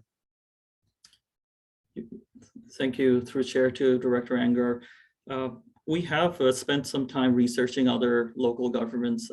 Some would charge a rate for pre-application. For example, Mission does. They have a pre-application process, and some would actually use that money to provide, when they come and walk through the door, they would use that fund to provide a credit towards their application that they could use. So there are processes in place in other local governments that we could look into. Good. Very good. Just a quick follow-up, if I may, Chair. Just if I could ask staff, what's the timeline looking like here? Chair Dickey, we were looking to have actually 5 minutes. We were wanting to wrap this up at 11:55 because we have a 12 o'clock stop. So at this point, what we would suggest is there's 2 more service area budgets that we will present to the full board after we get through the sub-regional and regional budgets. So it'll be at the end of the day, we'll cover the 604 soil removal and the 701 Fraser Valley Regional Library. So if we can wrap this one up, so we have a quick moment, because the staff on the line haven't had an opportunity to have lunch, but a couple of minutes would be better than nothing. Thank you. Okay, thank you, Ms. Lounsborough. And turning back to Director Anger, excuse me for interrupting. No worries. Very briefly then, I would encourage staff to look into pre-application of asking for funds from the developer and also increasing the funds after the fact. Thanks. Good, thank you, Director Anger. Turning back to staff. I don't hear any other comments on Mr. Navi's speech, so I'll turn things back to Ms. Lounsborough. Thank you, Chair Dickey. So thank you, members today. Appreciate the time and the decision on the resolution on the emergency management budget. We would like to wrap this up and reconvene in a couple of minutes with the full board, if you don't mind. And so if I may just jump in, Kelly, procedurally, we are actually running a separate meeting here. So I would suggest that the remaining items be moved to the committee of the whole and the look for a motion to adjourn this meeting. I'm sorry to interrupt Ms. Kinnaman, but actually on the agenda as part of this East Committee of the Whole, we do have an opportunity for public question period. Thank you. Yes. Thank you. I guess I should go back to the actual agenda in front of me, hey? Okay. So before we go to that, then Ms. Van Ness, could you advise in terms of public question period for items relevant to this agenda? Certainly, my pleasure. So we do not have anybody in the boardroom today. We do have a few people on the line joining us by Zoom, and this would be your opportunity to ask a question relevant to the items discussed as part of this agenda. If you do have a question, we would just ask that you hit that raise hand function. It's the raise hand function in Zoom, but if you're joining us by phone, raise hand would be *9. So this would be your opportunity. Maybe just give people a moment.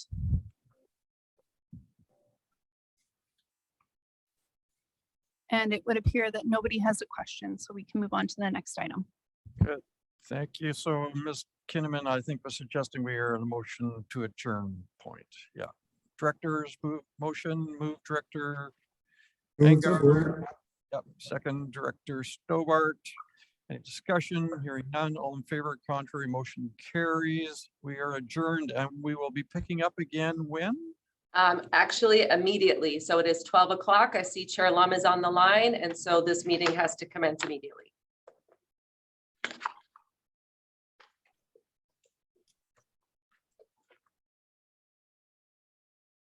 So we'll just turn things over to Chair Lum. Thank you, Ms. Kinnaman. Sorry, I was just refilling my coffee cup.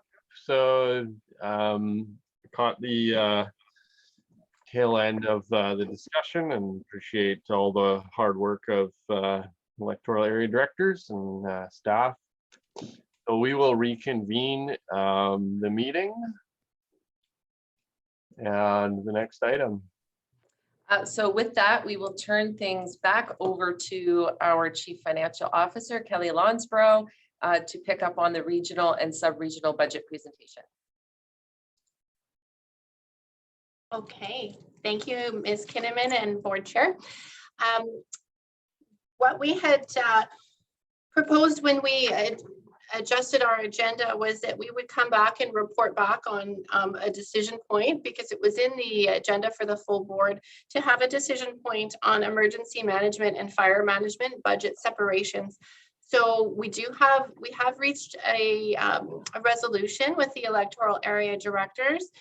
We would like to briefly go over those slides, and I'll fill you in, if you will, on where the electoral area directors have landed on the issue. And then we'll get back into the other slides that were part of our agenda today. So Ms. Klein has moved over to our electoral area emergency and fire management. Now this is the topic that Director Horn had asked earlier today, how it impacts electoral area, the municipal members. This one does not specifically impact the municipal members, so I will probably speak a little bit fast and go through, but however, if there are questions, please do interrupt. Just covering this off for full awareness, since it was in the full package. This topic was in your full package. So we had an audit a couple of years back from the Auditor General for local government, and they had identified that we had been incorrectly accounting for two different services within one service area, one line item for taxation. So we had been charging the emergency services and fire services budgets the management costs related to fire services all in one tax base for emergency management across all 8 electoral areas. We've recommended to realign that based on the auditor findings, and therefore there would be a separation of the costs. Okay. Next slide, please.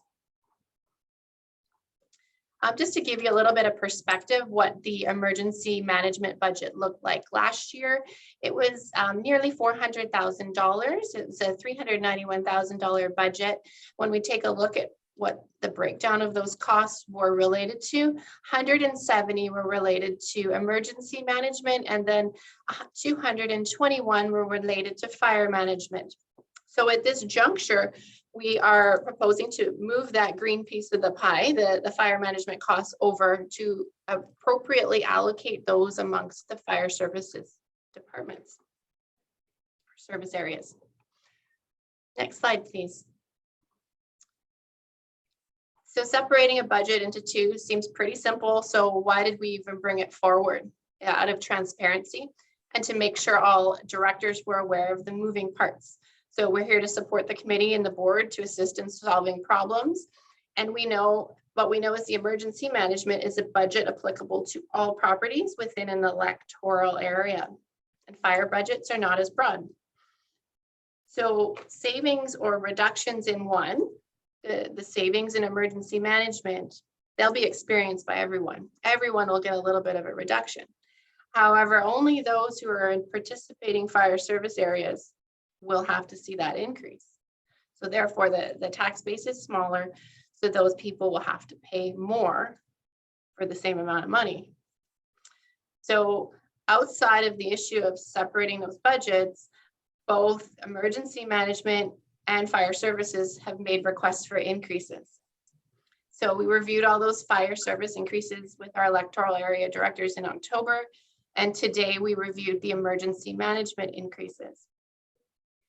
Then layer on the dramatically high property assessments, and it's complicated. So we went through an exercise this morning to help the directors parse out those decisions, and we came to a really good conclusion.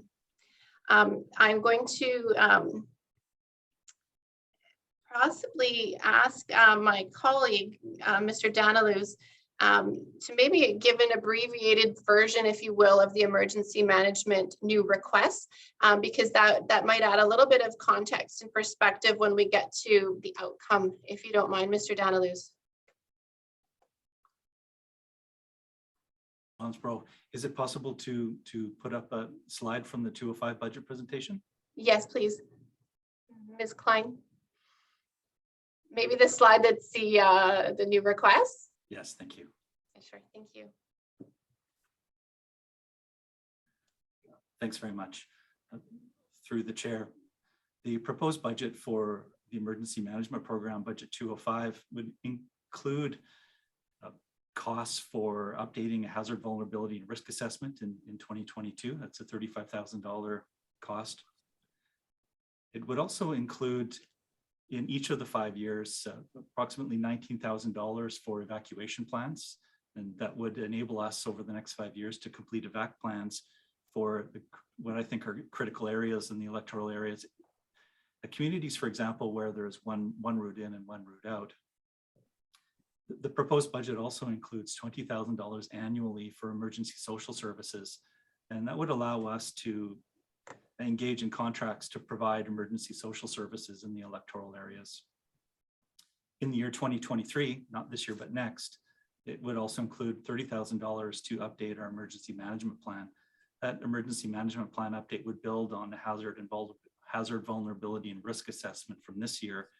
Now, those two pieces, the HVRA and the emergency management plan, are foundational plans for the emergency management program and their statutory requirements. These are areas where we fell short in the AGLG audit from 2019, and so our 5-year plan would significantly bridge the gaps that were identified in that audit process. So all in all, for 2022, this amounts to about $74,000 in additional project costs in the emergency management function.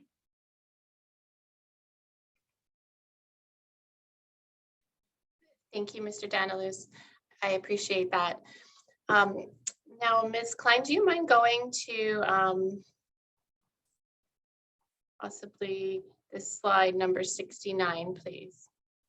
So what I really think is important to really highlight is we're talking about a budget that has high impact and high significance and importance. And then we're talking about separating budgets, and we sought a resolution. So I'll walk through a couple of slides just to break it down and give you the abbreviated version of the discussion that just occurred and let you know where we landed. And I think we came up with a really good outcome from my perspective. So this is a slide that's the electoral area-wide budgets. We covered it off briefly this morning. What we have highlighted is the emergency management budget, and you'll see a reduction. That's because we're taking those charges from emergency management and then we're allocating them out to those fire areas. Net, and this number is net, it's assuming all of the increases that Mr. Danilus has presented. So we're hoping to make sure that we are able to achieve all of the budget requests that Mr. Danilus had presented. So this number it is net, and it will carry forward. So this 26,700 is a figure that goes into the overall electoral area budgets. Next slide, please, Beth. So as part of the assuming that net number and that total 26,000 figure, these are the requisitions that would the electoral area directors and membership of those areas would experience. Recall that was a net reduction of nearly $3,000 for all 8 electoral areas. And that assumes that a figure that I just showed you of all of Mr. Danilus's budget requests are embedded in that. Yet the average increase is $42 for each average residential property in the electoral areas, which is 10% overall. So we understand that this is a very important figure for the electoral area directors, as it impacts the bottom line for taxpayers.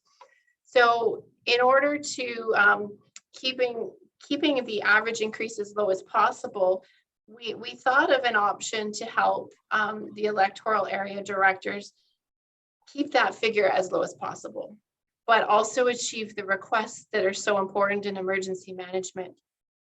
So We accepted a challenge from the electoral area directors, very recent yesterday. And so what we came up with, and that's why it's not in the slides, and I feel it's important to walk you through this. We came up with an option to utilize unspent COVID grant and aid dollars.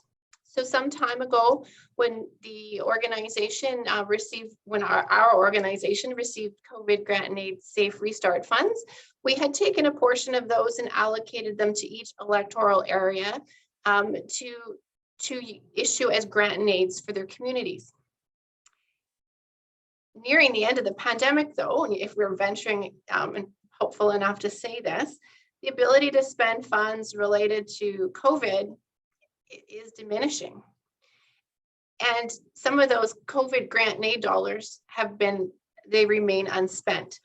The total unspent funds at this point is about $160,000.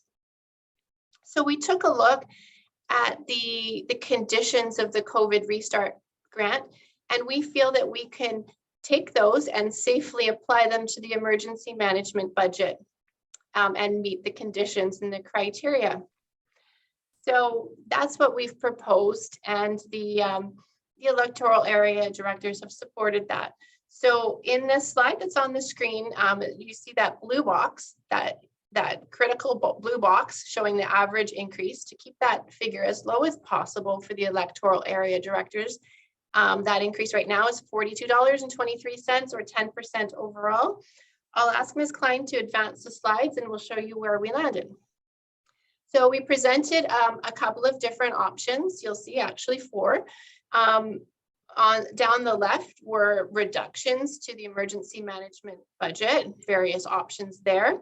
Or if on the far right, there's a table here and it shows the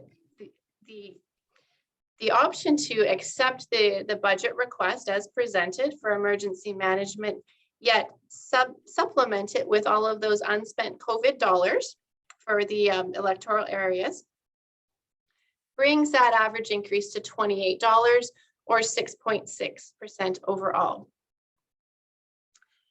So I'm pleased to say that the electoral area directors approved a resolution to do so just this morning. So we are going to update our budget materials, of course, before we present the financial plan for consultation. With that, I think I will, if there's no questions on that, maybe I'll pause for questions on that and then we'll continue on with the rest of the agenda. Thank you. Questions from directors on the proposed, or sorry, the solution that is being presented and endorsed by the electoral area directors? I don't see any. Let's move on. Ms. Lonsborough. Thank you, Chair.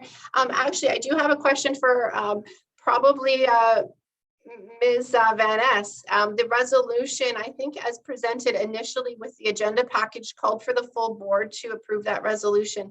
We have the electoral area directors approving that resolution in this morning's session. Do we need to revise that resolution? Or have the full board weigh in? So the resolution as proposed would actually be moved forward. I'd have to have discussion with finance around timelines, but my understanding is that that resolution passed by EASC would then move up to the board at the February 24th board meeting for consideration by the full board. Okay. Okay, thank you.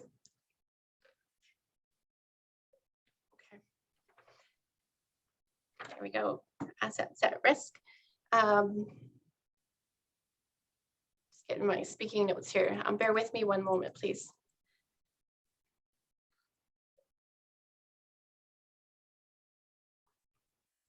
This next section covers FVRD assets at risk. The next slide, please. We presented similar information last year, the board may recall.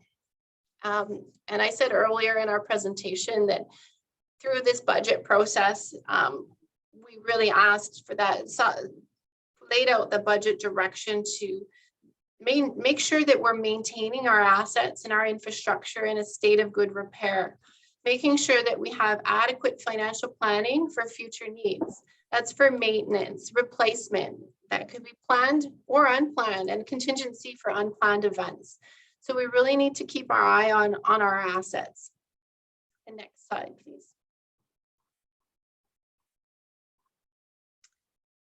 So we have completed some early works on estimated asset replacement valuation, as well as the level of funds that should be contributed on an annual basis in order to achieve those adequate balances, as I say, for those unplanned events and contingency. And we know we don't always have 100% funding for unplanned events, but we need to find that adequate level and that safe spot of the funding in place.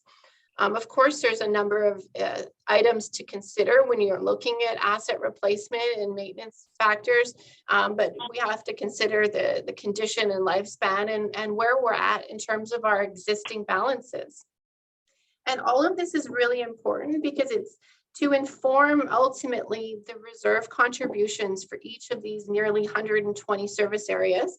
Now, notably, some of them don't have as significant infrastructure as others, but it's really to inform that contribution level and in effect taxation levels to make sure that we have a smooth and steady path of taxation policy. So it's steady, it's predictable, and it's not with a lot of spikes for unexpected items for the taxpayer. Next slide, please.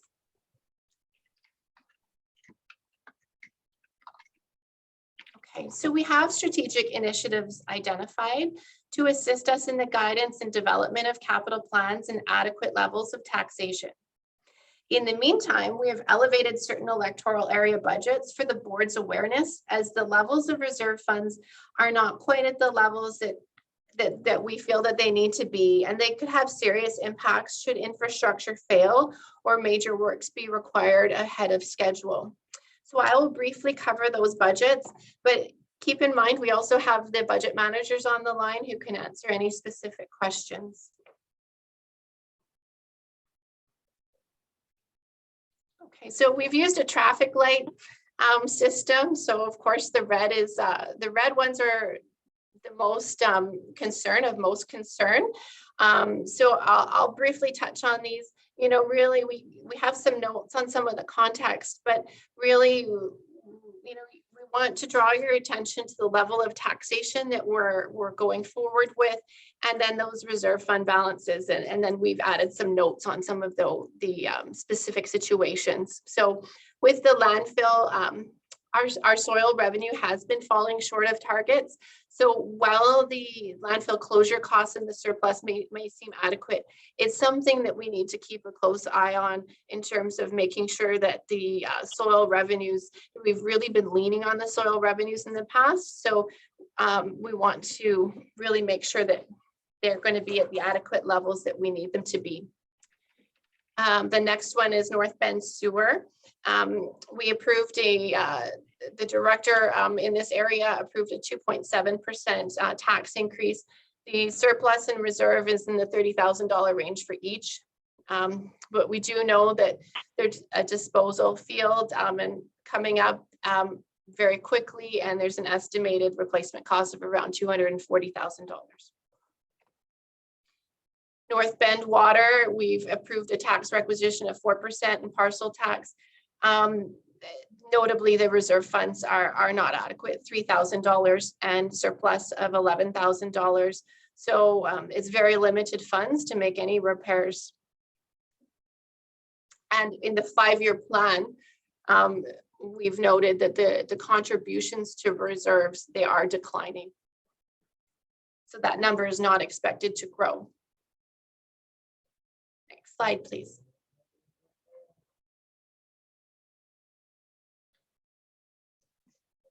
Yale Water, there was an increase to taxation. We have 166,000 in reserves and 60,000 in surplus. You might ask, compared to ones we've just presented, why is this one on the list? There's a higher than inflationary tax increase. The This one is the contributions are limited, and we have a lot of work coming up to inform the level of contributions going forward on those reserve levels. We do have in some of these areas possibly the use of community works funds. However, the criteria for community works funds through the gas tax funding, and that may not always apply, because we have usually the conditions of the community works funds are for new infrastructure, not necessarily repairs and maintenance. So the next one I want to draw your attention to is the Morris Valley sewer system, a 4% tax increase, but the reserves 24,000 and surplus is 9,000. So limited contributions for the reserves, and its aging infrastructure. Like I said, we have monies set aside from community works funds. I've noted subject to eligibility. The next one is drainage in East Popcom. The approved tax increase was 3.6%. We have $0 in reserves and a surplus of $8,000. So we are working with the area director on a plan to alleviate this concern, but we have limited funds available should any repairs be required. Next slide, please. Okay, Rexford Creek flood protection. Tax increase of 60%, and that was after discussion, so we're pleased with that. We still have limited funds available though. These things aren't an overnight solution. They take years of planning to make sure you have that steady stream of funds coming in. So this one has $200 in reserves and $12,000 in surplus. DeRoche Water, 2.3% of an approved increase. The reserve funds are just under 38,000 and surplus of $58,500. We don't have reserve contributions planned. They're not starting until 2023, and they're very limited, like $7,000 being tucked away each year for potential repairs, maintenance, new works. And North Calta Sewer is on here. We have $0 in reserves and surplus. And that is it for assets at risk. Like I say, I felt that we needed to elevate this for the full board because they are all FVRD assets. If there's, do you have any questions? I'll pause. Director Lowen, go ahead. Thank you, Chair. I'm curious to know with respect to, well, a couple of questions. The first one, a few slides back, you made a comment. There was a comment in a slide saying that contributions to the reserves are declining. Is that a conscious decision not to contribute to these reserves, or is it a result of different factors at play here? And the other question, one other question I have is, just hang on here. The other question I have is that are user fees structured in such a way as that a certain portion of the user fees are used to contribute towards reserves? Thank you. Through the chair to Director Lowen. To answer your first question, reserves declining, the contributions to reserves declining, that one, they all are conscious decisions. We sit down with each electoral area director and look at the 5-year plan. So we do make conscious decisions, but they are, there's a recommendation put forward to the directors, and then the directors give feedback to staff. On this one, I can't speak to the exact level of the conversation on this one. I do have colleagues on the line who probably could answer a bit further if you wish.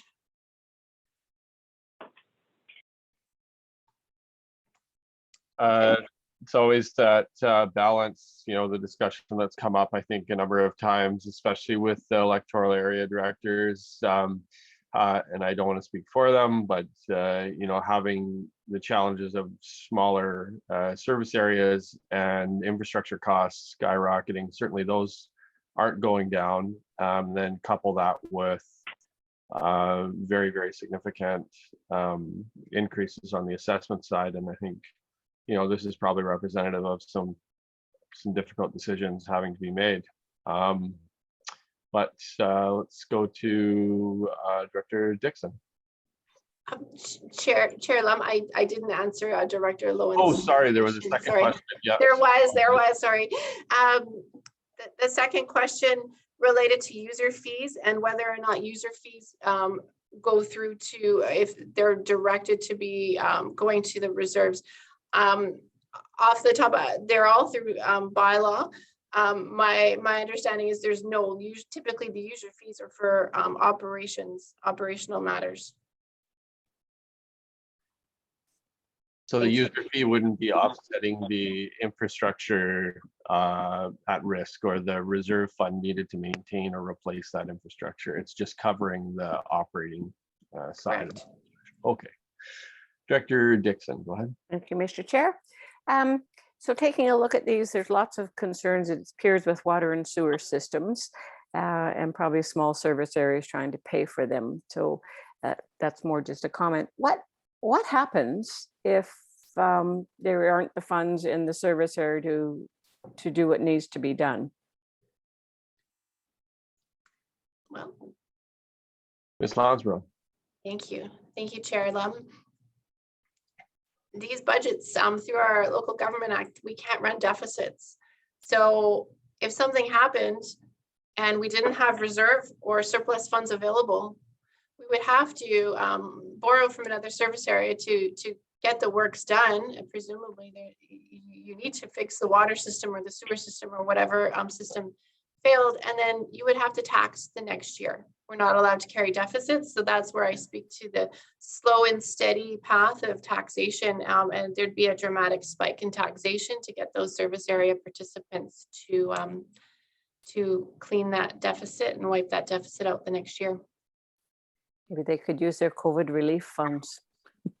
Okay, thank you. Thank you. Unless they were already spent. Any other questions? Director Dickey, go ahead. Yeah, thank you, Mr. Chair. I just didn't want the municipal directors to get the sense that all of our service areas are experiencing reserve fund challenges. Most and many of our electoral area services are very well funded in the way of reserves and adequately expecting any future needs for construction projects. And I'd certainly look to Ms. Lounsborough if I'm incorrect in that respect. Through the chair to Director Dickey, you're absolutely right. We've elevated, I think that's 3 slides worth of service areas that are at risk. And earlier in my presentation, I noted there's over 75 electoral area service areas. So you are correct. There are many service areas for electoral areas, and these ones are the ones that are most notably at risk.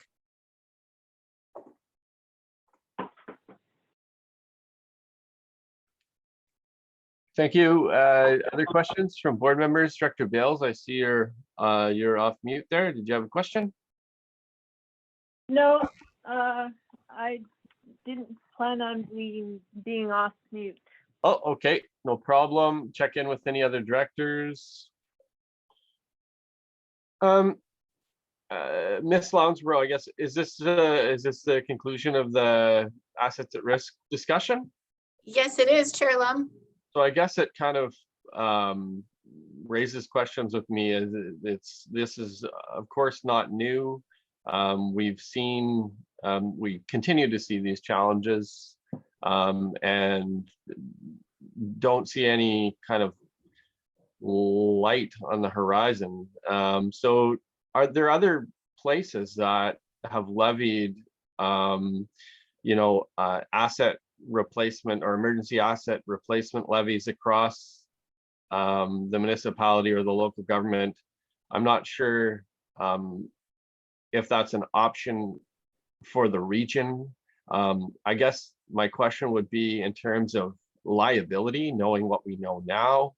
the liability wouldn't be restricted necessarily to one of these service areas. The liability and the ownership of these assets belongs to the regional district as a whole. Am I correct or incorrect in that statement? Thank you, Chair Lum. To two parts of your question there. On the first part, on an asset, a region-wide asset levy in other municipalities, I would certainly need to research that. But in terms of liability, they are assets of the FVRD. They're not particular to each each service area. It's an FVRD asset. So it becomes a big liability, and ultimately we do bring it forward to the full board because the full board approves the full budget.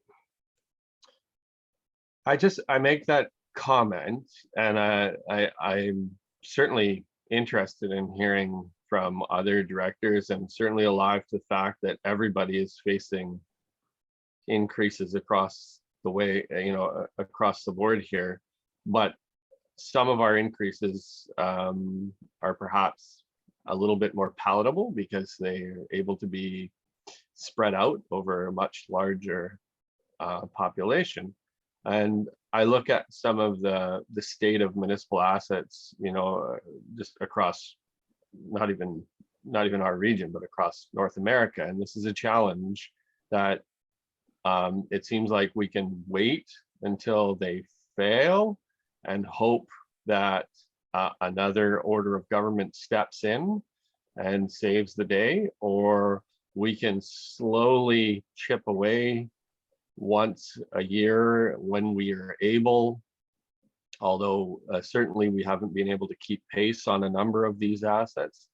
Or we could look at an opportunity to be a little bit more proactive.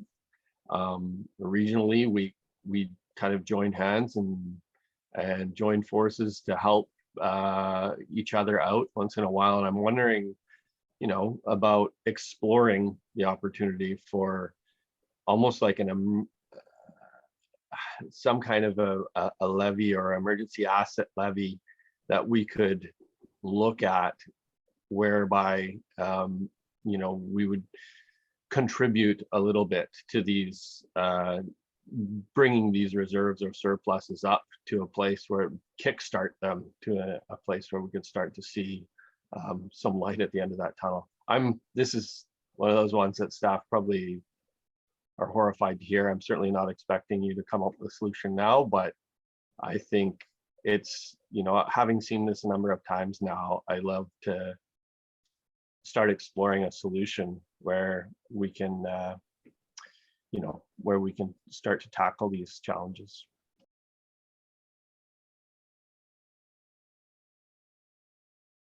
Other questions, comments? Director Lowen. Thanks, Chair Long. Yeah, and Abbotsford, I don't know what other municipalities are doing, but we've initiated a 0.5% infrastructure levy as only our second year, which should be higher.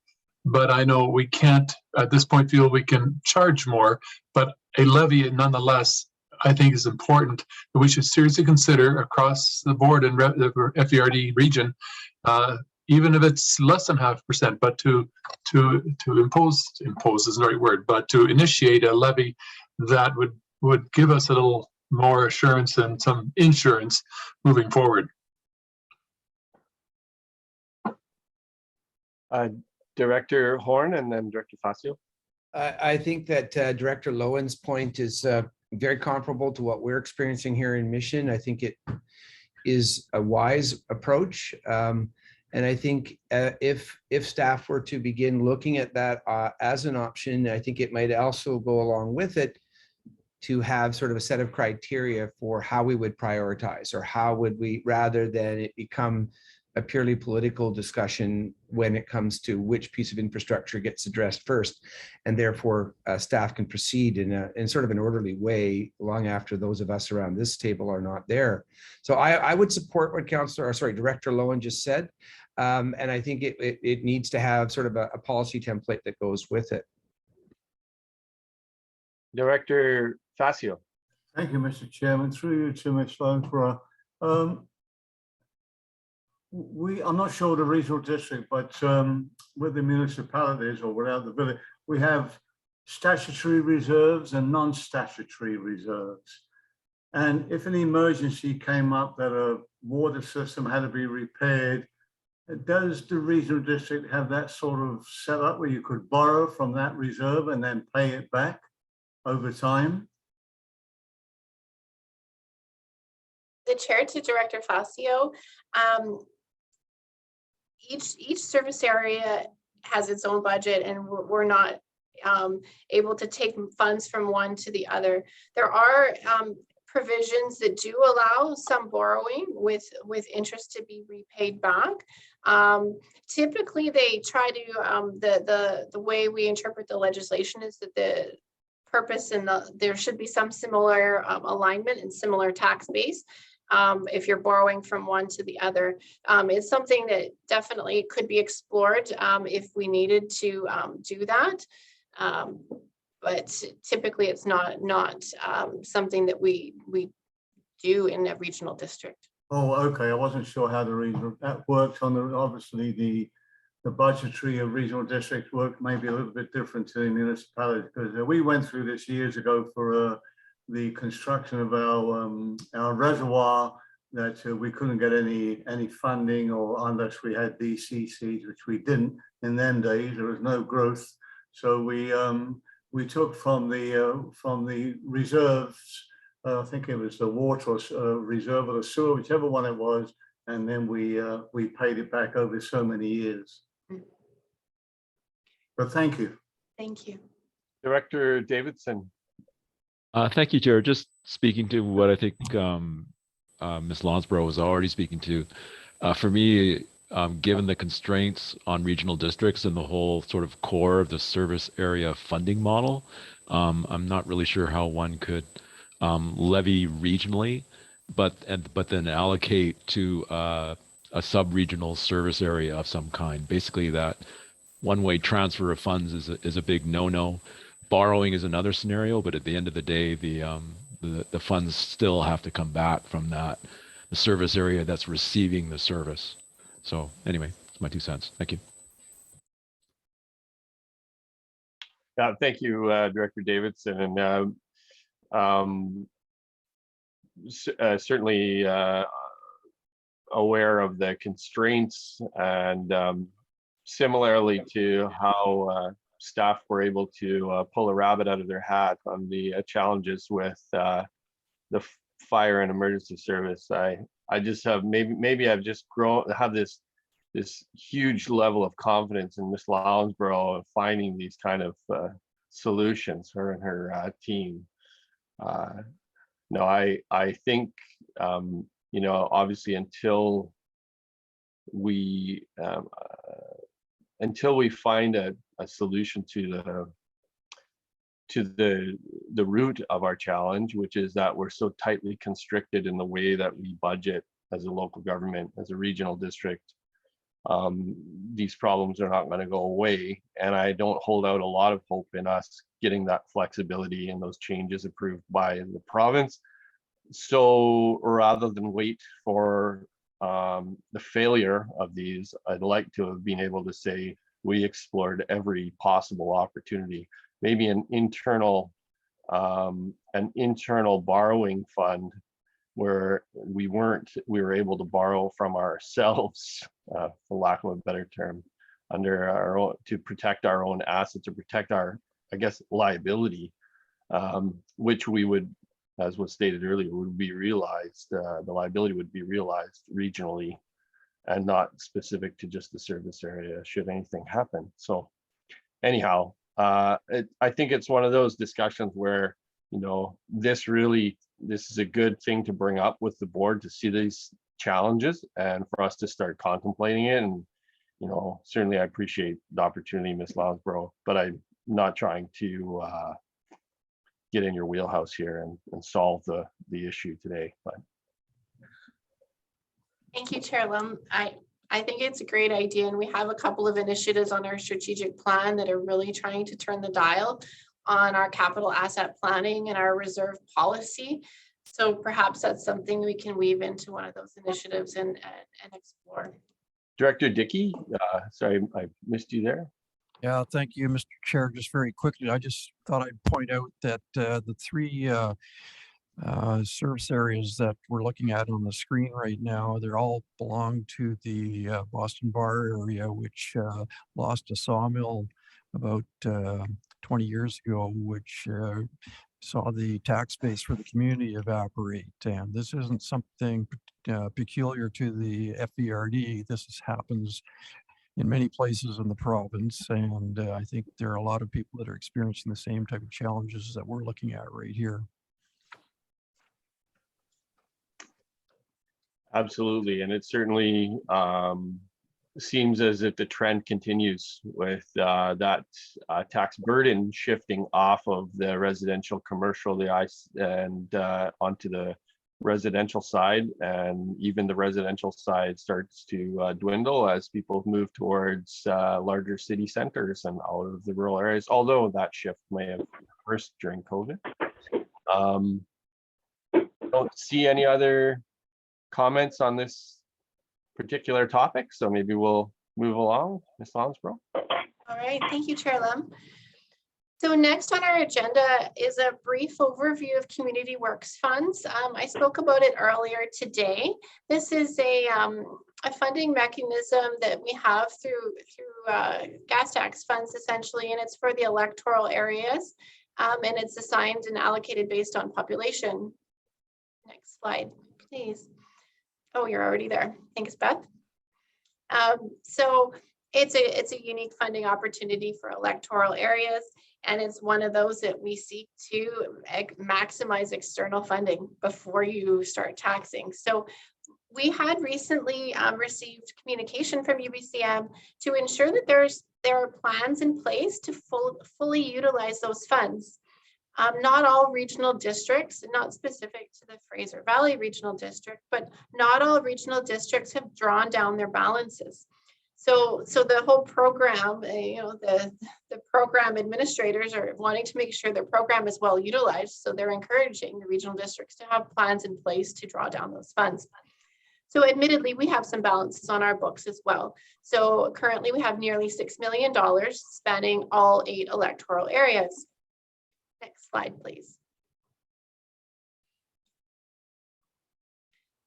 So what we did in the fall was after we received the letter, is we went through a priority planning exercise with each of the electoral area directors.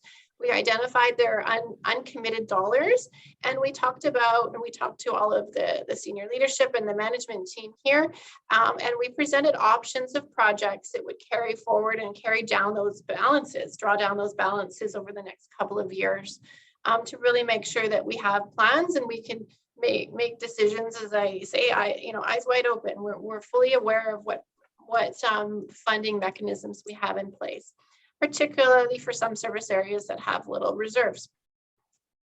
Next slide, please. Oh, I meant to mention, I got ahead of myself there. We're not going to cover each of the electoral areas and their projects, but it is included in the resource sections for your perusal and your awareness. So it was a really good and productive exercise, and we expect that those lists and those priorities will change, but it's something down on paper that where we know how we can maximize those external dollars, and it really had a good role within this budget development cycle, because we were talking about what's in our budget, and well, will this project comply? Will this project meet the eligibility requirements? So we were really pleased and proud of that exercise, and we'll continue to carry that forward. So it's available in the resource section should you want to have a peek. Okay, thank you. So I think we are now officially back on track to our regular flow of the agenda and the slides that you've seen. I don't think there's any new slides that will come before you today. The next section here is the sub-regional services. I'm just going to advance my own slides because I'm off cycle.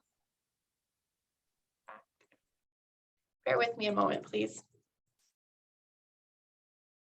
I probably know this budget well enough. I don't need my notes, but just in case. So this is service area 240. It's for sub-regional, it's a sub-regional budget, and it's for search and rescue. Next slide, please. So this service area funds the 4 search and rescue detachments in our area: Chilliwack, Kent Harrison, Hope, and Mission. Next slide, please. So this year, well, I should say in the fall, for the effective date of 2022, we had received a request from the District of Kent to have an increase of the funding for the Kent Harrison Search and Rescue of $10,000. And this is to cover their fleet insurance costs. And as I understand it, historically, this has been funded solely by the District of Kent. So the District of Kent Council had requested that a request be made to the FVRD board to increase our funding to the search and rescue, so that $10,000 that's funded directly from District of Kent will no longer be required. So we have 2 options for you to consider today. But before we get to that, I'll just share with you where we're at in terms of reserve and surplus balances. We have nearly $10,000 in surplus balances projected for the end of December 2021. Next slide, please.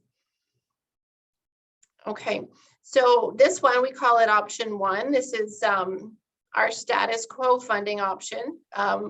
It does not consider the District of Kent request. So it's based upon our bylaw. Okay, the next slide, please. The next request here is the 5-year financial summary, assuming that that $10,000 increase is absorbed by our budgets here. Okay. And that's the only difference. Next slide, please. I think this next slide we're going to get to, I think, is a little bit more helpful, so you can see it all on one screen. So it really boils it down to the tax increases. So on the left is status quo. Tax requisition in 2021 is $114,600, and it would go to $117,000. We're keeping a steady pace at 2.5% per year of an increase. And then the option 2, of course, in 2022, you see an increase, not only that inflationary 2.5%, but you see that extra $10,000 put in there. So in that first year of that initial lift, if you will, that's an 11.26% increase for the search and rescue budgets. And then it stabilizes and goes back more into inflationary levels. And then we have a resolution. So basically it's a shifting of dollars. So the District of Kent would no longer be paying directly for the fleet insurance, but we would be funding that through our search and rescue budget, and we would be flowing those dollars to Kent Harrison Search and Rescue so that they may pay their fleet insurance. That's in option 2. Okay, Ms. Lonsborough, are you, sorry, you were going to advance slide 2, a resolution, or do you want to take discussion while we've got the... I'm happy to go right to the resolution. If there's questions, I'm happy for that too. Okay, maybe we'll take some questions here. So Director Dixon, go ahead. Mr. Chair, just my question is, who pays the insurance for like the other community? I saw Chilliwack on the list and Mission and Hope, I think. So yeah, that's my question. That's an excellent question, and it's something I would have to get back to you on.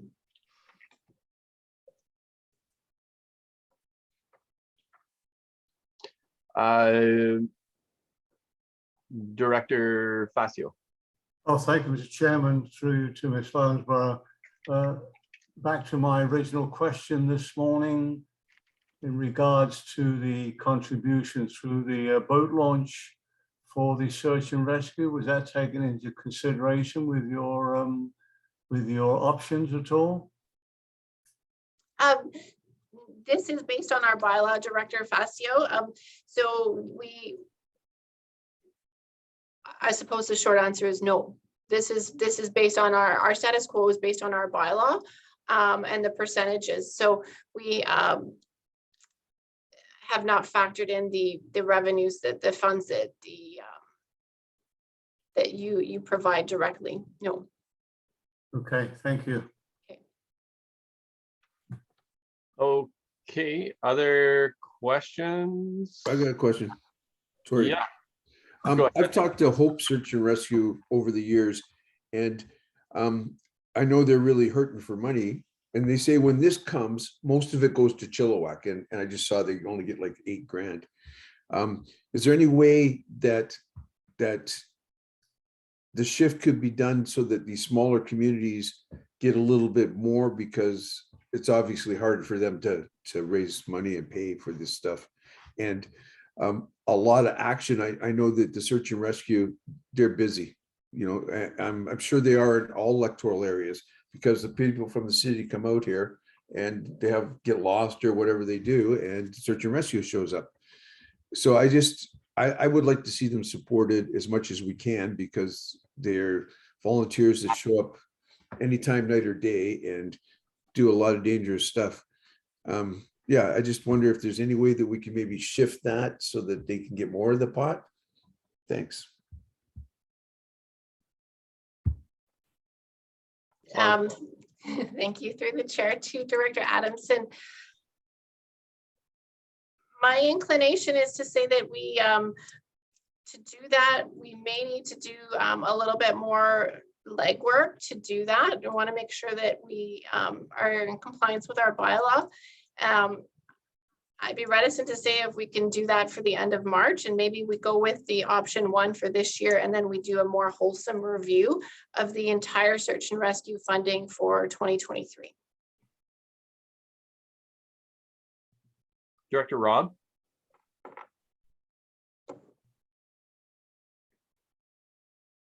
Oh, you're muted. Oh, there you go. There we go. Thank you, Chair Lum. Through to Director Dixon. The District of Hope pays the fleet insurance for search and rescue. That's the only thing I could add to Dennis Adamson's comments already about the funding. Obviously, we would like to see a bit of a formula change, but that can happen down the line.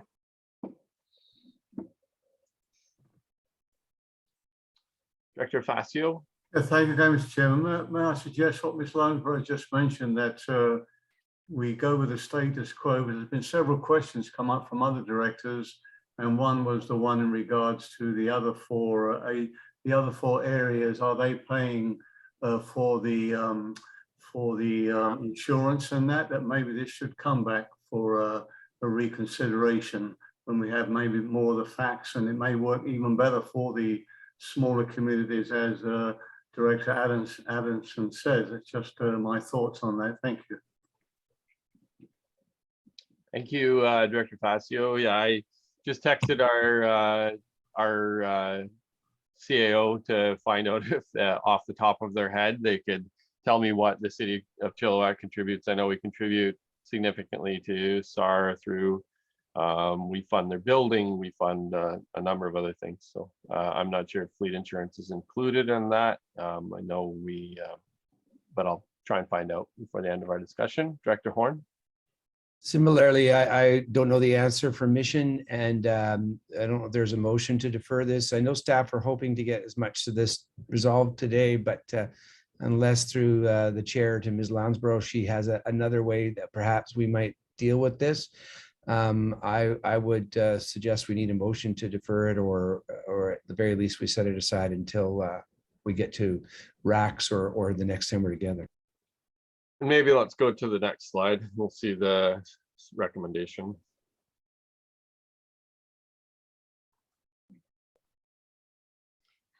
Chair Lum, so there was 2 options here. So there's 2 resolutions. One was to direct staff to not make any changes and keep the status quo taxation levels. And the other one was to accept the request from District of Kent. Perhaps there's a third one that's to look holistically at all of the districts. I'm just not sure that we can do that for the end of March. Yeah, so I'll look to the board and see if there's somebody willing to move on the resolutions. I think if the first resolution is moved, the proposed resolution on the option 1 is moved, it doesn't mean that we can't have the discussion about looking at an equitable funding across the region, do a little bit of research on what each respective municipality and area is providing and what they're covering to the SARS, and then come back the following budget year for a more equitable or a more fulsome, I guess, proposal that kind of answers some of these questions. Or we just go option 2. So what's the board's wishes here?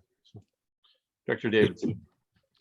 Thank you, Chair. I was just going to say that I know from looking at the SAR funding for the mission and area F side of it before that it seemed complex and could bear review, although the dollar values were pretty low. So I think that sort of pushed it down on the priority list.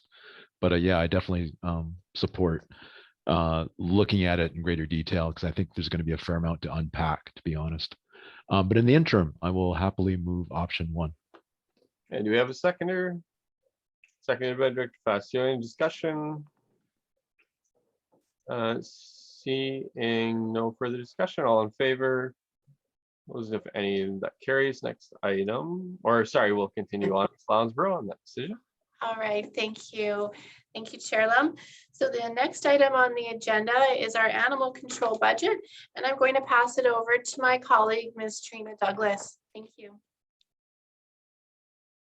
Thank you, Kelly. Okay, so this animal control service is the sub-regional service for Abbotsford, Chilliwack, Harrison, Kenton, Mission. Can you go to the next slide, please? This is a high demand essential service. The current service provider agreement ends in March 2022, coming up in a couple of weeks. And its internal staffing is to commence in March as well. Next slide, please.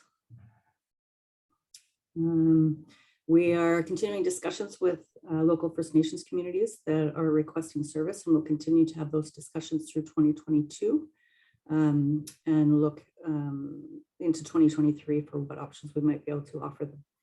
Next slide, please. This year we'll be replacing one of our vehicles with the estimated cost of $35,000. Next slide, please. Risks of not approving this budget will reduce our ability to provide this essential service, and internalization of staff is continuing over the next month.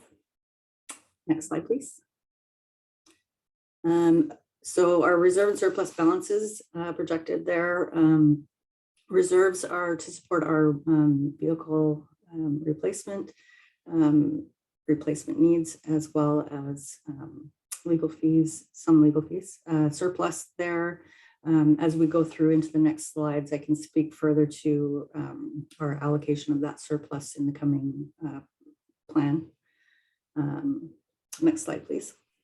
So as you can see, the proposed financial summary here, when you look to internal transfers going into 2022, that is how in order to offset the impact to tax requisition and keep that down while still being able to provide a safe and effective service, we are looking at utilizing some of our reserve funds, or sorry, our surplus funds to offset that increased cost. And you can see below 2021 expenses for the salaries, benefit, and overhead costs. Those coupled with the consultants and contracted services it was just over $1 million there. And we're just increasing our service provision, not just the change in staffing, but also an increased service provision through that through 2022. Next slide, please. Sorry, actually, can you go back? And speaking to the use of the surplus funds, as you can see, we will continue to utilize those funds. I believe it is until, sorry, I won't actually speak to that, but we're bringing them down, but we will reach a point where it balances out. We will no longer have to pull from our surplus. Next slide, please. So the goal is to keep tax requisition at 4% over this 5-year plan, while utilizing surplus funds to support the service. Next slide, please. And as we continue our discussions with our local First Nations communities, we may bring changes to this 5-year plan. Next slide, please. Questions? Thank you, Ms. Douglas. Any questions on this budget?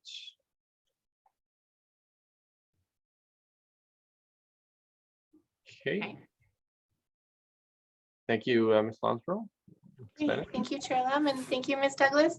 So the next budget we have is the Fvrd Regional Air Park. So I'll ask my colleague, Ms. Christina Vugdeveen, to present. Thank you. Good afternoon, everyone. I'm here today to talk about, as my colleague said, the budget 301, which is the Fvrd Regional Air Park. This service is funded by the District of Hope, Area A and B. Next slide, please. Just a visual representation of what we might see on a typical day out at the Hope Air Park. Next slide, please. So the purpose of this budget is for the operations and maintenance of the air park in Hope, as well as the emergency landing strip, which is utilized in Boston Bar.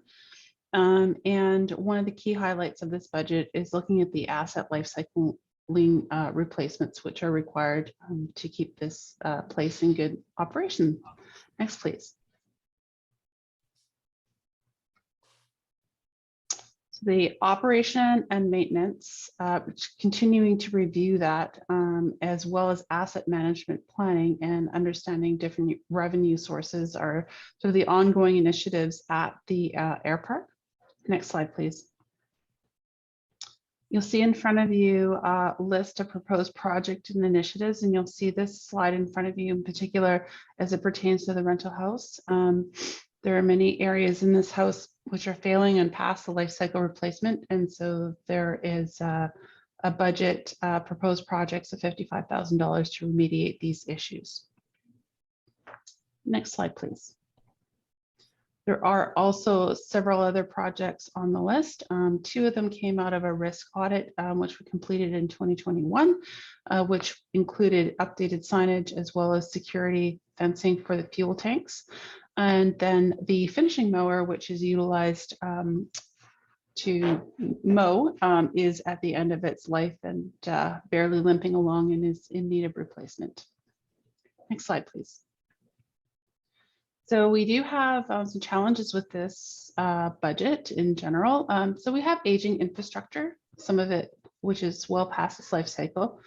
The reserve funds in general are really insufficient to meet the operational and future asset replacements of this, as well as increasing rising operational hubs. And as we noted in particularly in the last atmospheric river event, it certainly became and continues to be a critical transportation hub in emergencies, but also now outside of that in terms of communities and different industries coming into the air park. So it's definitely starting to change the discussion on the use of this resource. Next slide, please. So you'll see in front of you the reserves and surplus projections at the end of 2021. And the existing reserves and surplus funding really will be depleted within this 5-year plan if we are to address all of the high priority issues. So funding for future asset replacement is certainly required, and looking for grants and different opportunities certainly will be one of the strategies staff will utilize moving forward. Next slide, please. You'll see in front of you the financial summary. And total tax requisition going up. I believe it's 4%. And then you'll see on the bottom the change in the reserves as it's drawing down over the course of the next 5 years. Next slide, please. So it's a 4% taxation impact request on this particular area over the course of the next 5 years. Next slide, please. So we're going to continue as staff, obviously, to review the resource requirements so we ensure that we're reflecting our operation maintenance costs, future asset replacements, and aligning the opportunities with what the community is desiring and what needs are presenting to us. And we'll continue to look for grant funding as well for these resources. Next slide, please. That is the Hope Air Park in general. I'm curious if there's any questions. Thank you. And any questions through to Ms. Bugtveen in the presentation?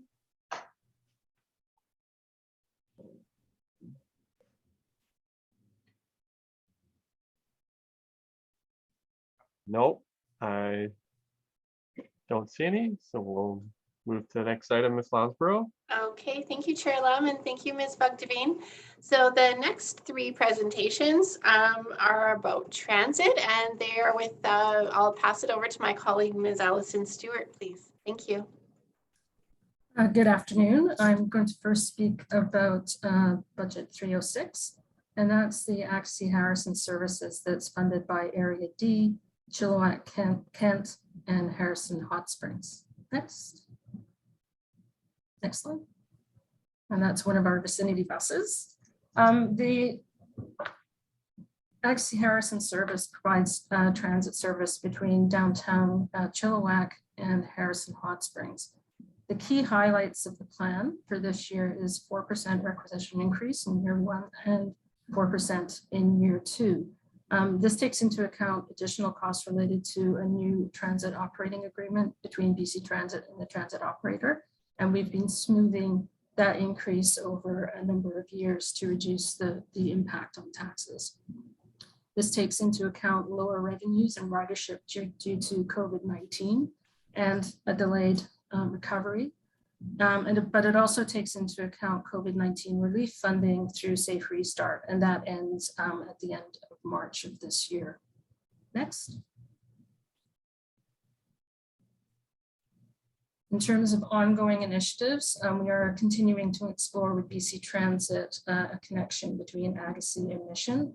And as hopefully as the COVID emergency sort of pulls back a bit, we'll be able to focus more on that initiative. Next slide. So the budget risks and challenges. The Safe Restart and transit funding to offset revenue losses has really helped this service. But we're also utilizing surpluses from prior years to offset increased costs related to the new transit operating agreement and other operating costs.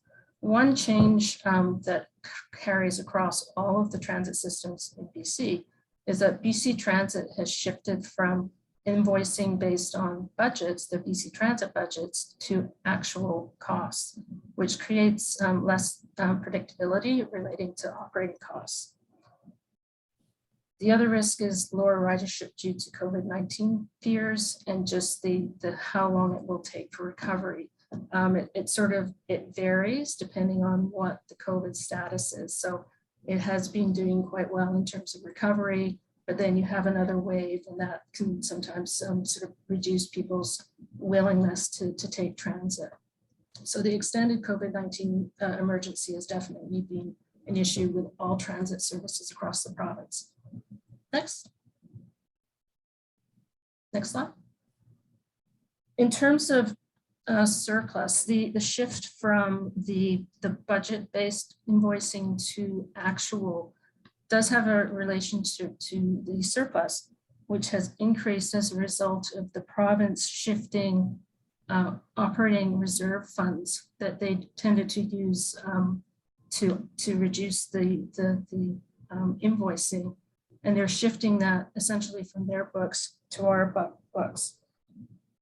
So instead of them making adjustments at the back end, we will now have to draw from those sorts of reserves if there's any unexpected costs. So that is one component of the surplus being higher than in the past. Next. So in terms of the financial summary, we're using surplus to offset costs related to the new operating agreement and any additional costs that have come with dealing with the COVID emergency. And that will continue over time just to keep the increases at a stable level. Next slide. And so we're looking at keeping a steady increase of about 4%. So that would include inflation. It includes dealing with the additional costs and also additional costs related to technology changes that will be coming along in the next year or so. Next slide. So other considerations, the Safe Restart funding, which was about $110,000 split over 2 BC Transit fiscal years, that ends at the end of Q1. But we did benefit from having additional BC Transit support, so the lease holiday in 2020 and the transfer to share operating reserves to local governments. The future costs we may be looking at relates to the Chilliwack Transit Facility, but the timing of that has not been determined. But that would, the additional costs would come into play once that facility is open. Next. Any questions? Questions through to Ms. Stewart.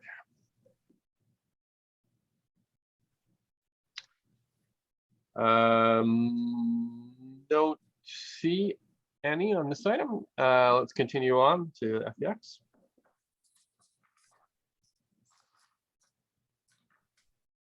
So the Fraser Valley Express, that's sort of the major service in our suite of services. Next. And that is funded by the City of Chilliwack and the City of Abbotsford. And this service, as we all know, at this point in time, connects Chilliwack to the Car Volks Exchange in Langley. And in the budget, we're looking at 4% increase for year one and 11% increase in year two. And this increase in year two relates to the expansion.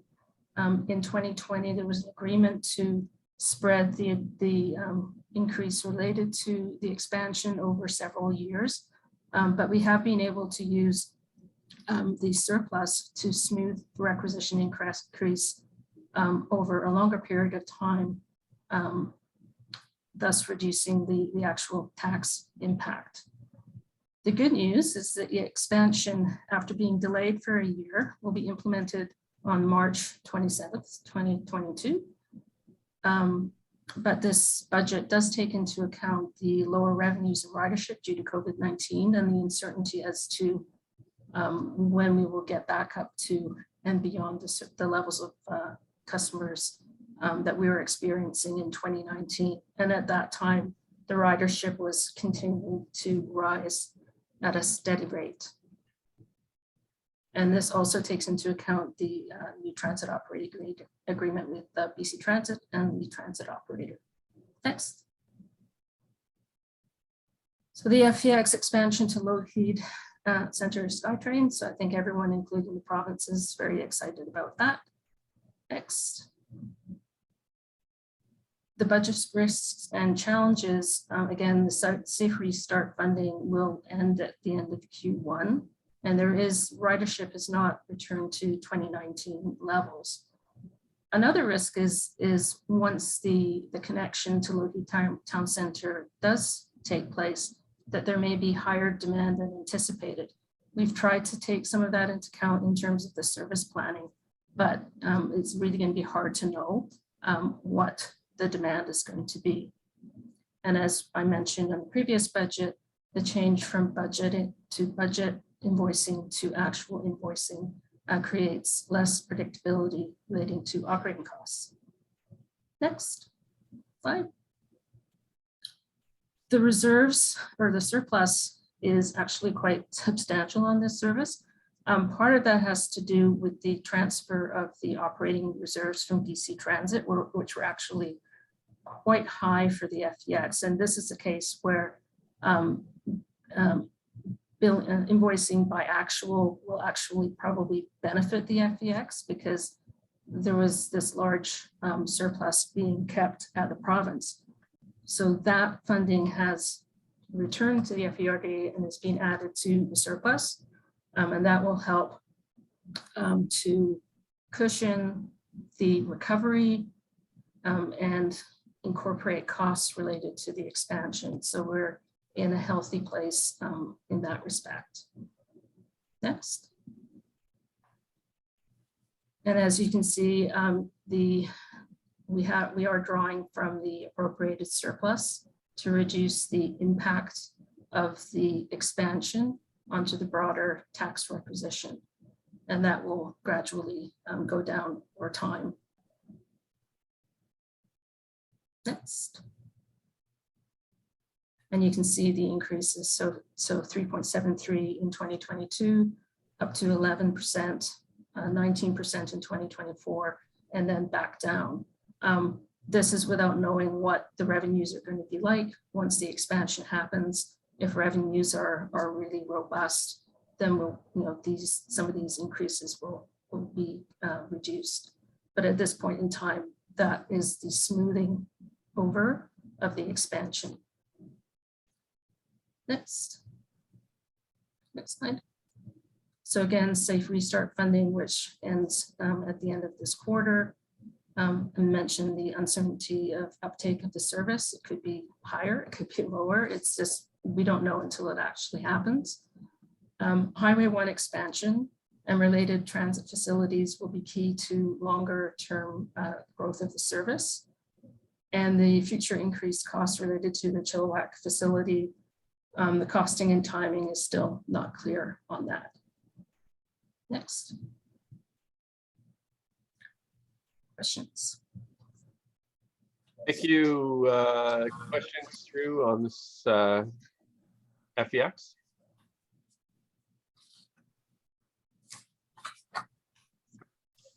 And Ms. Stewart, yeah, you had already, I think you've already indicated. So the revenue goes right back invested into the service to offset. So any ticket revenue or transit fare revenue would go back and be invested in. So based on the history of success pre-COVID, I think we were doing quite well with revenues growing year over year and going back into the system and offsetting those increases. So while some of those percentage increases might look fairly large, I think the real world increase in investment back into the system has been quite robust. So at the time that the service was approved, the surplus was under $400,000.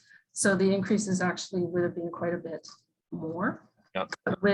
With just the revenues, seeing it really, it definitely has been able to cushion these things and build some cushioning in terms of where we're going. And once we have a better understanding of where the service is down the line, then we can look at the reserve and see how best to use that.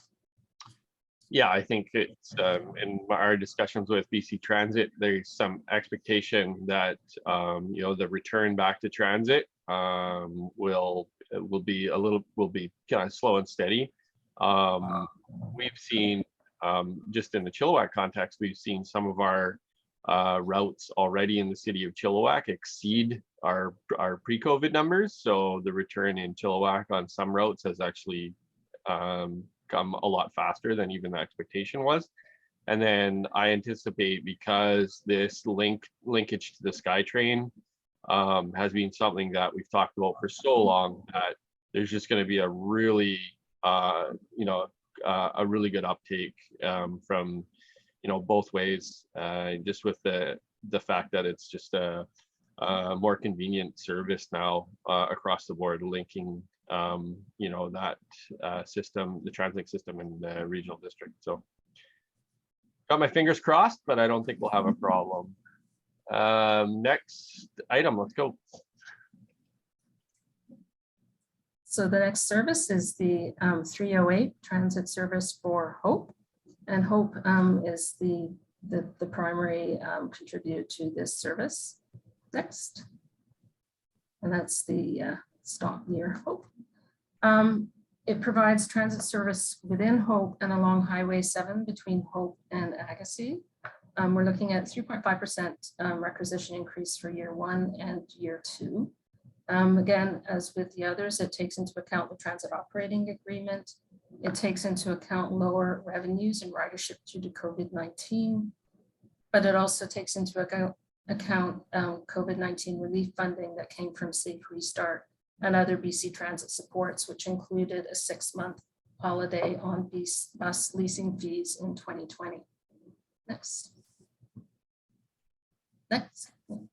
So budget risks and challenges. We are utilizing surplus from prior years to offset some of the increased costs related to new operating agreement with BC Transit.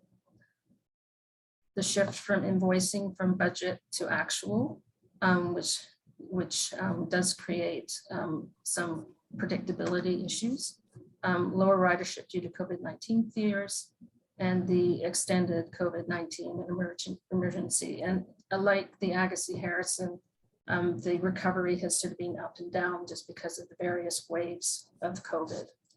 Next.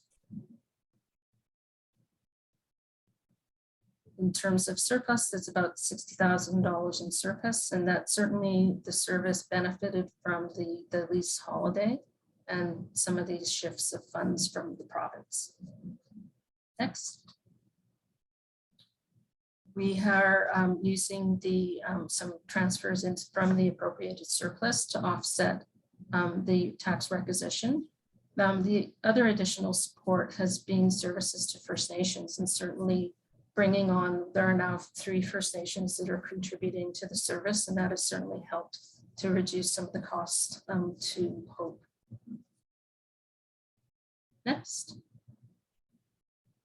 The taxation impact, it's 3.5% over the next 5 years.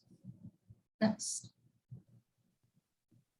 And again, Safe Restart funding and using the surplus funds to offset the impact. And then as with the other services, the future costs related to the Chilliwack transit facility. We don't know the timing or the costs at this time, but they will not come into play until the facility is actually operating. Next. Questions? And then I'm going, if there aren't any questions, I'm going to propose that we take a quick 10-minute break. People have been talking an awful long time, and we'll just give everybody just a quick bio break here. So if there are no questions, just double check. No? Okay, let's see you back at 1:35.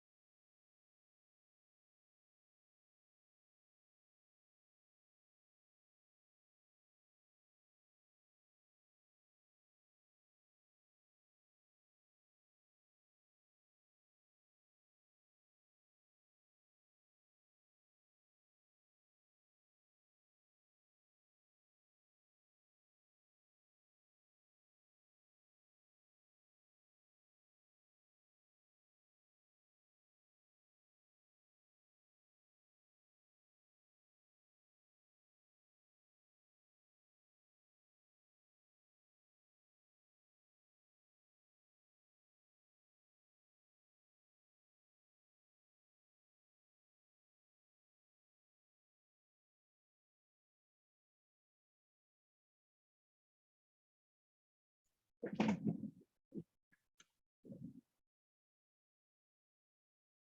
right, how's everybody doing?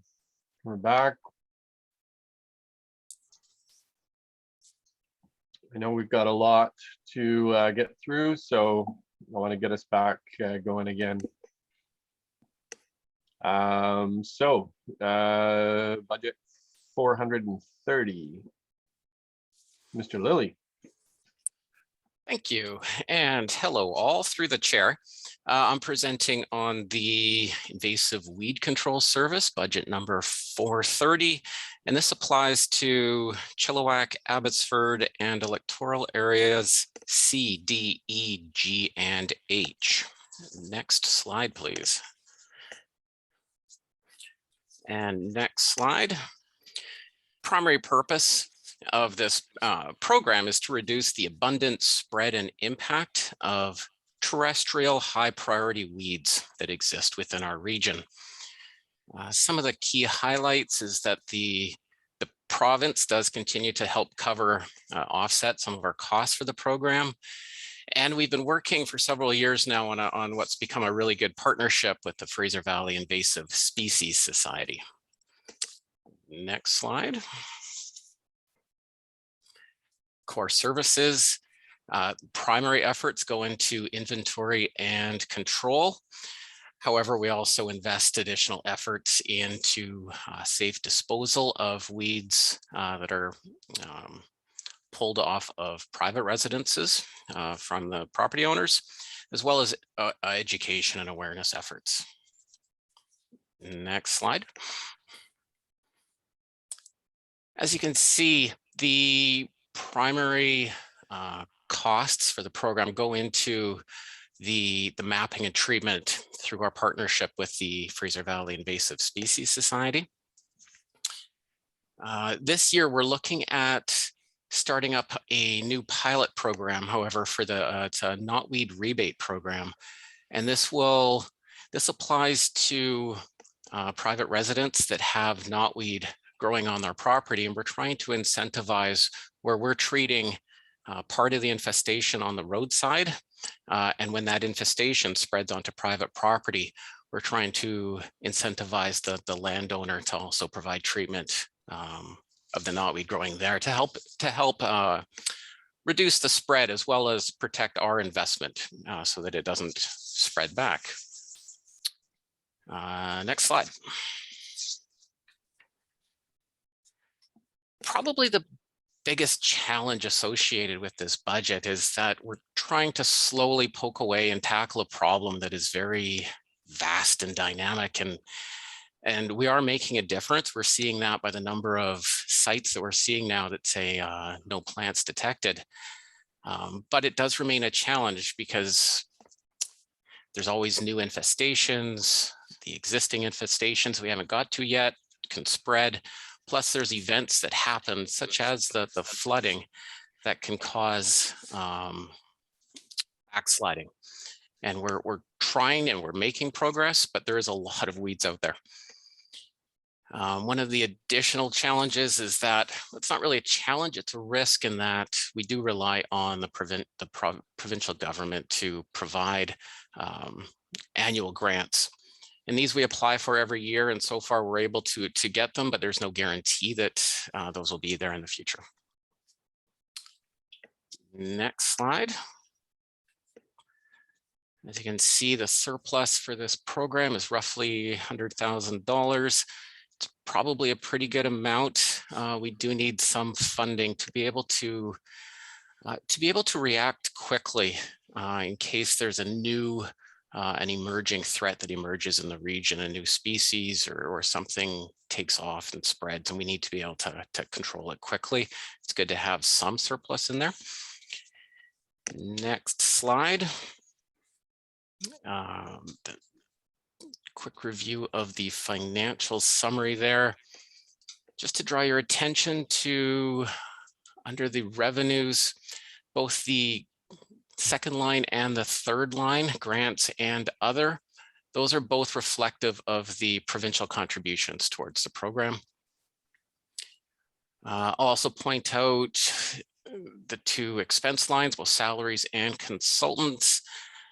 They're both increasing, but only based on inflationary costs. Okay, next slide. And that just demonstrates the 3% increase per year that we're expecting for this program. Next slide. Okay. Questions? Chair, if I may, Director Engar. Go ahead.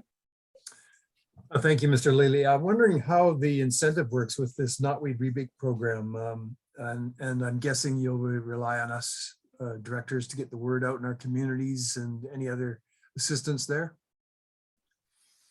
Absolutely. Through the chair, we're reviewing this as a pilot project, and our initial focus is on those sites where we are treating knotweed on the roadside this year. And when we're on there and we see the infestation spreading onto private property, we'll be engaging the landowners and we'll be giving them brochures and talking them through the program. And then it's up to them to engage either our consultants or a consultant of their own choice to get the treatments done effectively. And then it's a cost share program we're anticipating. We're looking at it starting fairly small this year, just to try to demonstrate what works, what doesn't work in terms of rolling it out. So we're looking at probably 15 or 20 properties, a fairly small program to start with. And then we're looking to look for grant application opportunities to expand in the future. Very good, thanks. Thank you. Director Facio, you had your hand up there. Thank you, Mr. Chairman, but Mr. Lilly already answered the question from Director Engar in regards to the cost sharing for the private properties. And will there be information coming to the communities, Mr. Lilly, so we can get them out to our residents at some point? Yes, there will, Director Fascio. The one thing I'll point out is that Harrison Hot Springs is not in the service area. Thank you.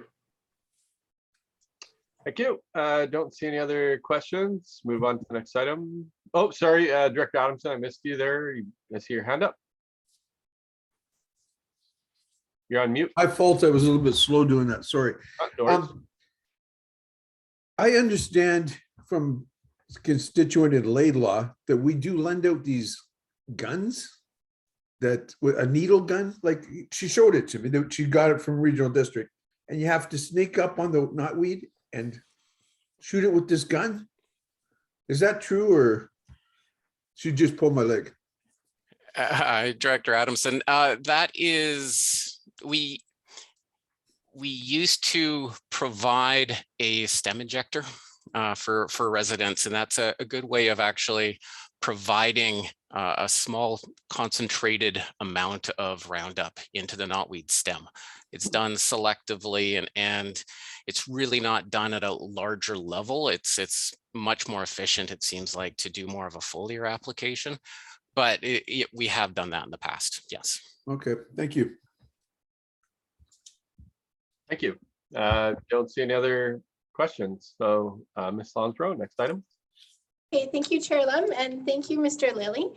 So the next presentation is by Mr. Yader Wong on the GIS and Regional Mapping Service Area Budget. Thank you. Thank you, Kelly. All right, so this is for the GIS Regional Mapping Geographic Information System. Next slide, please. So the key highlight of the plan is actually to perform system upgrades to our GIS server in order to provide dependable and secure services to the public and to the internal users. Additionally, NextGen 911, the GIS department is expected to play a greater role in supplying GIS data to ECOM.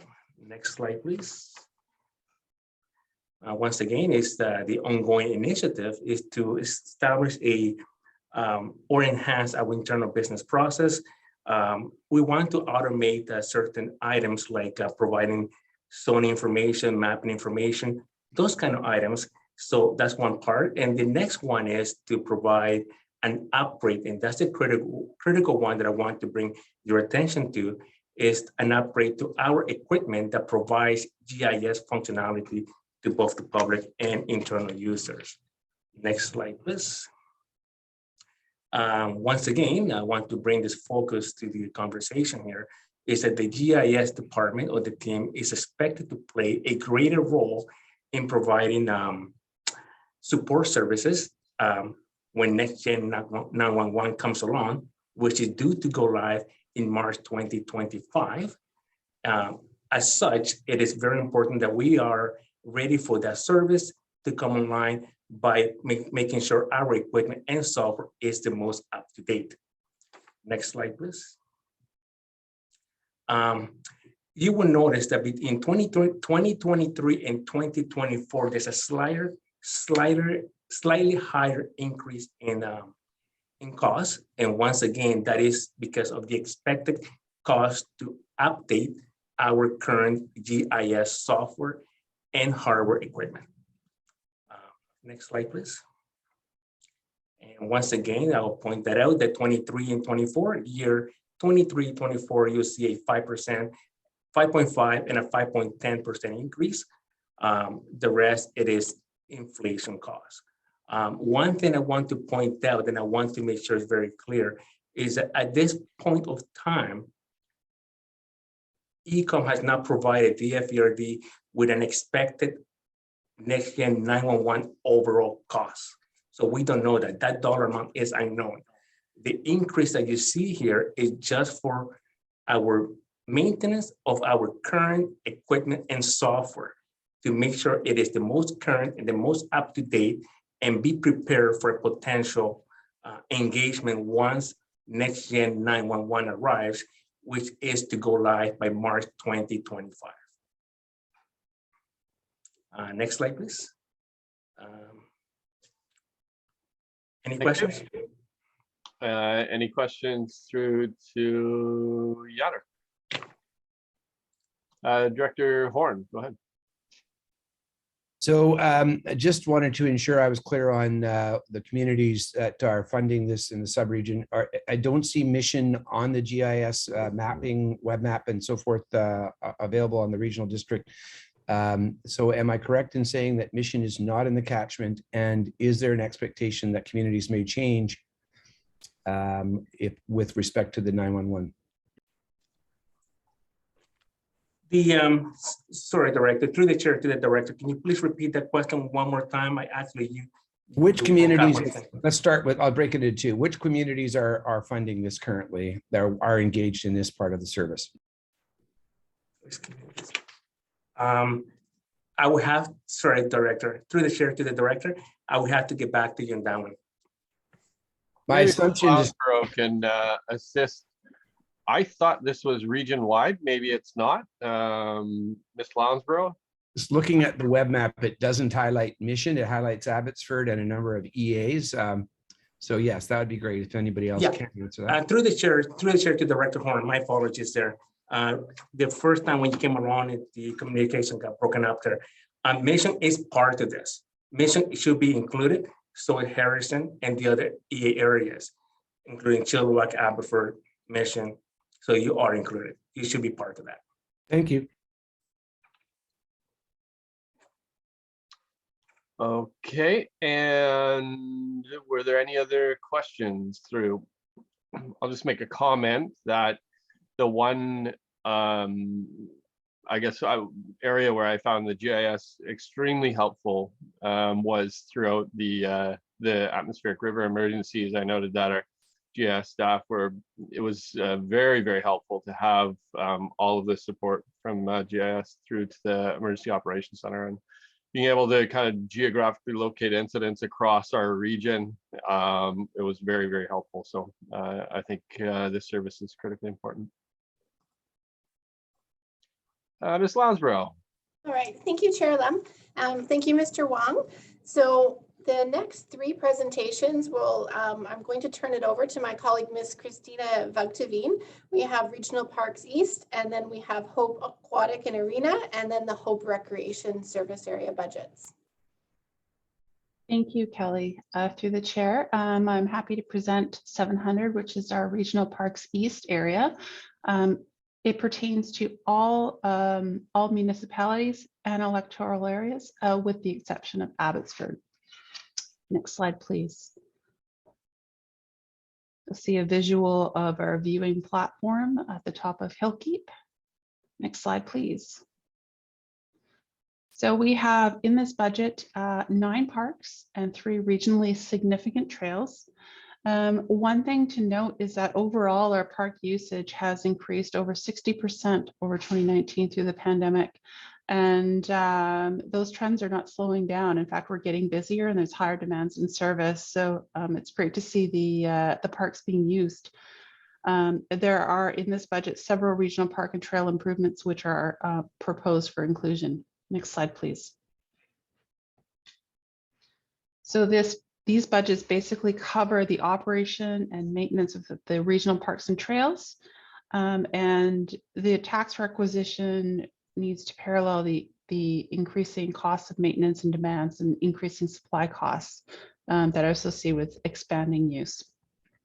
Next slide, please. So these are the proposed projects for 2022. We have the life cycle replacement of the parking lot post and rail at the equestrian area parking lot at Island 22.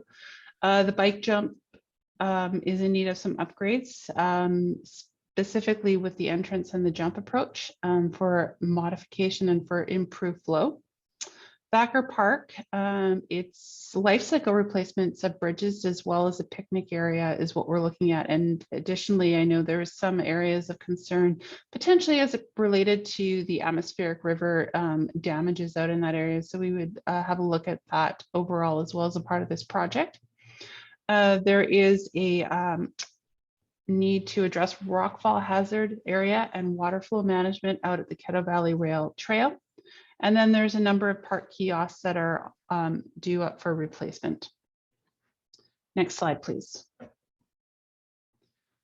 There are several other initiatives which show up through this budget, which are a direct reflection of requests from different electoral area directors, and these would be funded through community works funds through those particular areas. The reason why they're showing up in this particular budget at this point in time is because there is no specific budget area allocated for these projects. And so right now it's a drawdown of the community works funds based on the requested projects, and then the expenditure side running through this budget as well. And you can see what those are for area G as well as area F in front of you on the screen. Next slide, please. So parks are busy. There's increasing demands for service, rising costs, looking at future asset replacement, and the possibility of land acquisition. Climate change is impacting us. We have not been able to get out and fully assess all the areas because of the time of year after the atmospheric river, but we know we're going to have some more challenges once we get up into the hills. And so looking at strategies and ways to be prepared for that, and thinking smarter and harder as we move through these. Next slide, please. So you'll see in front of you the capital land acquisition vehicle reserve and the surpluses. They are in a relatively healthy state. We continue to look for grants and those types of things to see how we can supplement and or augment any of these types of things. The asset inventory is in progress to plan for a future asset replacement. However, it is really great to note that because of our success with the JCP program in years past, many of our infrastructure is really up to date, and we're able to plan for future replacement for years down the road. Annual amount for land acquisition. We don't put very much away for land acquisition, and you can see that in the reserves where that number is at. And so potentially a discussion in the future with this board in terms of how the board wishes to proceed in terms of potentially putting money away for land acquisition and what that strategy might look like. So that's something we'd like to start to take a look at this year. Next slide, please. you'll see the financial summary in front of you. One area I wanted to bring to your attention very specifically is the salary, benefits, and overhead line. You'll note a dramatic change between 2021 and 2022. That's generally speaking, a lot of the projects that we discussed as it pertains to community works funds and some of the other areas result in staff time actually, which is being funded by those community works funds and through those projects. So it's a one-time thing, temporary basis to get the projects completed for that year. And then you'll note it drops down back after that. Next slide, please. So the overall taxation increases stay at around the 4% mark. They shift up and down slightly and will be refined as we continue to move along. Next slide, please. So reviewing resource requirements and understanding our asset replacement needs and aligning parks and trails, the opportunities presented with board and community priorities continue to be what we will look for as we move forward. Next slide, please. Are there any questions? Questions to Ms. Buckfield in Parks? Parks East, I guess. Let's go. I saw Director Davidson and then Director Dixon. Thank you, Chair. Just on the funding source for the electoral area F park, I know in previous discussions with staff, we'd also spoken about funding it from 107 feasibility studies. And I know we had earlier discussions in the fall about how community works funds would get allocated in general. And I think there was also some question about how hard that 2024 planning date is or is likely to be. So I'm kind of going forward with a state of uncertainty as to how to fund that electoral area F park planning exercise. My preference would be to do it from 107 feasibility studies and allow maintain community work funds for some of these other initiatives that we're looking at. How does this all translate to cutoff dates for getting this budget approval? When do I have to, or when do we have to come to a decision on it? And any sort of enlightenment there I could benefit from. Yeah, so I'll start and then I'm going to pass the torch over to Ms. Lawnsborough, if that's all right, Mr. Chair. So when we had prepared this budget, we prepared with the assumption that these projects were going to go ahead as per the discussions and the wishes of directors at that particular point in time. Certainly there's priority setting and things that have changed, and final decisions at that point in time had not been made on all of these projects. So there is absolutely an opportunity to discuss and understand what's moving forward. As to the actual funding source of that, I'm going to ask Ms. Kelly Lawnsborough to talk a little bit about that in terms of community works funds and the timing and how what other sources might be applicable.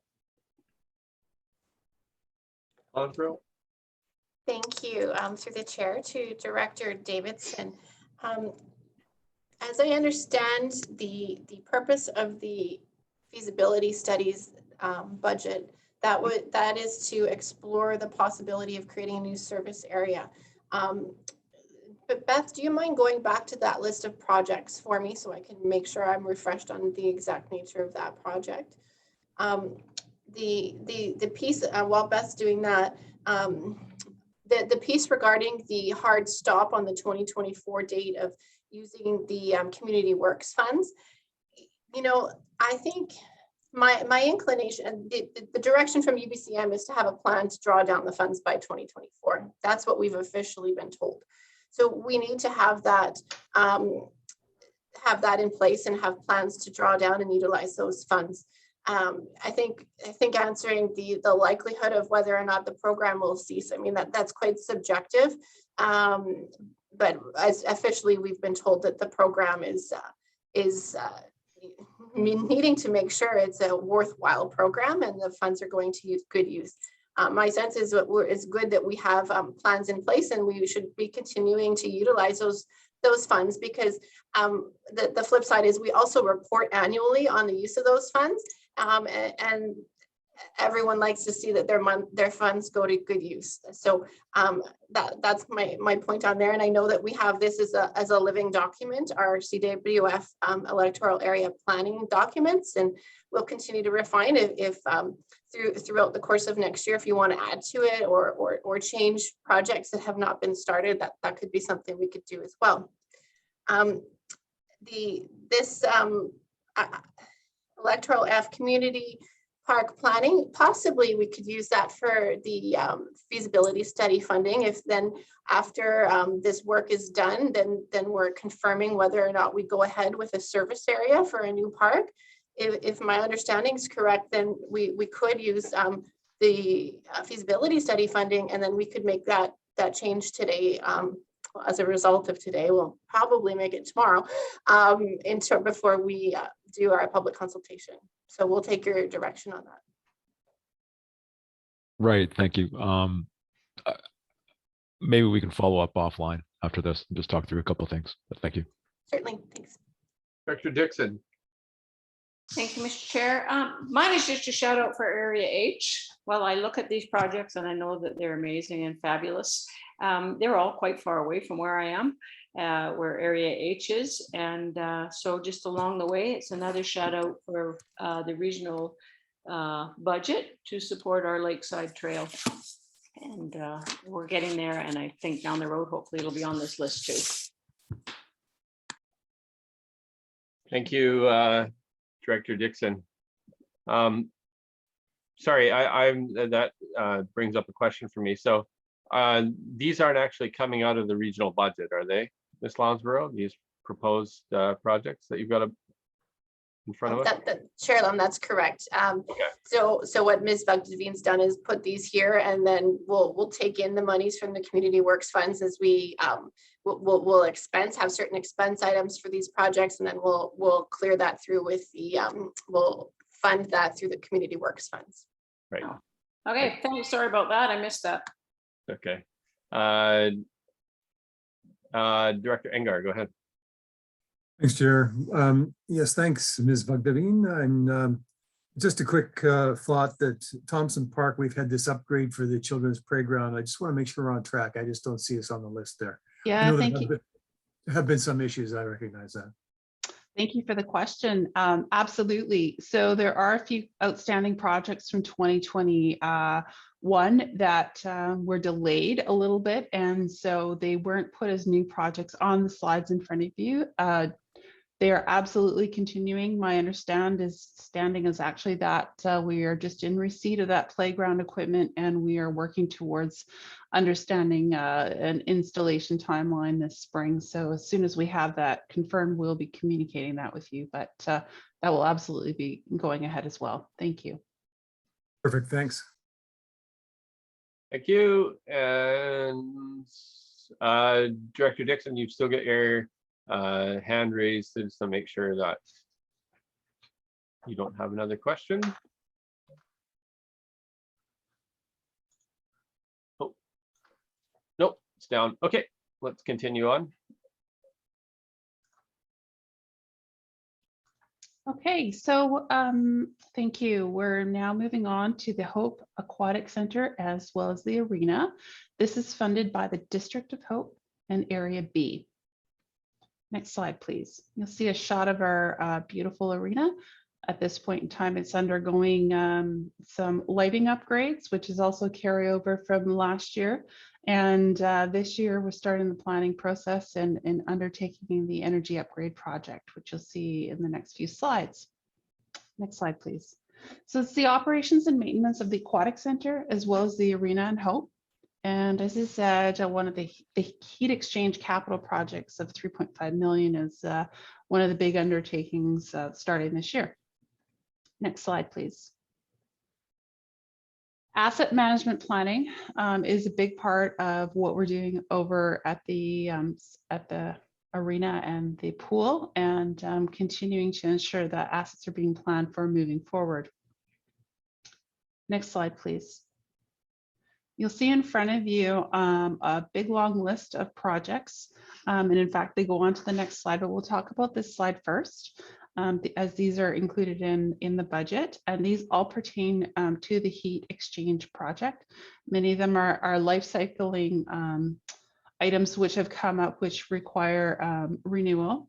I will point out that the heat exchange retrofit on the arena for $2 million is actually funded through grant funding, which was received in late. All these items, though, do pertain to the particular need of life cycling and tying into this heat exchange project. Next slide, please.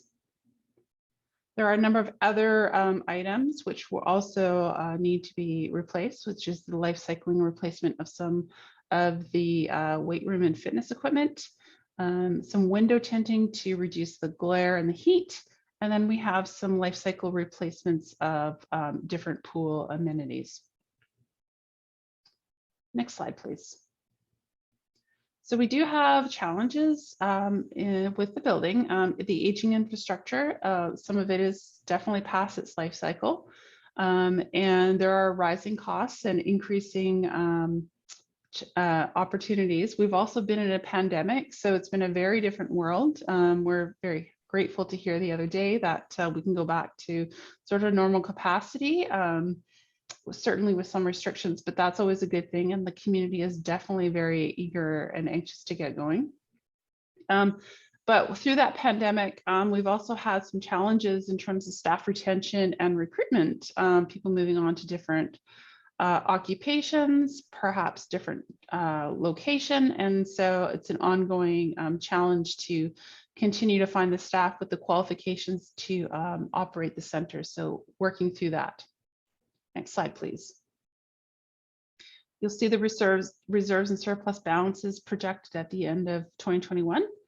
And future asset replacements, likely the reserve funds will be insufficient to meet those replacements, and a full asset review will determine exactly what that looks like, and continuing to look for grants and partnering with other agencies such as BC Hydro be an important part of that as well. Next slide, please. You'll see the financial area summary in front of you. And as you'll note, the reserves draw down very significantly once that arena floor is replaced. There still, however, is some money within the surplus, which is a good thing as well, to be able to be used for different areas. I will point out that for the year of 2022, we assumed that we were recovering from COVID and we would get back to somewhat normal revenues with a fully normal year in 2023. So those are some of the assumptions this was made off of as well. We were not able to project out the impacts on some of the expenditures as a result of the heat exchange, because we don't know completely what the system is going to look like, because it's a design build. So those numbers will be adjusted into the future once we have the project underway and through future budgeting cycles. Next slide, please. You'll see the taxation impact of approximately 4% across the board. Next slide, please. And continuing to work on reviewing those resource requirements and aligning opportunities with what the community is desiring and wanting is, again, very important in this area. So, you know, has people from Hope, but also the local electoral areas who come, and different areas as well. So just creating that community center moving forward. Next slide, please. Be happy if there's any questions on this area. Questions?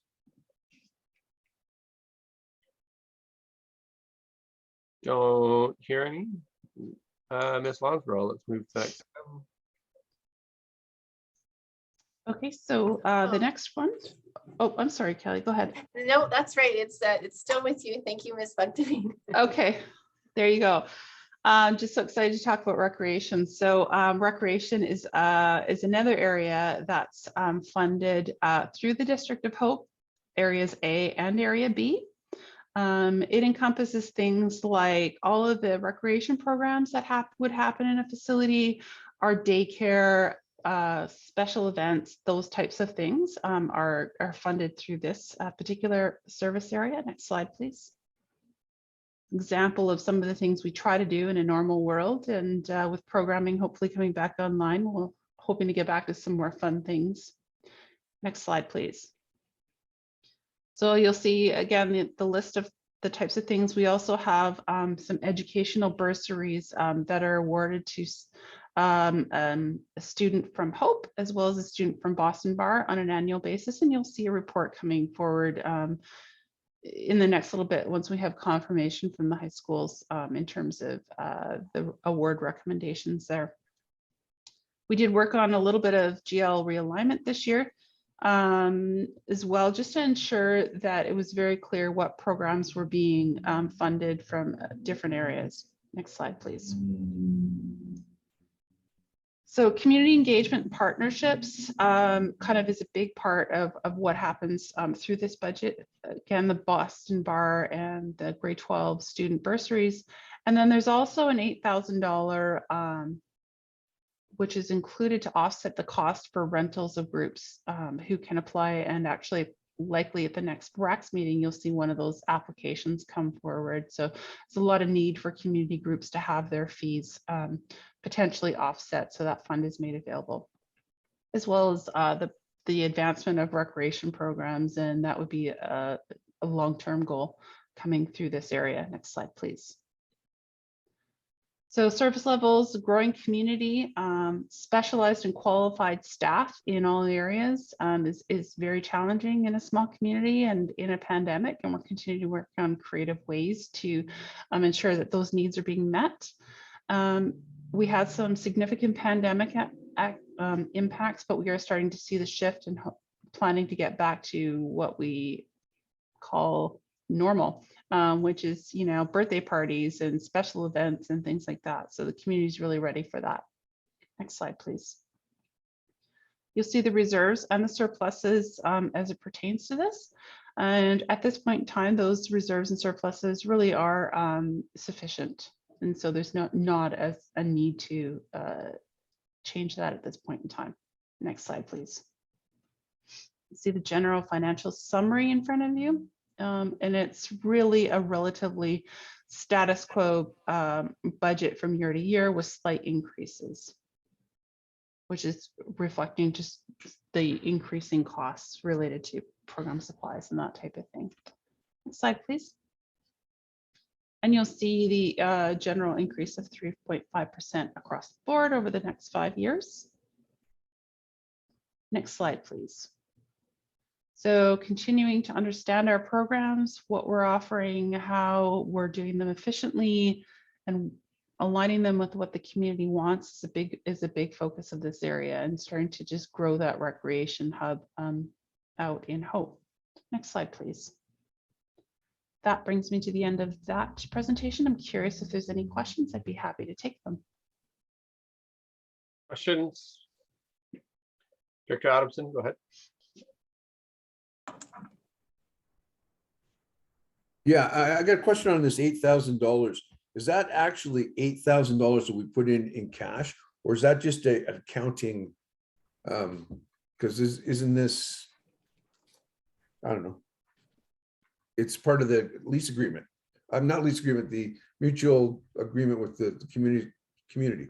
So do we actually put money in there, or is it, like I'm saying, is it just a accounting thing? I guess I don't know what I'm saying.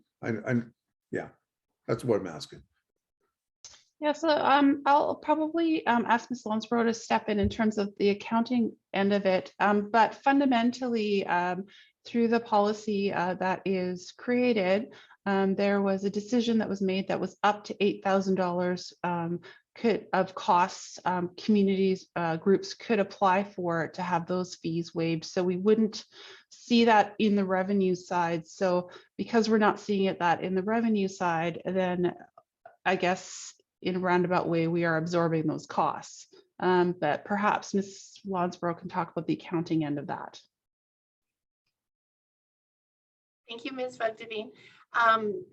So if I just want to understand the question from Director Adamson. So we're talking about this grant and commission line item for grant expenses here, $8,000 in 2021. You're wondering what that represents is, or if this is money that we've actually expended. I just wondered, is it actually, you take the 8,000 cash, or is it just like accounting, like we got 8,000, up to 8,000 a year, people could ask for subsidies. And so it's not really, you put 8,000 in, do you? Is that what I'm asking? Do you actually take 8,000 sitting in that account? Okay, thank you, Director Adamson. Thank you for that clarity. Well, this is our budget. So we are setting aside funds. So when we look at the tax requisition dollars, we make a decision on what that line item and that expense should be. So we are, holding those budgeted funds there, but it's a budget. So then what would probably be most useful for you is to see the actuals. I'm not sure if Christina, Ms. Vugdevi knows what we are projecting for the end of 2021, what we spent in 2021. But when we do come back with our year-end financials, I mean, that's something offline we could share with you on what we actually issued. Right now, this is the money set aside. And so what we do in a budget is we set aside these dollars. We know how much money is coming in, and we set it all in the accounts for the budget managers to know that they have the authority to spend up until that dollar amount. Hopefully that's answered your question. You're welcome. Thanks, Thank yeah. you. Okay, don't see any other questions. Let's move on to Better Campground. All right, thank you, Chair Lum. And so the next presentation is by Ms. Trina Douglas. Thank you, Kelly. Next slide, please. So this is the Better River Campground. It's a business unit of Regional Parks. The goal of this sub-regional service is to provide funding back to parks. Next slide, please.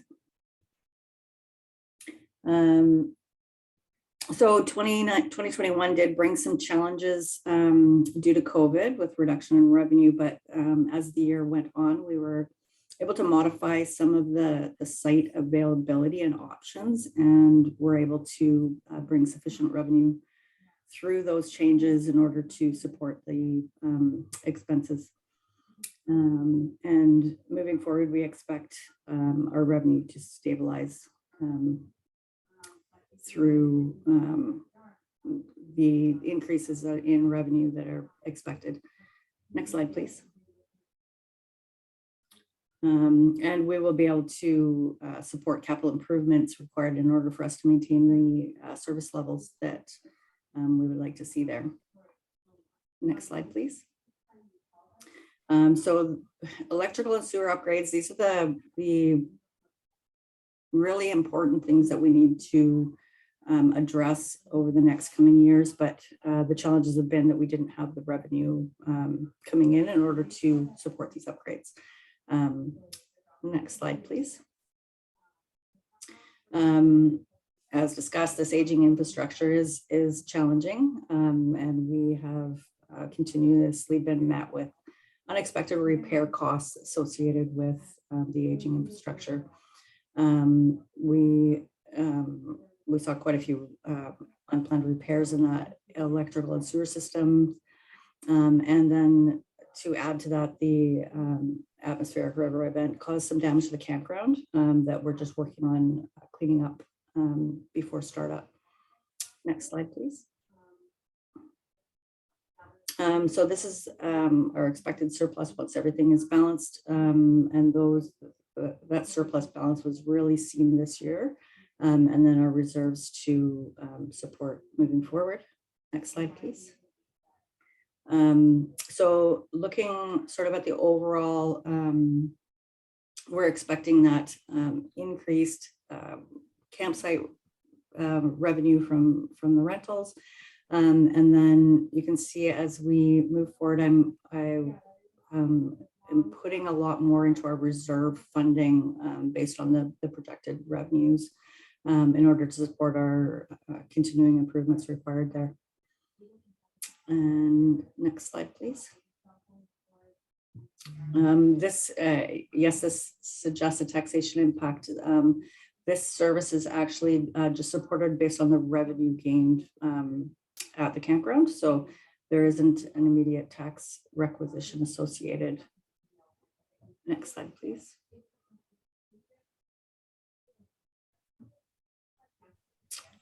So I had brought forward bylaw updates to offer additional capping opportunities.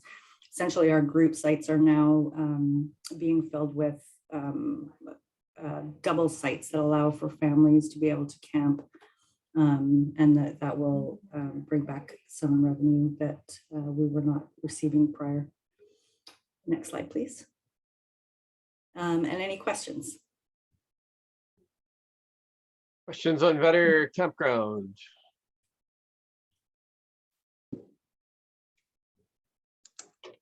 Okay, let's move to the next item. All right, thank you, Chair Lum. So this is the last budget of the sub-regional section before we move over to the regional budgets. So I'd like to ask Mr. David Urban to present the 735 Regional Parks West budget, please. Thank you. My audio, and yes, I'd like to review the 735, which is a Regional Parks West budget for the city of Abbotsford and a portion of Area G. Next slide. So I always like to start with an image. This is a view from Sumas Mountain looking over westward, and you see Abbotsford and Mission in the background there. Next slide. So the purpose of this budget relates to 3 regional parks, Glen Valley Regional Park, Matsqui Trail, and Sumas Mountain. What we want to kind of touch on is you heard from Christina in our other parks budget that overall park use has increased, and that's a continuing theme here as well. We have to think wisely about moving forward on our reserves for future infrastructure and land acquisition. We're all quite aware of earlier in the presentation, the land value is going up and what this means for us going forward. Next slide, please. So what's the point of this budget? It's really to deal with the operations and maintenance of these 3 parks. And we want to make sure we're doing it prudently. And I think this budget reflects that. And you'll see that coming up in a moment. Next slide, please. What's proposed for the coming year? Well, we have 5 projects on the docket. The first is a new picnic shelter structure down by the Fraser River at Matsqui Trail Regional Park. We've been in discussions with the City of Abbotsford staff, and we're throwing together some ideas back and forth, and it's something we'd like to see through this year. As well, some trail work on Sumas Mountain in the eastern flank. This is in the area of the Abbey Grind area. New landowner has acquired this parcel as part of the family, and they would like to do some improvements, and we're just initiating those discussions with them. And third is up top on Sumas Mountain, there is the upper parking lot, and things just over time need replacement and upgrade and refurbishment. It's just life cycle planning there. New interpretive sign, showing the trails, and touch-ups to the parking area. And as well, on the western flank, there is a trail connection connecting down towards Matsqui Trail up to the top. And this trail needs some attention, and we're proposing to do it that way. And finally, the addition of a vehicle purchase. Next slide, please. So challenges and risks associated with this budget. It comes down to what I talked to earlier, the future asset replacement. We're doing a better job in understanding what our assets are. So is the City of Abbotsford. They're actually doing a really good job capturing that. And going forward, we'll have a better understanding of what the life cycle is and the costs associated with them, as well as land acquisition. That's coming down to be quite on the forefront of our minds as we see the cost of land going up and our ability to acquire key strategic pieces going forward. We need to be quite cognizant of that. We're all aware of the rising construction costs. Dollar doesn't quite go as far as it used to. And then finally, this slide, final point here relates to the challenges we faced last year, and we expect to experience these going forward. They're not anomalies anymore. They're are turning into regular occurrences, be it heat domes or atmospheric rivers. Next slide, please. So this slide touches on the reserves and the surplus, and overall, we're certainly doing well in the surplus side of things.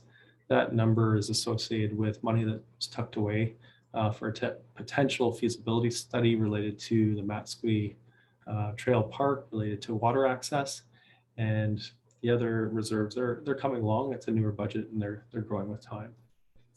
Next slide, please. So the budget overall, it's quite in really good shape. We're proceeding with a small increase, and you'll see that over time we're building up the surplus. That'll be of benefit, so we can do a larger project when the day comes. Next slide, please. So what's the implication? It's across the board. We're doing 2% all the way through. Next slide. And thinking forward, we just want to be quite cognizant of the real costs of operation and maintenance as things cost more, and then the asset replacement and aligning with what our board desires for these three parks, and as well as what we hear from our park users. Next slide. I'd be happy to entertain any questions. Questions, Director Horn? Yes, the Council for Mission was able to go the other day and take a look at the work on the sewer force main that will go into Matsqui Trail Park. And of course, just east of the Gladwin ponds there and the James plant, some trees were removed just so that the dike could be let down. And of course, it'll be up to Mission to restore the dike. But the question is whether or not the regional district has thought about whether or not there's an opportunity to have some amenity go in now that that area is basically going to be under construction and the trees have been cleared. Is that something that staff have thought about? That's through the chair to Director Horn. We have had conversations leading up to these works, myself and the city of Abbotsford, as to what should we be looking at going forward. Part of it was a bit of a pause to see the extent of disruption, I'll say, and we were going to then revisit it once we had a better handle on kind of the state of affairs on the ground.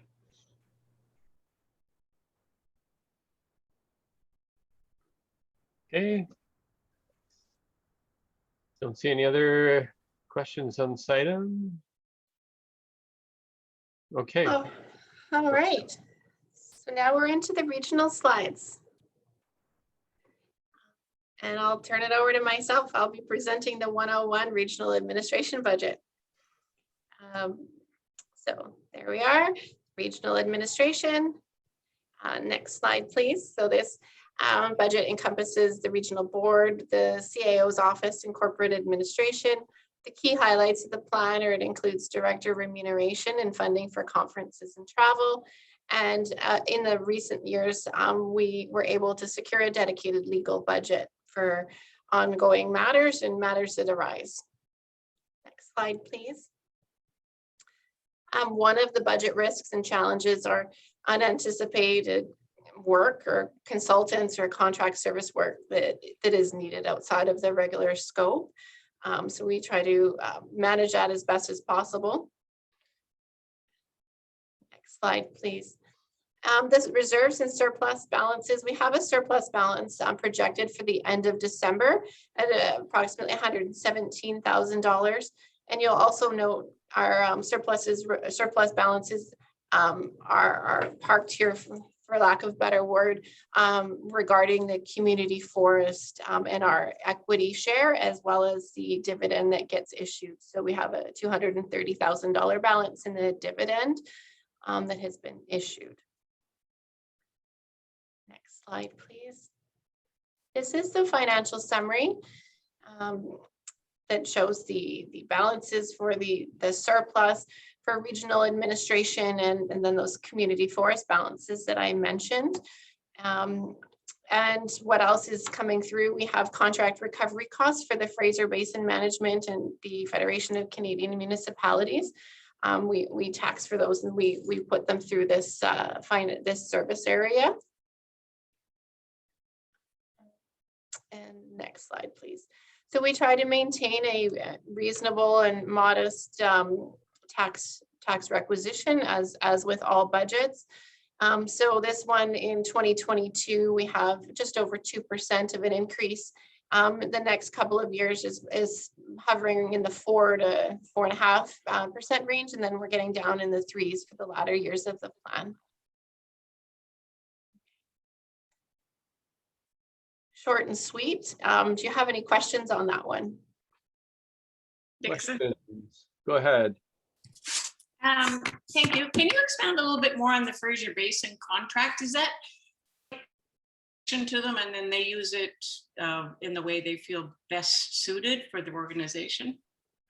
Thank you. Through the chair to Director Dixon, my understanding it's a membership fee. So what we do is it's part of the tax requisition, but then we show it through this budget, this service area, and we pay annually for that participation. Okay, thank you. Director Horn. Further to the question from Director Dixon, can we get a bit of a sense of exactly what we're getting from those services? I know that some of the data helps us with flood planning and so forth, but are we getting, in staff's opinion, good value from our relationship with the Fraser Basin Council? Thank you, Director Horn. That's something that I will have to follow up on with my colleagues. I can't speak to that specifically, but I will follow up. Happy to do that. I saw Ms. Kinnaman, you turned your camera on there. Did you have comments or? I was actually going to just suggest that might be a question better suited to the representative on the Fraser Basin Council on behalf of the Fraser Valley Regional District, or perhaps yourself as chair. Yeah, I mean, I haven't served on that board for a little bit of time, but I'm part of their flood management process that I've been involved with, the leadership. But Director Dixon is this board's appointee. So, comment? I'm happy to try to follow up. Yeah, I've been to a few of their meetings, so yeah, I can follow up with Fraser Basin Council and get back to you. Mr. Chair, if I also may just add, Fraser Basin Council has made a request. Typically, they present to the board and outline the annual activities that they've undertaken. My understanding is that they are teed up to come to the board this year, I believe in March or April. Okay. Thank you. Okay, let's move on. I don't see any other questions. Okay, thank you, Chair Lum. So the next budget we have is the 106 Indigenous Relations, and we have Mr. David Urban to present. Thank you. All right, thank you. So next slide, please. So the Indigenous Relations budget, it comes down to really about fostering meaningful, respectful, and relationships with our Indigenous communities, as well as our role that we serve on various treaty tables, KTC, STXA, and then also supporting our role in the Metro Vancouver Indigenous Relations Committee. So what I want to touch on today is what we're proposing for next year. It's an improvement that I think is going to go a long way. And if we can go to the next slide, I'll share that with you. So as I was saying, where does the funding go? What's it needed for? It's related to the treaties as well as our staff wages. We have one full-time staff member that is working on this subject matter, and then the other one is the unknowns related to potential legal and consulting services. Next slide, please. So I was starting to get excited about this one. It's the Cedar Network upgrade, and this is the community education data and resource online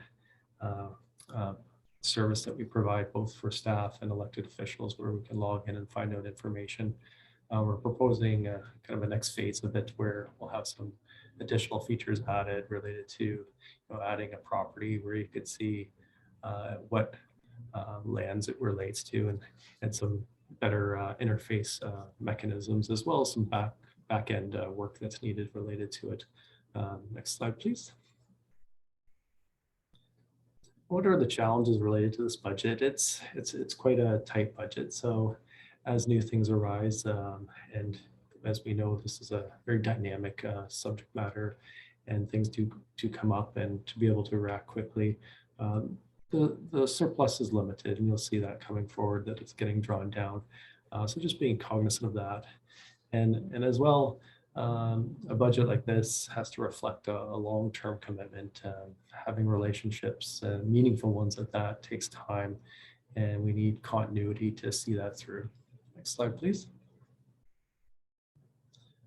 So as I was speaking to in the previous slide, the surplus that's sitting at around just under 125,000. You'll see in the next slide, please, that it will be being drawn down. And this just relates to the project improvement that I spoke about related to the Cedar network, as well as staffing allocation. We had a director retire, and we're working through that transition phase right now. Next slide, please. And as you can see, the tax implication, we're trying to keep it quite reasonable. Next year, we're proposing a 3.51%, and then around 3% going forward. Next slide. Now, what are other considerations? And I think this one's quite timely. Last week, the provincial government in their throne speech spoke to this act and pursuing it going forward this coming year, as well as the draft action plan, and went as far to say that they've been working behind the scenes for several years, or for several months to up to a year, on a new ministry. So I think there'll be changes coming this year related to this aspect, and that's why it's noted. Next slide, please. And here to entertain any questions you may have. Thank you, Mr. Urban. Questions through on this budget?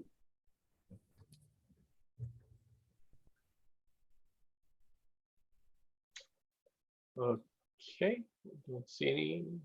Ms. Lonsborough, next item. Okay, thank you. Thank you, Mr. Urban, and thank you, Chair Lum. So the next two budgets will be presented by Mr. Yatter Wong. So there is the 246 budget, combined E911, and then 247 is the regional fire dispatch service area budgets. Thank you. Over to you, Yatter. Thank you, Kelly. So the next budget 246 is for the contract service that we have with ECOM for PSAP services, the public safety answering point. Next slide, please. So the core services, or the key highlight of the plan, is essentially about the current agreement that we have with ECOM for PSAP services, again, the public safety answering point for areas of Aberford and areas outside Aberford. Next slide, please. So once again, this is for the public safety answering point services with ECOM for Aberford and Chilliwack. Next slide, please. The budget risk and challenges. So for next year, for 2022, we're expecting a 4.5% increase. That's part of the contract with ECOM. The one big challenge that needs to be brought forward, and I want to bring your attention to it, is by 2026, we're expecting a $40,000 deficit. A new tax requisition will be required to offset this deficit. Next Gen 911 implementation cost is expected to increase the cost to ECOM, which therefore will translate into higher operating cost to the Fvrd. Next slide, please. Currently, by December 31st, we have a $478,000 surplus, which you will see on the next slide. It will start decreasing quite rapidly until we reach into the $40,000 deficit.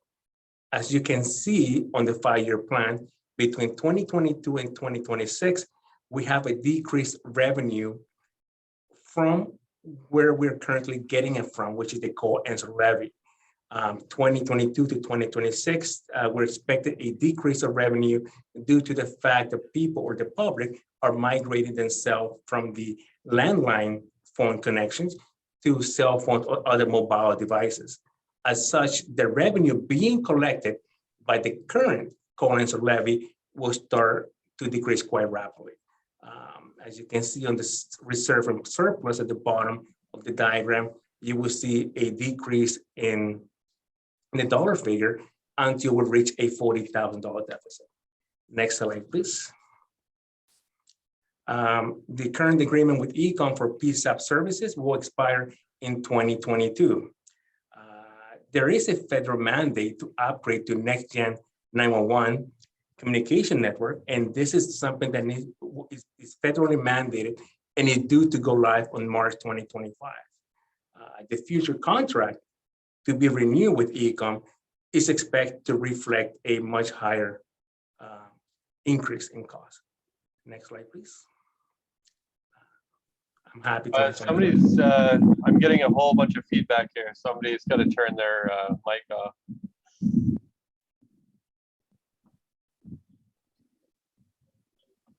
A question.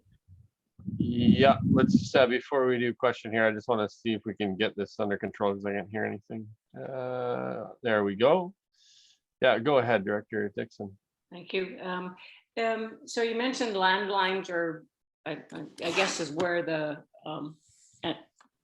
funds have come in. Are they looking at charging a levy to the cell phones, or has that been tossed aside? I think they had looked at it over the years. I'm just not sure where that's at. Thank you, Director Dixon, through the chair.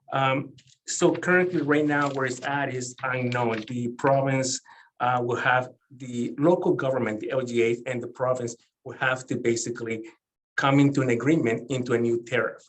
Right now, there is none. The only province in Canada is BC and Ontario. Actually, BC and Ontario are the only provinces that do not have or not collecting a cell phone levy. Every other province is doing so. To put it in perspective, Alberta, for example, they collect the levy through the landline and cell phone charges. In BC, right now, the PSAP services is being funded strictly through landline only, not cell phones. And there's no, it's going to have to be negotiated very shortly. The UBCM has been talking about call answer levy since 2008, 2009. The provincial response at those times was that they were going to consult with local governments to look at a replacement. I think somewhere along the line, there was proposals made that were rejected. But if you look in the books at the EBCM and through the local government associations, there's, I don't know, a handful of resolutions, I think, identifying this as a challenge with this shrinking revenue line item, the inability to keep up with the demands on these services, pay for them. Questions? Any other questions? Okay. Let's move into dispatch. Thank you. This is the number 247, the regional fire dispatch. This is for our radio equipment infrastructure. So service area 247. This budget deals specifically with the maintenance and ongoing support of all our radio related equipment that provides fire dispatch services to the Fvrd area. Next slide, please. The ongoing initiative and services, once again, this is for the fire dispatch services, is to provide ongoing operation and maintenance to the equipment for the Fvrd. Next slide, please. Once again, is federally mandated for the next gen 911 to be upgraded by March 2025. We are expected higher operating costs to maintain our equipment and potentially even update them as well. The upgrade by Ecom to provide next gen 911 services is expected to start in 2022. Next slide, please. Currently, our reserve is 14,000 and our surplus is 62. Next slide, please. As you can see here, for the next 5 years, we have a pretty good surplus and a pretty good reserve at the bottom of the screen that you can see there. However, you have to take note that the big unknown is we do not know if any of our equipment needs to be upgraded to be able to support next-gen 911 services. The life cycle of our equipment is 10 years. We have already utilized 50% by next year. So we do have a pretty good, healthy reserve. However, something to keep in mind, once again, is the unknown of the next-gen 911. We may have to increase a little bit on the cost. Next slide, please. The expected increase is 3%, and that's the inflation, regular inflation percentage. Next slide. Just a big consideration, once again, is next-gen 911, and it's good to bring this forward multiple times. And I know you heard that from me from the last 3 slides that I've been talking to you about is, at this point of time, we do not know the cost. EECOM has not provided the FVRD with any expected cost of this upgrade. The one thing to keep in mind is that EECOM, as our PSAP provider, or the public safety answering point, is the one that will take the big impact of upgrading their equipment in order to communicate with cell phone providers like TELUS, Rogers, and Shaw. However, once they finish their upgrade, they will pass down the cost to the agencies like the FVRD, as we are their customers. The other thing to take into consideration is that due to the current pandemic, the supply chain is in chaos. Getting technology equipment is getting quite difficult. In the next 2 or 3 years, or even now for that matter, we're looking to acquiring backup equipment in case we need to, if something fails along the way. Next slide, please. And if you have any questions, I'll be happy to answer. Thank you. And don't see any questions. Ms. Lonsborough? Chair Lam, may I suggest that we take a 5-minute break? It might be a nice time before the next 3 slides that 3 budgets that are presented by Mr. Lancel Lilly. Yep, let's do 5 minutes, sure. Okay, thank you.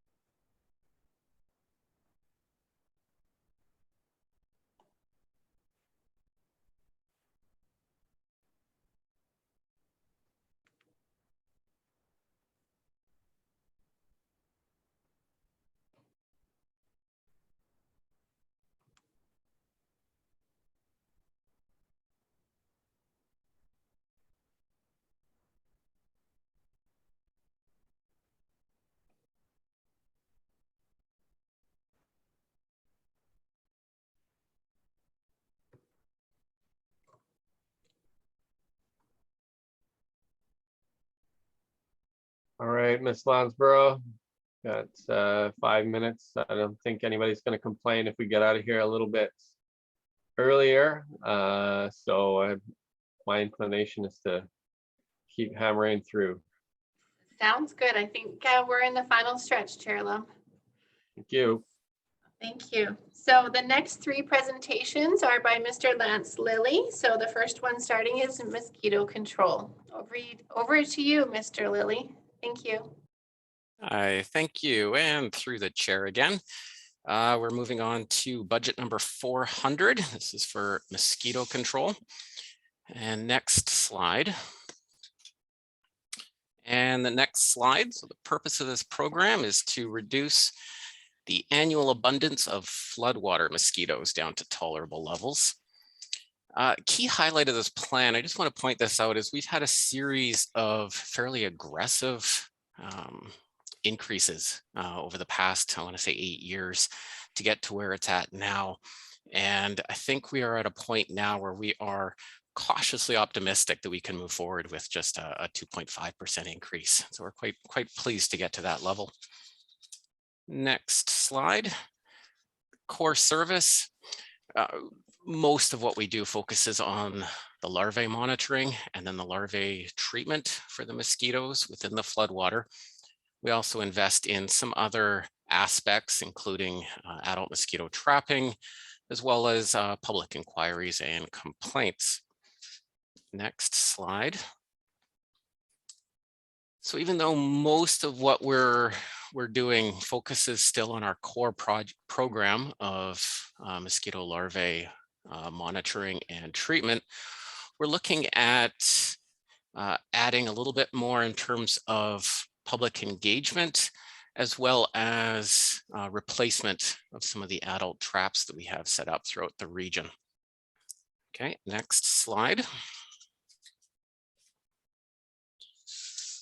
Primary challenge associated with this budget is that climate change has made water levels come up higher, come up more frequently. And when that happens, it exposes more floodwater habitat for these mosquitoes to breed and emerge. And so the operating costs go up.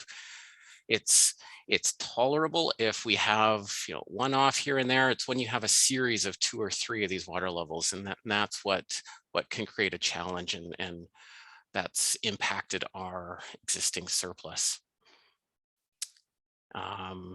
As I mentioned, we're looking at rebuilding, and we're at a level now where we are optimistic that we will be able to rebuild our reserves, or our surplus, I should say, to get to a point where it can absorb those years of increase.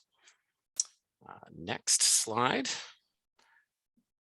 So I said it's fairly depleted. We don't have much in surplus at the moment. We do have, with the budget in front of you, however, that is getting built up so that we'll be able to get, we want the surplus probably around $300,000 to $400,000 is ideal to be able to absorb 2 consecutive years of high water. And our budget is allowing for that this time around. So next slide. And that is highlighted on this financial summary. You'll see on the bottom slide that or the bottom line on there, that the surplus is reaching almost 400,000 by the end of 2026. So that's at a good, comfortable level. Of course, we could have significant flooding again, and that might slow down this increase. Next slide. And this represents that we're now at a pretty good level where it's nice 2.5% increase per year increase. Next slide. So we have 2 more years left, including this year with our existing contractor. So this is just more of a reminder to myself and to the board that we will be investing in going through the RFP process, as well as we'll have to be renewing our integrated pest management plan that needs to be approved through the province. And that's a 5-year plan, and that expires in April 2024. So we still have a couple years left. Next slide. Good. Be pleased to take any questions.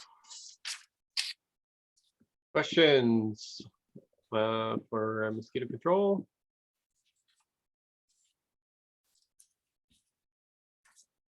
No, don't see any. Next, let's move ahead. Okay, the next budget we'll be talking about is 401. This is for regional air quality. And next slide, the next slide after this. So our core program focuses on making continuous improvements in regional air quality. And we do this through monitoring, through studies, through education, through collaboration, and other tools that are available to us at a local government level. And the key highlight of this plan is we've spent the last couple of years working on finally getting a new air quality management plan that is now in place. And so now we get to work on implementation. Next slide, please. The core services, air quality monitoring. We operate a series of monitoring stations throughout the region, and that really is the core that gives us the data and the science that we need to base our decisions on. But we also operate wood stove exchange program. We do air quality education, and we continually meet with other airshed stakeholders to find out what else is going on and how we can work with each other. Next slide. So the real focus is on the air quality management plan implementation, as I was mentioning. One of the projects that we're looking at doing is to try to identify potential gaps within our monitoring network and develop a strategy for how to fill these gaps. So we'll be undertaking that study later this year. We're also looking at doing a study looking at the potential of or the potential impacts associated with biomass emissions, should that occur within the region, as well as ongoing efforts to provide education around our classroom program is being extended, as well as increase the level of signage throughout the region. Next slide. One of the sort of surprises that we weren't anticipating was the cancellation of the province's climate action revenue incentive program last year in 2021. This has contributed roughly $20,000 into our program that gets earmarked for corporate climate action initiatives. And I have not heard that a new replacement has been announced yet, or if there's any details around that. We're hopeful that one will be coming down soon, but we're still keeping our ears open for what this will be replaced with. Next slide. So we have a pretty healthy surplus in here, and we probably don't need it to be at this level. Probably 500, 600,000 would be a good level for this surplus, because we do need the opportunity to build some new monitoring stations should this study identify the need for it. But because of this, we are looking at drawing down this surplus over the next few years. Next slide.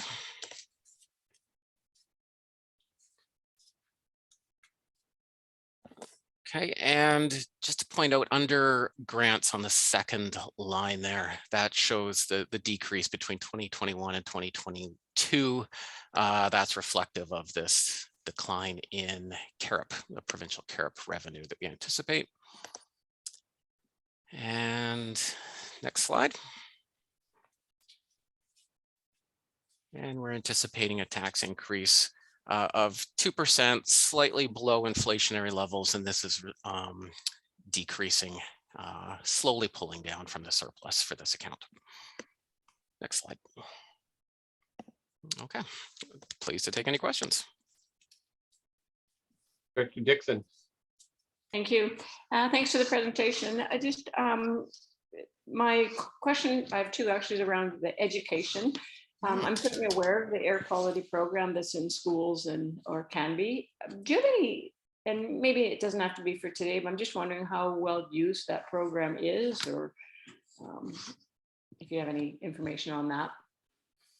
Yeah, thank you. And through the chair, it is very well used. It has been a bit of a challenge with COVID, and we've been able to adapt to it being a mostly a remote or online experience. We visit approximately, I would say between 40 and 50 schools a year right now. Great, thank you. I have another comment, if I may. Okay. This is connected with Fraser Basin Council. We had Dr. Rachel Holt did a presentation on the old growth forestry management. And the comment was that forest management releases more carbon into the atmosphere than the energy sector. And so, you know, I'm just passing on that comment. I'm not sure who you work with when you're doing air quality or how it works, but I kind of found it kind of intriguing because certainly the focus typically seems to be on the energy sector. So there you have it. Thank you. Thank you. I don't see any other questions, comments on this item. So okay, I'll keep moving on to the next budget, which is 402 for regional solid waste management and coordination. Next slide, please. And the next slide, there we go. So the primary purpose of this program is to implement our region's solid waste management plan. Some highlights is that our program continues to be funded solely through the tonnage levy. So there's no tax requisition as part of this budget. And we are looking at our source separation bylaw, which came into effect in April 2020, is still in effect. However, because of COVID, we haven't been able to do very active public engagement and implementation. And so we're looking at restarting that this year. Next slide. And I mentioned implementing our solid waste management plan is probably our core purpose for this program. And we do this through various means, through our source separation bylaw. We're continuing with the partnership we have with Food Mesh to decrease the amount of food waste that's occurring within the region, as well as ongoing support for the municipalities, those with landfills, and operate household hazardous waste days, and encouraging for the education and awareness components of this as well. Next slide. Some of the proposed projects we're looking at, WildSafe isn't a new program. However, it's just been shifted into this budget for this, for moving forward. It was being paid for out of a regional grant and aid. We're also looking at investing significantly within, as part of our solid waste management plan, implementation and awareness to focus on our source separation bylaw uptake, as well as ongoing studies that include things like the agricultural plastics and food waste. Next slide. One of the challenges we have with this is because there's no tax requisition, and it's solely based on user fees on the amount of garbage volume being produced. It does make it somewhat unpredictable. We do have a pretty good database that shows year to year what we can expect, and we try to forecast what is anticipating. However, things like COVID, things like atmospheric rivers, things like an economic boom can sometimes alter those forecasts. When there's more waste, it's good for us in terms of our revenue. However, it means there's more waste, so it's bad in terms of our program goals. And I mentioned before about how we're looking at restarting our source separation bylaw implementation this year. Okay, next slide. We have roughly $500,000 in surplus in this account, which is probably at a good level for where we'd like it. We need to be able to absorb lean years because of this unpredictability in revenue supply. So when there is downturns, we need to be able to absorb that. We also have increased or anticipated upcoming expenses associated with a waste audit that we're going to be needing to be done in the next few years. Next slide. An overview of our financial summary, just to point out, you'll see the line item for solid waste management plan implementation halfway down, going up from 85,000 to 140,000. That reflects the new or the investment that we're making into implementation of the source separation bylaw this year. Okay, next slide. And just wanted to reiterate that we are focusing, even though this bylaw has been in the books for a couple of years, and we're looking at implementing it more this year. We are really focusing on education and trying to get compliance as much as we can through continual education and awareness. And we're starting off by focusing the emphasis on those sectors where we can make the biggest impact. Those are primarily the food service and food processing sectors, where they may not be diverting as much organic waste as potential. And that's part of our partnership with Food Mesh is working on that. Next slide. Good, pleased to take any questions. Director Adamson. Yeah, it's not so much a question as I was at the ratepayers meeting in Yale on Monday night, and they asked me to somehow get out what can go in the recycle again. I was going to maybe put it in with the garbage bill when I go next time. So just if you could help me with that, it'd be great. Thanks. Will do. Director Horn. Through you, Mr. Chair, to Mr. Lilly. I just wonder whether or not our current budgeting with the fees allows for us to essentially plan for the future, or to look at investing in technologies that might improve our current solid waste management.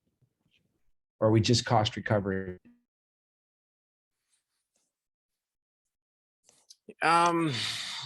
Difficult to answer that question through the chair to Director Horn. I would say through the tonnage levy, we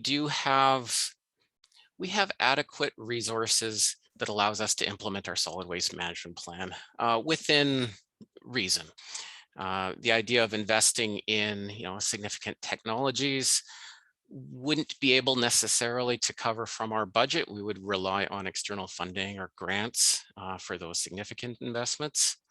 But for the most part, I would say our existing budget does allow us to make significant improvements in the region solid waste portfolio.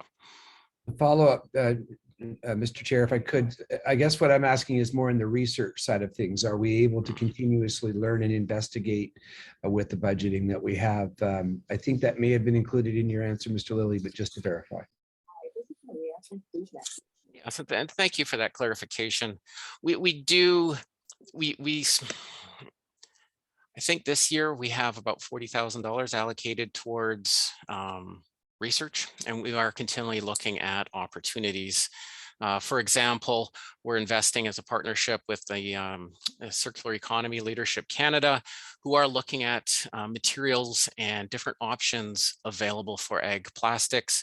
We're also looking at investing in opportunities and a strategy for construction and demolition waste. And these are ongoing efforts that we are looking at doing each year.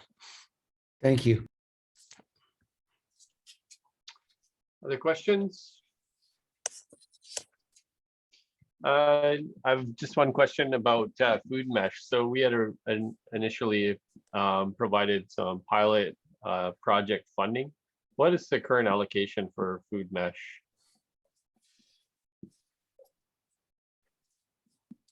That's a good question. I don't have that number right in front of me. I'm guessing I think it's $15,000 that we're allocating to them for this year. And that's not even for, they are now self-sufficient. They used our pilot funding to get off the ground, and now they are self-sufficient. What we're asking for them to do now with us is more of a strategy building on their success at food diversion, trying to help us tackle kind of the restaurant sector and some of the food processors, trying to understand the barriers, trying to understand what the challenges they have. Okay, very good. Any other questions? No, let's move ahead. Thank you, Mr. Lilly. Thank you, Chair Lum. So the next budget is the 601 Regional Strategic Planning and Initiatives, and we have Ms. Allison Stewart on the line to present. Yes, I'm going to speak to the Regional Strategic Planning and Initiatives budget next. Next. And this just gives you a bit of a scene from coming into Abbotsford Airport. Next. So this service area really is about administering the regional growth strategy and undertaking studies and initiatives of regional interest as directed by the board. Key highlights of the plan is a 2.5% requisition increase for year 1 and year 2. It's next phase of the RGS update, continue engagement, approvals, and implementation. And it's important to note that all projects, including the RGS update, are funded from surplus. Next. The work that we're undertaking right now is the ongoing RGS update. We're also working with TransLink, Metro Vancouver, and Ministry of Transportation and Infrastructure on a number of initiatives. And we're also going to be undertaking fair bit of analysis as the census data starts rolling out this year. Next. Potential projects. There's a GHG monitoring and reporting, developing a new methodology. The original methodology we used in the regional growth strategy was based on provincial data. Unfortunately, the province doesn't provide that data anymore, so we need to find a more reliable and effective methodology to gather and monitor and report out on that data. We also will be updating our RGS monitoring report or dashboard. That is actually a requirement of the regional growth strategy, and with the new census data coming out, both in terms of the standard census and census of agriculture, there'll be a lot of really interesting information to update. With housing and homelessness, sort of post-COVID count preparation, though the date of the next count is unclear as COVID has extended a lot further than people expected, but we would be in a position to do some work, and especially working with our member municipalities on looking at some additional work in this area. Next. The budget risks unanticipated project requests that are outside of our budgeted program, and discontinued unanticipated delays due to COVID or flood recovery that could push timelines back either for ourselves or the organizations that we're working with. Next. So in terms of reserve or surplus, we have about $750,000. And again, our project costs come from the surplus. So the requisition increase essentially comes for salaries and benefits. Next. And that you can see how that works. So the use of the appropriated surplus is to cover project costs. Next. And as you see, it's a 2.5% increase over time, essentially in relation to inflation. Next. And as is common in the type of work that my team is involved in, the work program may be adjusted as the result of either board strategic sessions or things that come out in mid-year from the province or other policy-related initiatives. That next. questions. Commissioner Horn.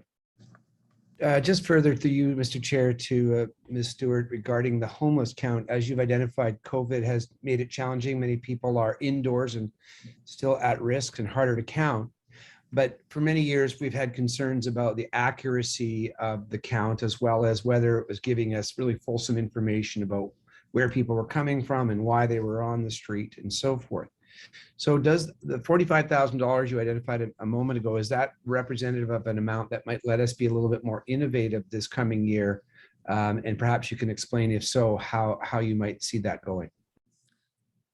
I think in terms of, or through the chair, in terms of the homelessness count and that sort of work, working with the social planners in the municipalities is actually probably the main role that we play, in terms of they're the experts, and understanding what their needs are, I think, is going to be part of what we're going to be doing this year. So setting some money aside, if there's an interest in exploring some of these things, I think that something like that may be what we would be looking at. It's just we have met I guess earlier or late last year and talked just in general terms about what the interest was in doing some work this year in relation to the count, but we haven't really gone beyond that. So there needs to be some scoping as to if there is some work that we collectively think we should be looking at, there's some funding available to do that. Thank you. Strongly support that. I am glad to hear that consultation. Well, it's been going on for years, but I think it's getting deeper will be the adjective I'd use, and I'm very encouraged by that. Thank you. Okay. Don't see any other questions. Let's move ahead. All right, thank you, Ms. Stewart and Chair Lum. So the next presentation is by Mr. David Urban for the Experience the Fraser Service Area Budget. Thank you. So next slide, please. There's just a photo of the trail in action with our signage and along the Chilliwack Dike. Next slide, please. So this is a remainder of funds that we received from the province many years ago, and there's a small amount left from the grant, and we've put it into a surplus for the purposes of future trail construction or supporting amenities. Next slide, please. Where is it at? Well, it's moving along. It's associated now more with Destination BC. The reason is they've undertaken a destination development strategy to identify and Experience the Fraser as a key driver for the entire region. And as a result, there has been a push through what's called the Fraser Valley Destination Management Council, which brings together destination marketing organizations and the Fvrd to advance the trail itself. Next slide, please. With the limited funds that we have left with the Fvrd, they were related to a grant. We don't have ongoing funds in place anymore. So the thinking is to try and leverage this money as best as we can related to future grants or whatever it may be to unlock more money going forward. Next slide, please. So what's left? It's just under $46,000. Next slide. And that's it. Thank you. I'll entertain any questions you may have. Questions on this? Nope. Let's move ahead. Okay, thank you, Mr. Urban. The next slide, next presentation is by Ms. Christina Vugdeveen for the Harrison Boat Launch, please. Thank you. Good afternoon. Thank you very much. If you go to the next slide, please. This is a photo of the Harrison Boat Launch on a beautiful sunny day. This is a business unit, what we call which contributes to regional parks, and regional parks does partake in it. However, there are no tax implications for this budget. Next slide, please. So the operating costs are generally increasing with this particular budget, and that's just the nature of what we're seeing out in the community. Next slide, please. So this boat launch is in operation from the end of March until Thanksgiving. And if there is any surplus, it does go towards surplus in the Regional Parks Department once everything is taken care of as per the operating agreement. Next slide, please.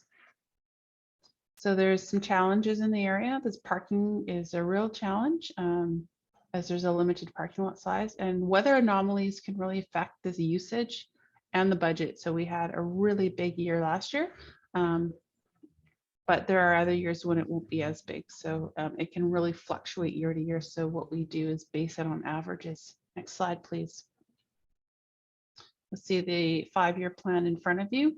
You'll note the revenues kind of stay at a stagnant level, and that's primarily because there is not a tremendous amount of room to expand, and the fees are also set by the Village of Harrison according to their bylaw. I just wanted to point out the grant to the search and rescue. This is where it shows up, and this is what Director Facio was mentioning earlier. So there is a portion of the fees through the bylaw that are allocated, which will go towards search and rescue. Next slide, please. So we're just continuing to work with the village just to ensure that this is efficient in operation. Next slide, please. I'd be happy to take any questions if you have any. Questions? Yes, so where are we? Yep, go ahead, Director Facio. Oh, thank you, Mr. Chairman. Through you to Ms. Fvrd. Just want to thank you and your staff and the operations there for a great job that you do. It's not an easy job, it's a tough job.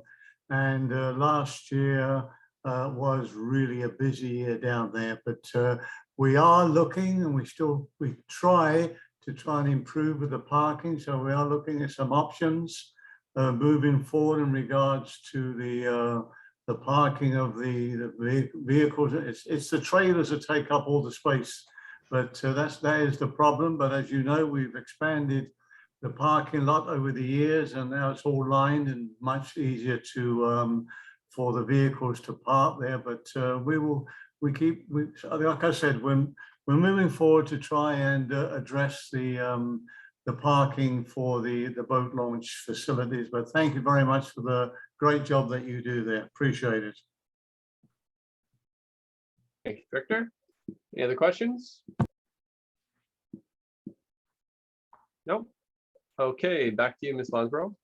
Okay, thank you, Ms. Fvrd, and thank you, Chair Lum. We actually have two budgets that we did not have an opportunity to get to in our electoral area specific meeting this morning. So while it appears we're at the bottom of the agenda, we do have two that we need to go back to, if you don't mind, please, and then before we move to the resolution. So the first one of that is the soil removal budget, the 604, and I would ask Mr. Graham Danilus to present that one, please. Lonsborough. Presenting the 604 soil removal budget for your consideration this afternoon. Next slide, please. Purpose of the service area is to administer FVRD's commercial gravel operations bylaw 1181. A couple of key highlights of our 5-year financial plan. The service is funded entirely by fees paid by industry, and we will be doing noise and dust baseline monitoring studies over the next year. Next slide, please. Core services for us in this 604 is permitting of commercial gravel operations, compliance efforts around compliance with our bylaw, and of course the collecting fees. And last year, we hired a staff person to support the service, Mike Neal, very successful hire, I think. We've permitted, I believe, 2 additional gravel operations.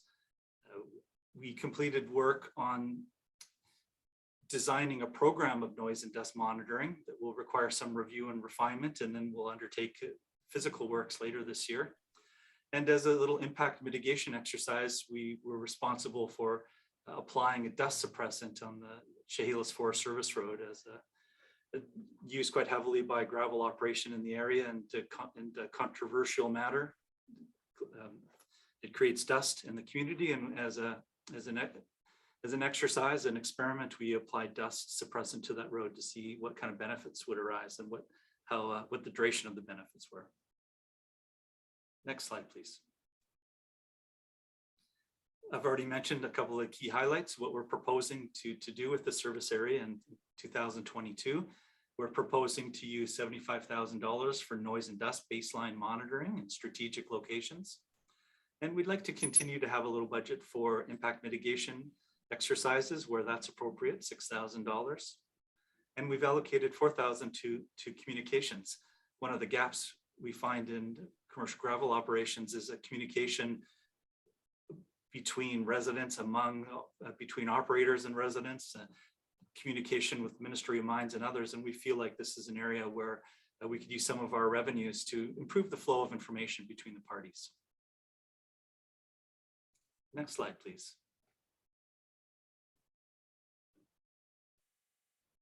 One of the risks to this budget, of course, is that we're entirely dependent on revenues we receive. And these revenues are based on the volume of gravel extracted in FVRD's electoral areas. So these revenues will vary from year to year based on how much gravel is produced. Next slide, please. At the end of 2021, we had no reserves and a healthy surplus of about $1 million. Next, please. This slide presents a 5-year financial plan for the service. You can see that we're anticipating receiving about $245,000 in gravel operations revenue. Those are revenues that we receive from operators based on the amount of material that they extract and produce. We'll be drawing down that surplus a little bit for key projects over the next 5 years. And that's the crux of the 5-year plan for this service.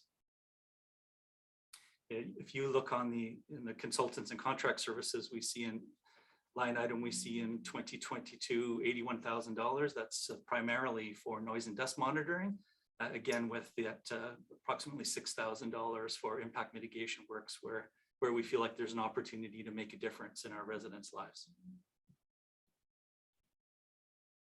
Next slide, please.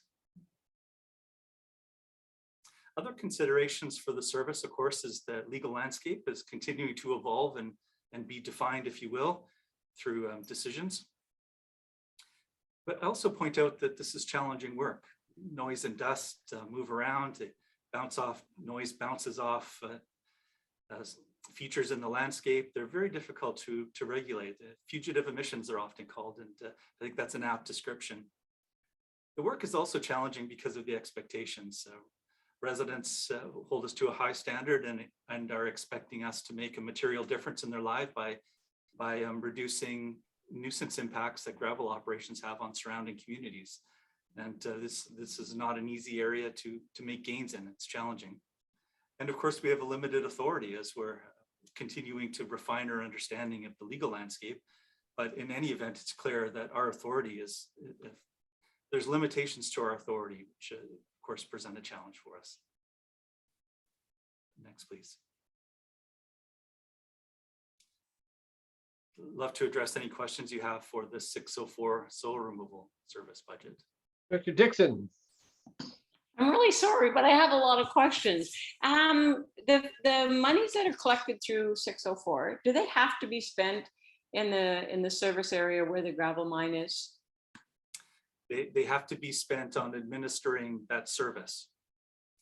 So if we're collecting revenues from a particular gravel operation in Area B, it's not necessary that those revenues are spent within Area B, but those revenues have to stay within the soil removal service and be spent on largely on administering the service. So they couldn't be spent on the problems that the gravel mine in my area that's not in FVRD with the road. It's just the condition of the road. They can't, there's nothing that could be used there. We could certainly look and see what the opportunities would be, but I would suggest that there wouldn't be a great deal of opportunity.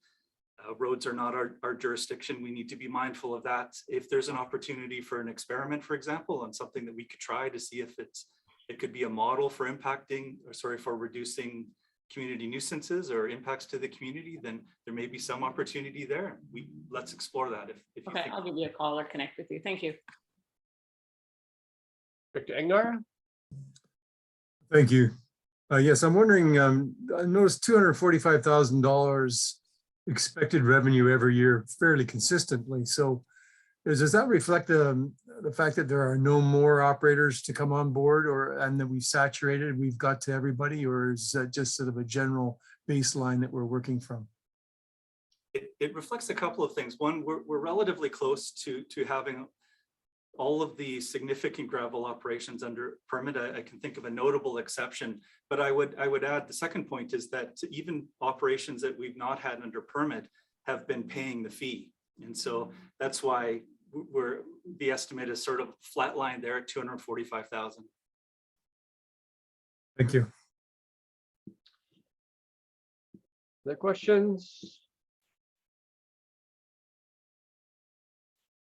Nope. Ms. Losbro, next one. Hey, thank you, Mr. Danilus, and thank you, Chair Lum. This is the last budget presentation. So hopefully it's fast. I can talk fast, but I'll just go through it at a normal pace. All kidding aside. So this is an electoral area-wide service area budget. As I mentioned before, we didn't cover it off this morning, so we're just wrapping this up today. So it's the 701 Fraser Valley Regional Library Service Area. So it's an electoral area-wide budget, historically established as such. So we're technically funding the libraries in Yale and Boston Bar, as well as ensuring that the residents of the FVRD have reasonable access to library facilities in proximity to their homes. And the FVRL also provides excellent online services, which the members of the electoral areas would certainly have access to. Next slide, please. So what's unique about this coming year's budget? Nothing in particular. It's a fairly consistent budget. We had some increased costs through the Yale District Community Use Facility. There's building maintenance costs that went up. I believe they went up about $1,200. And then the budget for the contract with the Fraser Valley Regional Library went up approximately 4%. Next slide, please. Okay, this budget shows that we have, this slide shows that we have reserves of $57,500 and then some surplus funds, just shy of $46,000. Next slide, please. So this is showing the 5-year plan with the tax requisition. It's stable around 4%. We have a slide for that, of course, next. A small amount for grants in place of taxes. And then we have a little bit of a transfer in from surplus because we do have surplus funds available to offset taxation. And then our other transfers, that's the line item that we show as the payment to FVRL. Okay, next slide, please. And this slide is the one that I mentioned. Of course, we've seen it a lot today. It's showing the tax requisition over the financial plan period. So it's a fairly stable, just under 5% coming up for 2022. And that's because we had, aside from the approximate 4% increase for FVRL, we also had some small uptick in the building maintenance costs. And then going forward, we have it at 4% and then dropping down to 3% of an increase. And I'm happy to take any questions on that one. That would be me again. All right. Director Dixon, go ahead. Thank you, Mr. Chair, and thank you for this. I love libraries, I get this. What I'm just curious about, do the electoral areas, I believe this building is used for things other than library, since it's a community service and I don't think it's open. Maybe it isn't. That was my first question. But if it is, are we paying the entire maintenance costs, or do some of the community use groups pay as well, or Area B, or I wasn't looking for some understanding around that.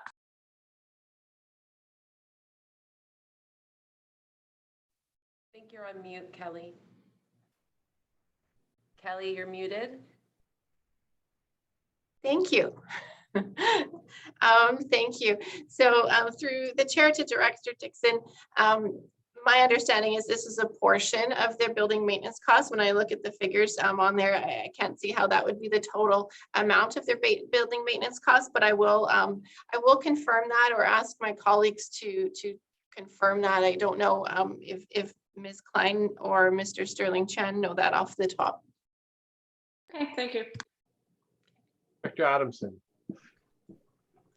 Yeah, I know that it's just part of the cost. The library rents a portion of the community center, and yeah, that's just part of the cost. I'm on the library board, as you guys all know, and we really fought to keep it reasonable, and I think we did achieve that. Over the pandemic, the libraries picked up a lot of usage on audio and a lot of over the computer ordering and delivering, and you know, I in small towns like Yale and Boston Bar, it is the heart of the community.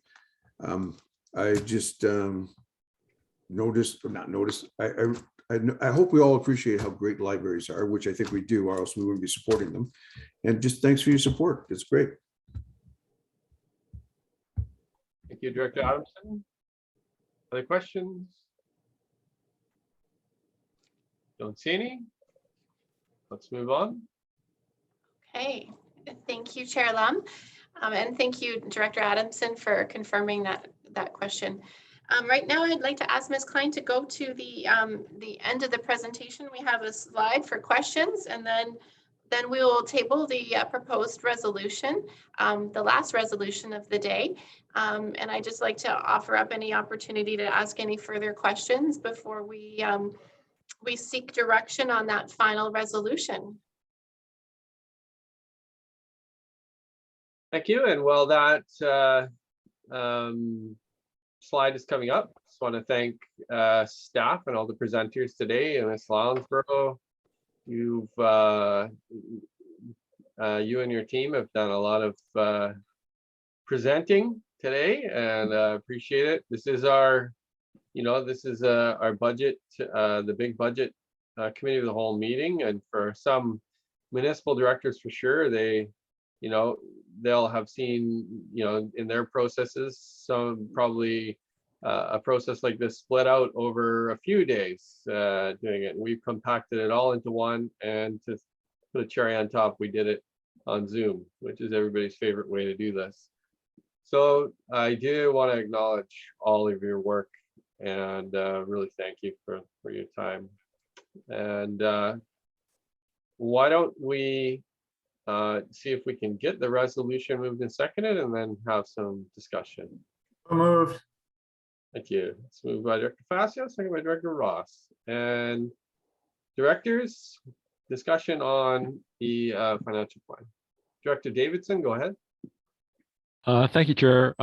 Through you to staff, on the subject of community works funds in general, I know in the presentation there's slides that we've seen before about uncommitted versus estimated cost for various initiatives in the EAs. I just want to make sure, and we've also talked too about what that commitment process looked like. I just want to ensure that in passing this, agreeing to this resolution today, that we haven't essentially signed off on how those community works funds will be spent, because I'm certainly not there yet. And I just want to make sure that there's still procedural room, and then we still go back and have that process where an EA director is asked to sign off on a anticipated community work funds expenditure. Can staff comment sort of procedurally on what that looks like? Lounsborough. Sure. Thank you, Chair Lum, and through Chair Lum to Director Davidson. Certainly happy to answer that question. No, you are not locked into the community works funds. The resolution is really for the regional, sub-regional electoral area budgets. the community works funds, we've committed to working with the directors on a quarterly basis just to continue to refresh those plans and make sure that we're aligned with your priorities. However, I will note the exception though, to the extent that there are projects that were funded by community works funds and embedded in the budgets for 2022, I think those ones we may have a little bit more of a challenge with if they were already built into budgets specifically for 2022. I hope I've answered your question. Yeah, and I guess that just sort of informs my decision now. Like an example I can think of, for example, is using community works funds to fund lighting in Fire Hall and Hatzick Prairie. And when we last discussed it, I said, I don't know about that. No, I think that should be coming out of tax requisition. So that discussion, I think, was shortly before the atmospheric river event. And it doesn't look like any further discussion on that has happened. So that's my reluctance to say, yeah, we're good to go, because we may need that tax requisition to cover the lighting if the community works funds turns out to be not forthcoming. That's my dilemma in this. Some of our discussions earlier on this were basically just didn't happen. Sounds like an EA budget specific item to electoral area F. I'm wondering, Ms. Lonsborough, if you can connect in with Director Davidson to look at that very specific example he used. Certainly happy to do so. Thank you, Chair Lum and Director Davidson. We're happy to talk about that one. This one, the resolution is on hold. If we have a electoral area specific budget change to review the tax requisition, my recommendation is that you and I can take that offline. And then when we come back to the board with the final budget, we could make a note of that for ultimate transparency, because the schedule that we've included in the resource section could potentially change for one budget within your electoral area. Okay, thank you. I mean, the relevant, the example I was using right there is actually North Fraser, which is area CFG, but it is strictly electoral area. So that'll work. Thank you. Thank you. Director Adamson. I just had a concern, like as well as Director Davidson. I'd like offline could talk to you about one of my budgets, just the Area B budget. Sounds good.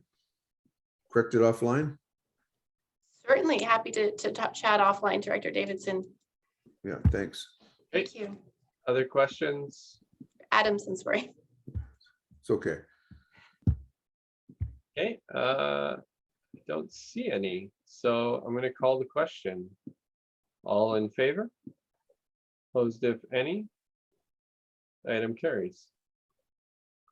And Ms. Kinnaman. Chair Lum, so that would bring us to item 5 on our agenda, which is public question period for items relevant to the agenda. And I'll just ask Jamie Van Ness if we still have any members of the public online that would wish to ask a question relevant to today's proceedings. Good afternoon. So we don't have any members of the public in the boardroom. I do notice that I do see Director Bales has had her hand raised there, Chair Lum. I think it probably just got missed. Oh, okay. Sorry, I didn't see it. Before we move on to the public question period. Yeah, I apologize, Director Bales. I didn't see that indication. So do you have a comment or question?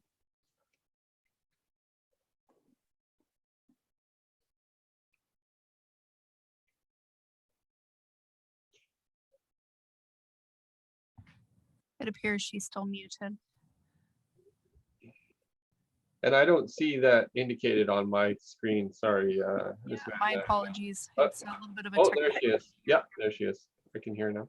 I wondered what that last resolution was exactly. I got distracted by the Shaw guy, just finishing up my system. Anyway. Yeah, we can, let's just back one screen for, it's just that we're going to The committee of the whole is directing staff to bring forward the budgets that we've discussed today. Okay. To our March 17th board meeting. Yeah. Okay. You're good? Okay. All right. And with no public questions, Ms. Van Ness? We have nobody in the boardroom. We do have a few callers on the line. This would be your opportunity to ask any questions with respect to items discussed on this agenda. Just hit that raise hand function if you have a question, and we'll just give people a moment here. And it would appear that there's no questions. Great. Okay. And Ms. Kinnaman, back to you. Looking for a motion to adjourn. So moved. Yeah, it's moved by Director Facio, second by Director Horn. All in favor, opposed, if any, and we're adjourned. Thank you all. Thank And you. a whole 45 minutes ahead of schedule. There you go.